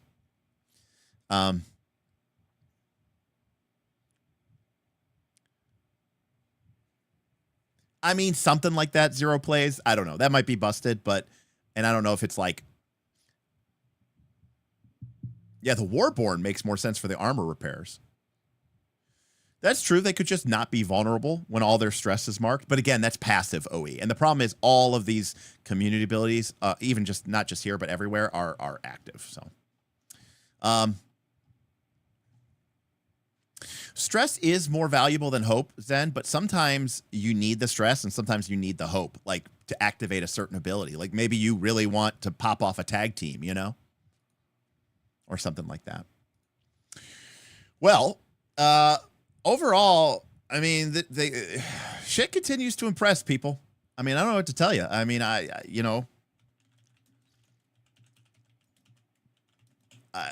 think the classes look amazing, and I want to play them. I want to play a Brawler. I mean, there's changes I would make. Obviously, it's in the playtest. There are things that I dislike because of my personal taste. There's some things I don't necessarily, maybe I don't even dislike it. It's just my preferences. I'd rather change it. But yeah, overall, I think the Brawler looks cool. I like the name change. I like its subclasses. The Witch, that hope ability is probably one of my favorite hope abilities in the game. Hex, I think, is a little fiddly. Some of the subclasses have that interesting, there's a lot going on there, but I still think that there's a really interesting game to the Witch. I like the updates to the Warlock, and the Assassin is kind of what I would do. I don't know that I would have gone with that hope feature of just, spend hope to clear stress, but it's pretty cool. I'd love to know which is your favorite new class from the void of the playtest. Is it the Brawler, the Witch, the Warlock, or the Assassin? Get in your votes. Ooh, it's kind of neck and neck. Speaking of neck and neck, while y'all vote, I did a poll during Origins about what kind of content people want to see in this on this channel, and one of them was about systems, and people said Daggerheart came up. Daggerheart won 47% or something of the 47% of the votes for systems. Pathfinder 2nd Edition 26%, Shadow Dark 10%, other was 17%. So obviously a lot of love, a lot of support for the Daggerheart. But what was really interesting is I also had a poll, which was, what kind of content do you want me to make? And this was very interesting. You don't see this often in these type of scenarios. This is my thing here. It's what kind of content do you want to see over the next few months? And the options are shorter videos on a singular focused topic, 26%. Live streams for more first looks and deep dives into game systems, 23%. Actual play of games, 28%. Live streams for GM advice and topics. So basically think more system neutral, more, best principles. These are all within a margin of error of each other. We had 588 votes. And this is basically people saying, like, this is the spread here on it for a YouTube poll is insane. I mean, obviously, we do have actual play being a little bit higher. But it's, for my purposes, it's essentially even. And so, unfortunately, this poll gave me no guidance other than to say that people just want all of it. So, yeah, I agree. It was a very balanced spread, and it was very surprising to see that. What else do people want you to say about PF2E? Well, Jackal, that's a great question. I think one of the things is, I think if I'm being honest, the poll's still up, by the way. Sorry, I didn't mean to hide it. One of the things about Pathfinder 2nd Edition is, if we're being correct, I think that Nonat has kind of stepped away from the game. How it's played or whatever his name was. I don't know the last time he made a video. I don't know that is anybody still making Pathfinder 2nd Edition videos? I don't know. And so, there's still a lot of people out there who obviously are playing Pathfinder 2nd Edition. It's arguably the number two or number 3 most popular game. And I mean, when we were just at Origins, Pathfinder Society was huge.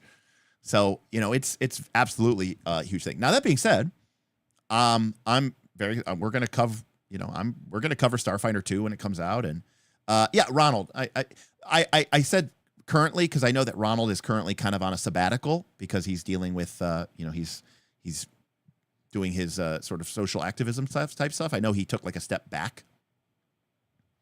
So Ronald is undeniably the GOAT when it comes to Pathfinder 2, full stop. But I don't know how long him stepping back type thing is going to be while he makes this stuff. I did see Nonat's video about him being burned out about making PF2 videos. And to be fair, I think he's been burned out about PF2 for a long time, which is why he's tried to do several different games and stuff like that. So Daggerheart needs Eldamon. Oh man. Daggerheart. It's funny to mainly know KLC as a variety RPG channel, now being the premier Daggerheart content channel. Well, to be clear, we do have an advantage switchback, which is because I'm not working, because I'm unemployed, I can still talk about, Panic at the Dojo and Die RPG, which we'll probably be taking a look at here maybe later this week, and still talk about Daggerheart. So the good news is we can kind of do it all because I can afford it. I used to work 40 hours a week. And let's be honest with ourselves, it wasn't 40 hours a week. It was probably more like 30, hours a week. But, not every stream is like 6 hours long. So even if a stream is 4 or 5 hours long, people are like, Derek, you did a 6-hour stream. You did 3 6-hour streams last week. I'm like, yeah, that's 18 hours. It's not even a part-time job. So while, yes, streaming is work, it's also like, I mean, I'd rather be doing this than, you know, landscaping, right? No offense to anybody. And it may seem like I'm targeted, like we were just talking about no nap, but no offense to anybody, but would you rather be digging ditches? Like, how is this burnout? Like, you get to talk about your favorite things. I mean, for me, it's my favorite things. Don't I have preparation or post-production? Nope. What would I post-produce? What would I, it's a live stream. We talk, I'm done. It goes automatically up onto YouTube. No, Prince of Nowhere. You have my utmost respect. I'm saying you bust your ass. That's a real job. People that are complaining about being YouTubers, that's the problem. Don't get me started, Ron. Don't get me started. Don't get me started. So, you know, I'm actually saying that people like landscapers and, you know, garbage men and anybody else, people work in a factory, hell, work in retail. I mean, they're out there busting their ass in the sweat and, you know, in the sun. I mean, I think about a day like today. It's like 98 degrees here. And, you know, there are people doing the lawn care. It's like, my God. So anyways, when people complain about, I have to sit in my, you know, I have to sit in my home office and talk about RPGs for 15 minutes and make a video. Oh, man. I'm like, I don't know. I'll choose that any day over, you know, working at a 10-hour shift at Starbucks. I love Starbucks. I go there all the time. I know people say it tastes terrible. I like it. Sue me. The cold brew is delicious. But those people are working so hard. And garbage men should make huge money. That's a tough job. It's an unrewarding job, but it, you know. You are tilting me so much right now, Ron. For those of you in chat who don't know, Ron is one of my buddies that I go to Vegas with, and he is going to Vegas tomorrow. And I am not going because I can't go because we have these foster dogs and I don't have anyone to watch them and I can't. I have to be responsible and I don't get to go and I'm very frustrated. But that's okay. I'm just going to focus on the studio and that's going to be great.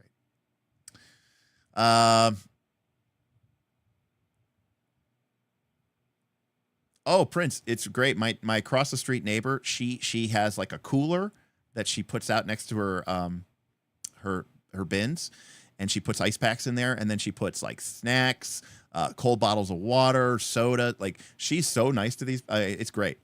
And you know, obviously right now I'm not working, but for me personally, around Christmas time, I always make sure to tip my mailman and my garbage man, because again, without them, literally society would fall apart. Well, overall, Brawler seems to have taken the cake. That's pretty sweet. I'm very excited about the Brawler too. I thought Assassin would do better, but you know, not as much as I thought. Well, needless to say, this game has legs, and I'm excited for it. And you know, the people involved are I feel like they're making the right choices. And I'm excited to get some people on. I am in conversations with the Darrington Press team to try to get oh,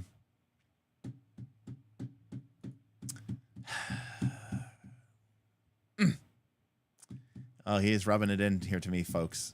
He's just trying to, you know what he's trying to do? He's trying to bury the dagger in my heart.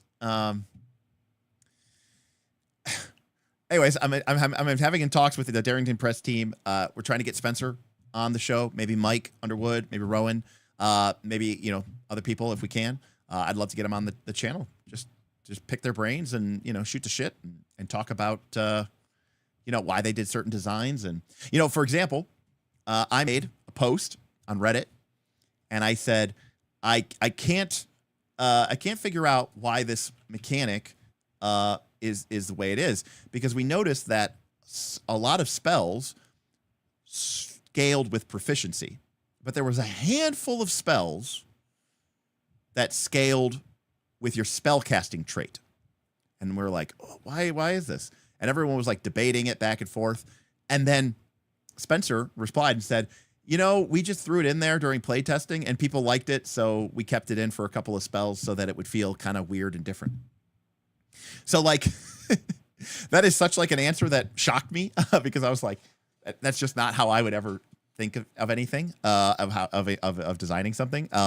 But there you go. Sometimes the answer is just because fuck it, we ball, YOLO.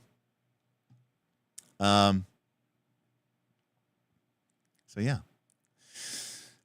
Pivot on the duality theme. Keithor, obviously we can't do the elemental races. I mean, we could, but why? Like to a certain extent, kind of that design space kind of get mined out. I mean, ultimately, Keithor, I just want to create cool stuff and put it out there. I mean, if we could do a theme, that's cool, but ultimately, in order to fill the magazine, we were going to have to use the public, the patrons to help communicate it. And so, at the end of the day, if stuff's good, I want to put it in the magazine. And if it's, ready, put it in the magazine. And people like RPG PhD. Give us the AP, Derek. I can't with the Age of Umbra anymore. Look, they are entertainers. They're not there to, be ambassadors for the game. They should be, but I don't know that they are. But it's fine. That's totally fine. What do I think of the new designers? I'm excited. I love Chris Perkins. I love Jeremy Crawford. So, fuck it, we ball is like half of Vision Design. Yes, exactly. What is the AP? Well, the AP means actual play, right? It's weird because AP also means adventure path, so it could be kind of confusing. Interestingly, we've got, you know what? We got 230 people here. I think we may do a second giveaway. How about that? We did so incredible today with the tips. We're going to do a second giveaway because you all deserve it. So we're going to do a second giveaway here in a second. So to reward you for staying in.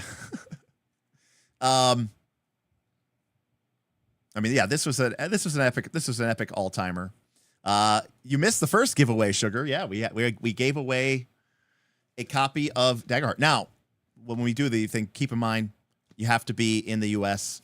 I just can't. Shipping to Europe is such a, shipping to anywhere else is such a pain in the ass. And I have to fill out customs form and it's like $50 to do it. And it's just like a tremendous, horrible pain in the butt. So I apologize. But maybe we'll do a special EU stream and we'll, give it away to the EU person. And only the EU people will get to visit or something like that. We'll try to make something and I'll just bite the bullet and like mentally prepare myself for the expense of shipping it. But right now, just the US until we figure some stuff out.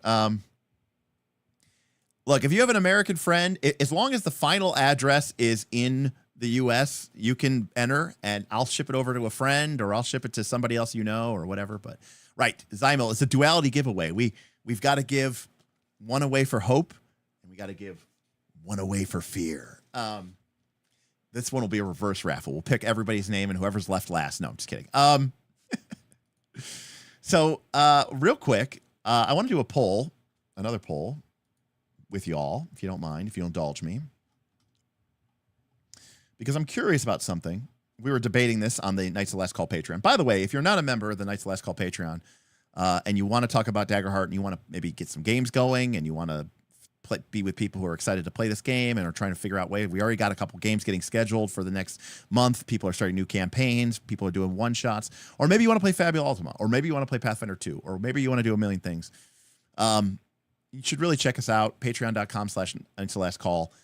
Being a member of our community gets you a bunch of access to stuff. But more importantly, it gets you access to our Discord, which gives you access to our community. And that's where the real value is. And maybe you saw our live stream from Origins. Or maybe you're interested in Duality Digest. And that is going to be available to the patrons. So check us out. I mean, there's a lot of ways to support us. You can support us on Twitch with your Prime sub, which is great. You can give us tips and super chats. Those are all amazing. But at the end of the day, if you're going to spend money, I'd love for you to be a part of our community because then you get the most benefit and you get the most bang for your buck. So I'm curious. We were talking about this on the Patreon the other day, which is how should a Daggerheart actual play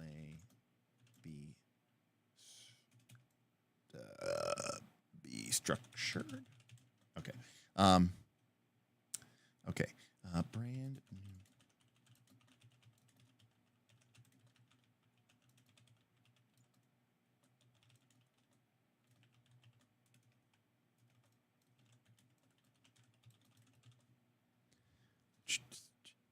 Okay. All right. So this is the poll, and then we'll do the giveaway.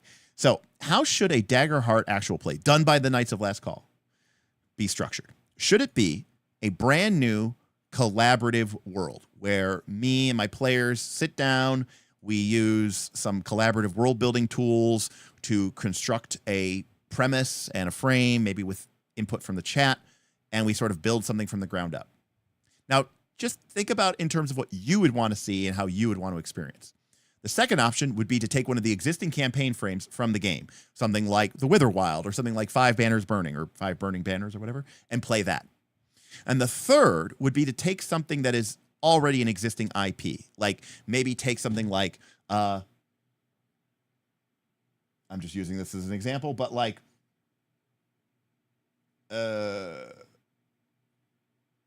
Ghosts of Saltmarsh, you know, or Rise of the Rune Lords, or, you know, something else that is kind of popular. Curse of Strahd. And play that, but use Daggerheart, you know, in there, and to that structure. Well, seems like this is not really even a close vote. We did not look at the campaign frames on stream, Gregory, because the campaign frames are not in the SRD, and I have been trying fairly hard not to showcase stuff that isn't in the SRD. The Witherwild is in the SRD, so theoretically we could cover the Witherwild, but we never covered them because they're not in the SRD. Only one is. Beast Feast, yeah, we could do the. Well, this is an overwhelming vote. Use your Fabula Ultima campaign setting and then make it into a campaign frame for the KOLC zine. That's not the worst idea. Although, to be fair, our Fabula Ultima setting was kind of techno-fantasy X natural fantasy. So it was kind of a weird blend hybrid, and it had a lot of techno-fantasy elements. But then again, I guess there is like the motherboard setting, so. We'll change my vote if you do Dark Sun.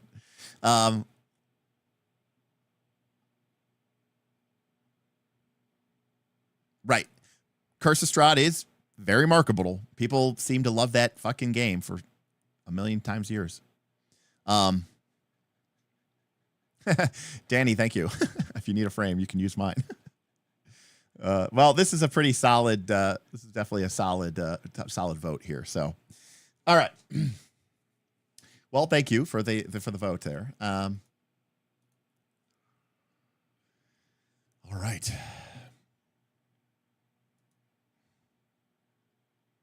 Yeah, lots of people thirsty for Strahd. They sure are.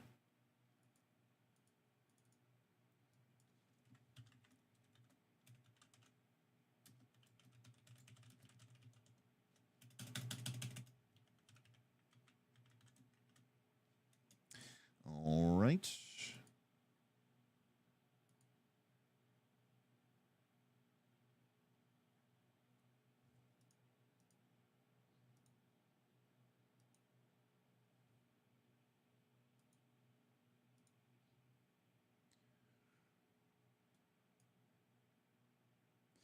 All right, folks, we're doing one more giveaway before we close this stream out. So type !join in chat. If you want to join the giveaway, people are coming in. This is for a sealed copy of Daggerheart, the core rules, including the cards. We'll ship it to you. Got to be the U.S. Sorry, we'll figure out. We'll do an EU special stream here coming up, but it's got to be in the U.S. right now. Again, big shout out and thanks to Roll for Combat for helping get this organized and getting this sent over. Thank you to the folks at Darrington Press again for working with us. So yeah, very cool. We've already given one away. Platinus already won theirs, but this is a chance for you. Sorry, Eric. We'll do an international version. I just don't want to deal with international shipping, and I want to get this out ASAP to people to get it to you. To be fair, Canada's not like too hard, but I mean it's still a chunky thing. I mean, a couple pounds. It's not nothing to ship. Let's just say that. That reminds me, I need to remind myself. I actually got a book.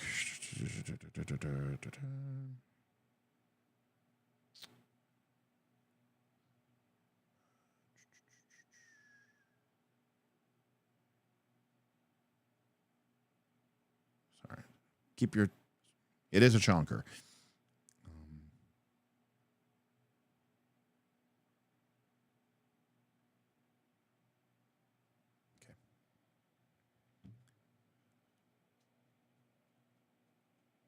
Look at that. Shipping notice. This contest is only available to addresses the continental United States. Unfortunately, KLC cannot ship prizes to Alaska, Hawaii, or international locations. Please enter if you only have a valid ship address within the continental United States. You just had that ready to go, Bardic? All right, we'll give it another couple minutes for people to come in. Here's our list.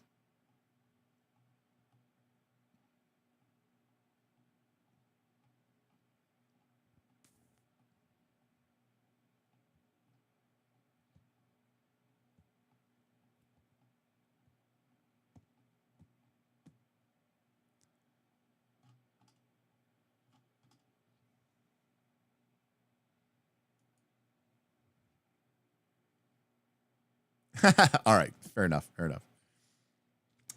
What is this? What is this for?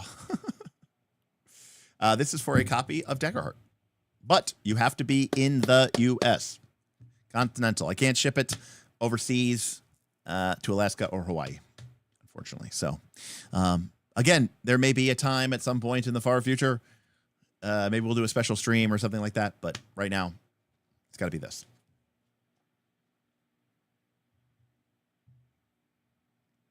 Well, Prince of Nowhere, in the event that you win, we can always do another. We can always do another draw.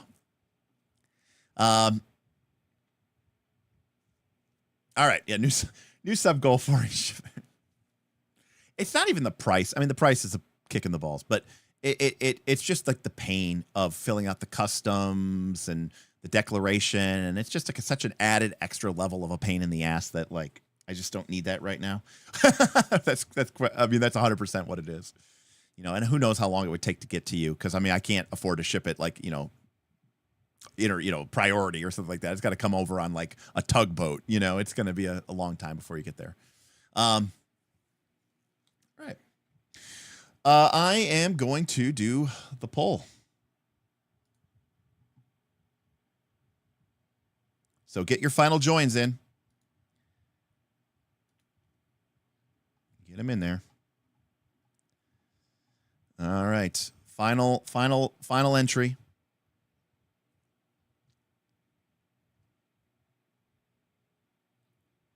All right, here we go. I am stopping the entries. And we are selecting a name. Ivo, if you typed your name twice, it does not, it only gets in there once. All right. Our winner is Portal Runner 55. Portal Runner 55. Welcome to the Heart of Daggers. Congrats to Portal Runner 55. Portal Runner 55, if you will do me a favor.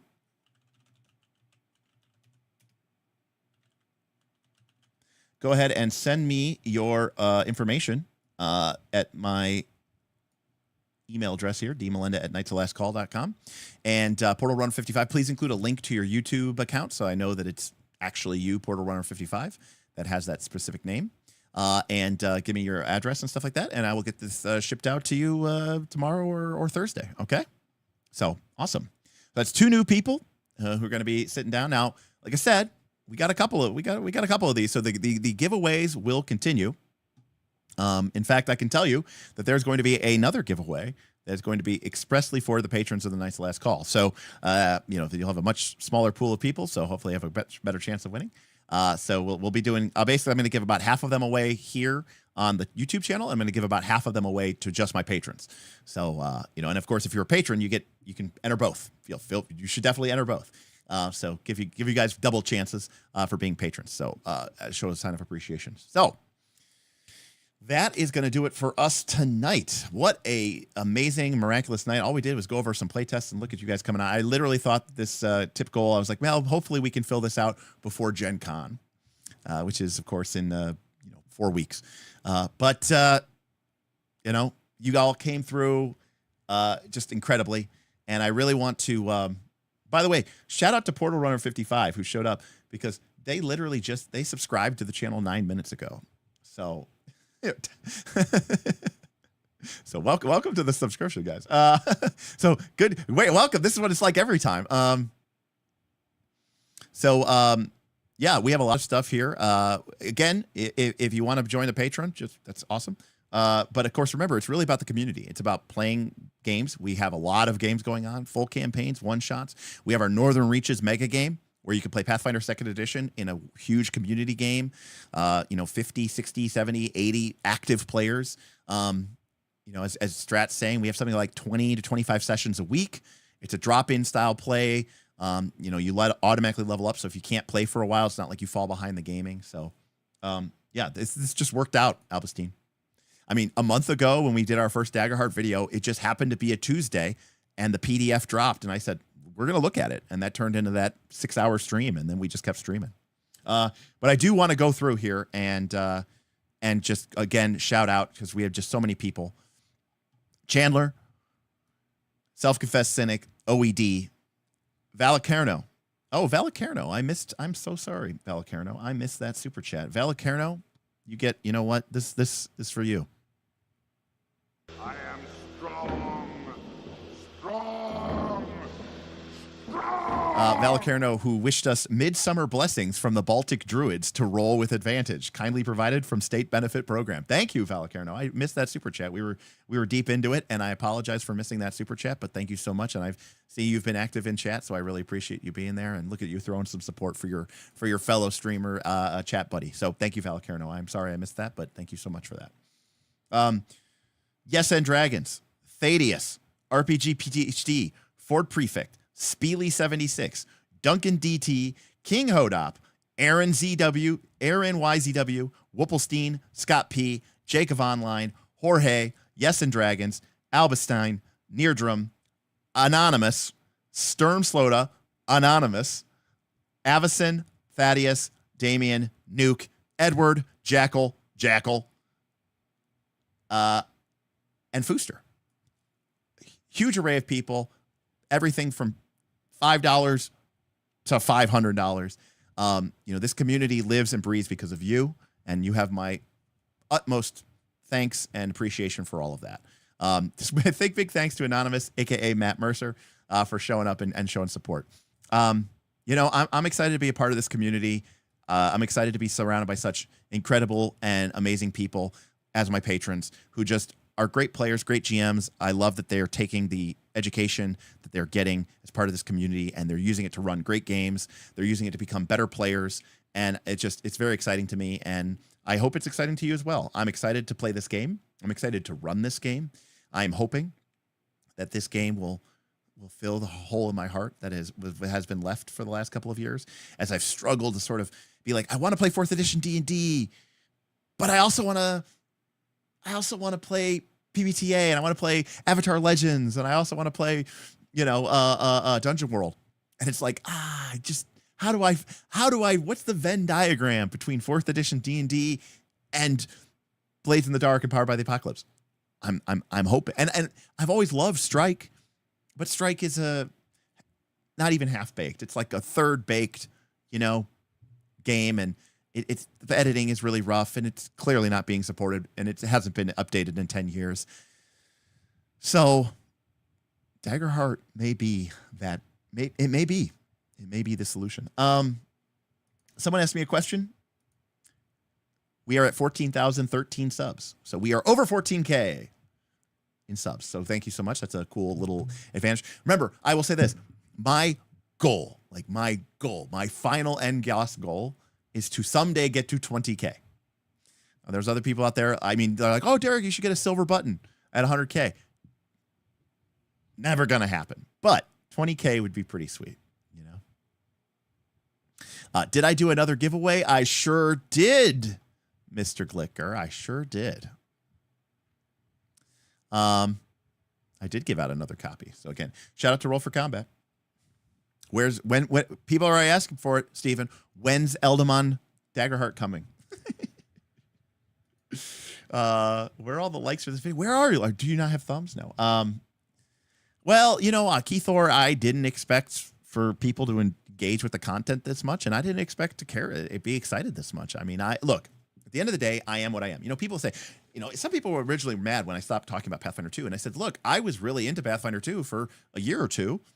Legitimately, I was running in multiple campaigns. I was running it for the channel. I was talking about it, making videos, teaching people about it, and I still think it's a great game. But as my, you know, copious RPG history looks like, I've never been just about one game. I've always been a multi-game guy, polygamerous, you might say. It was only inevitable that I was going to start talking about different games. But sometimes in the course of history, games come up and I go, wow, this really has captured my attention and my interest. And for me, if a game can be both fun and interesting, then, you know, that's a win for me. Because I don't want my games just to be fun, and I don't want my games just to be interesting. I want them to be fun and interesting. And for a lot of times that, you know, historically, that game has been like Magic the Gathering. Because that game for me is usually fun and interesting. And when it's not, I tend to drift away. So I'm hoping Daggerheart can fill both those niches. So I get to talk about Daggerheart on RFC tomorrow with Mark. Right. Because you're not on tomorrow, right? It's just me and Mark. So that could be an interesting thing, people. So make sure you guys check that out. All right. I am going to dip out. We'll be back later this week. Again, thank you so much to everybody who supported. Thank you to my incredible patrons for supporting this community. Thank you for showing up. If you please like, comment, subscribe, let me know what you think about the play tests and what you're interested in, and maybe some of the polls. Maybe you can give me your thoughts on that as well. What is the Discord? Our Discord is the Night's Last Call Discord. It is a private Discord, only available to members of our Patreon community. If you join the Patreon, you would get a link to access the Discord, but it is tied to your membership in our Patreon. We do that to keep it, well, you know, to keep trolls out, basically, and it does a really, really good job of doing that. So, and look at that, we finished before midnight, so it's like it's a short stream. So, thanks everybody for joining us, and we'll see you next time on Knights of Last Call. I got a studio to build. See ya.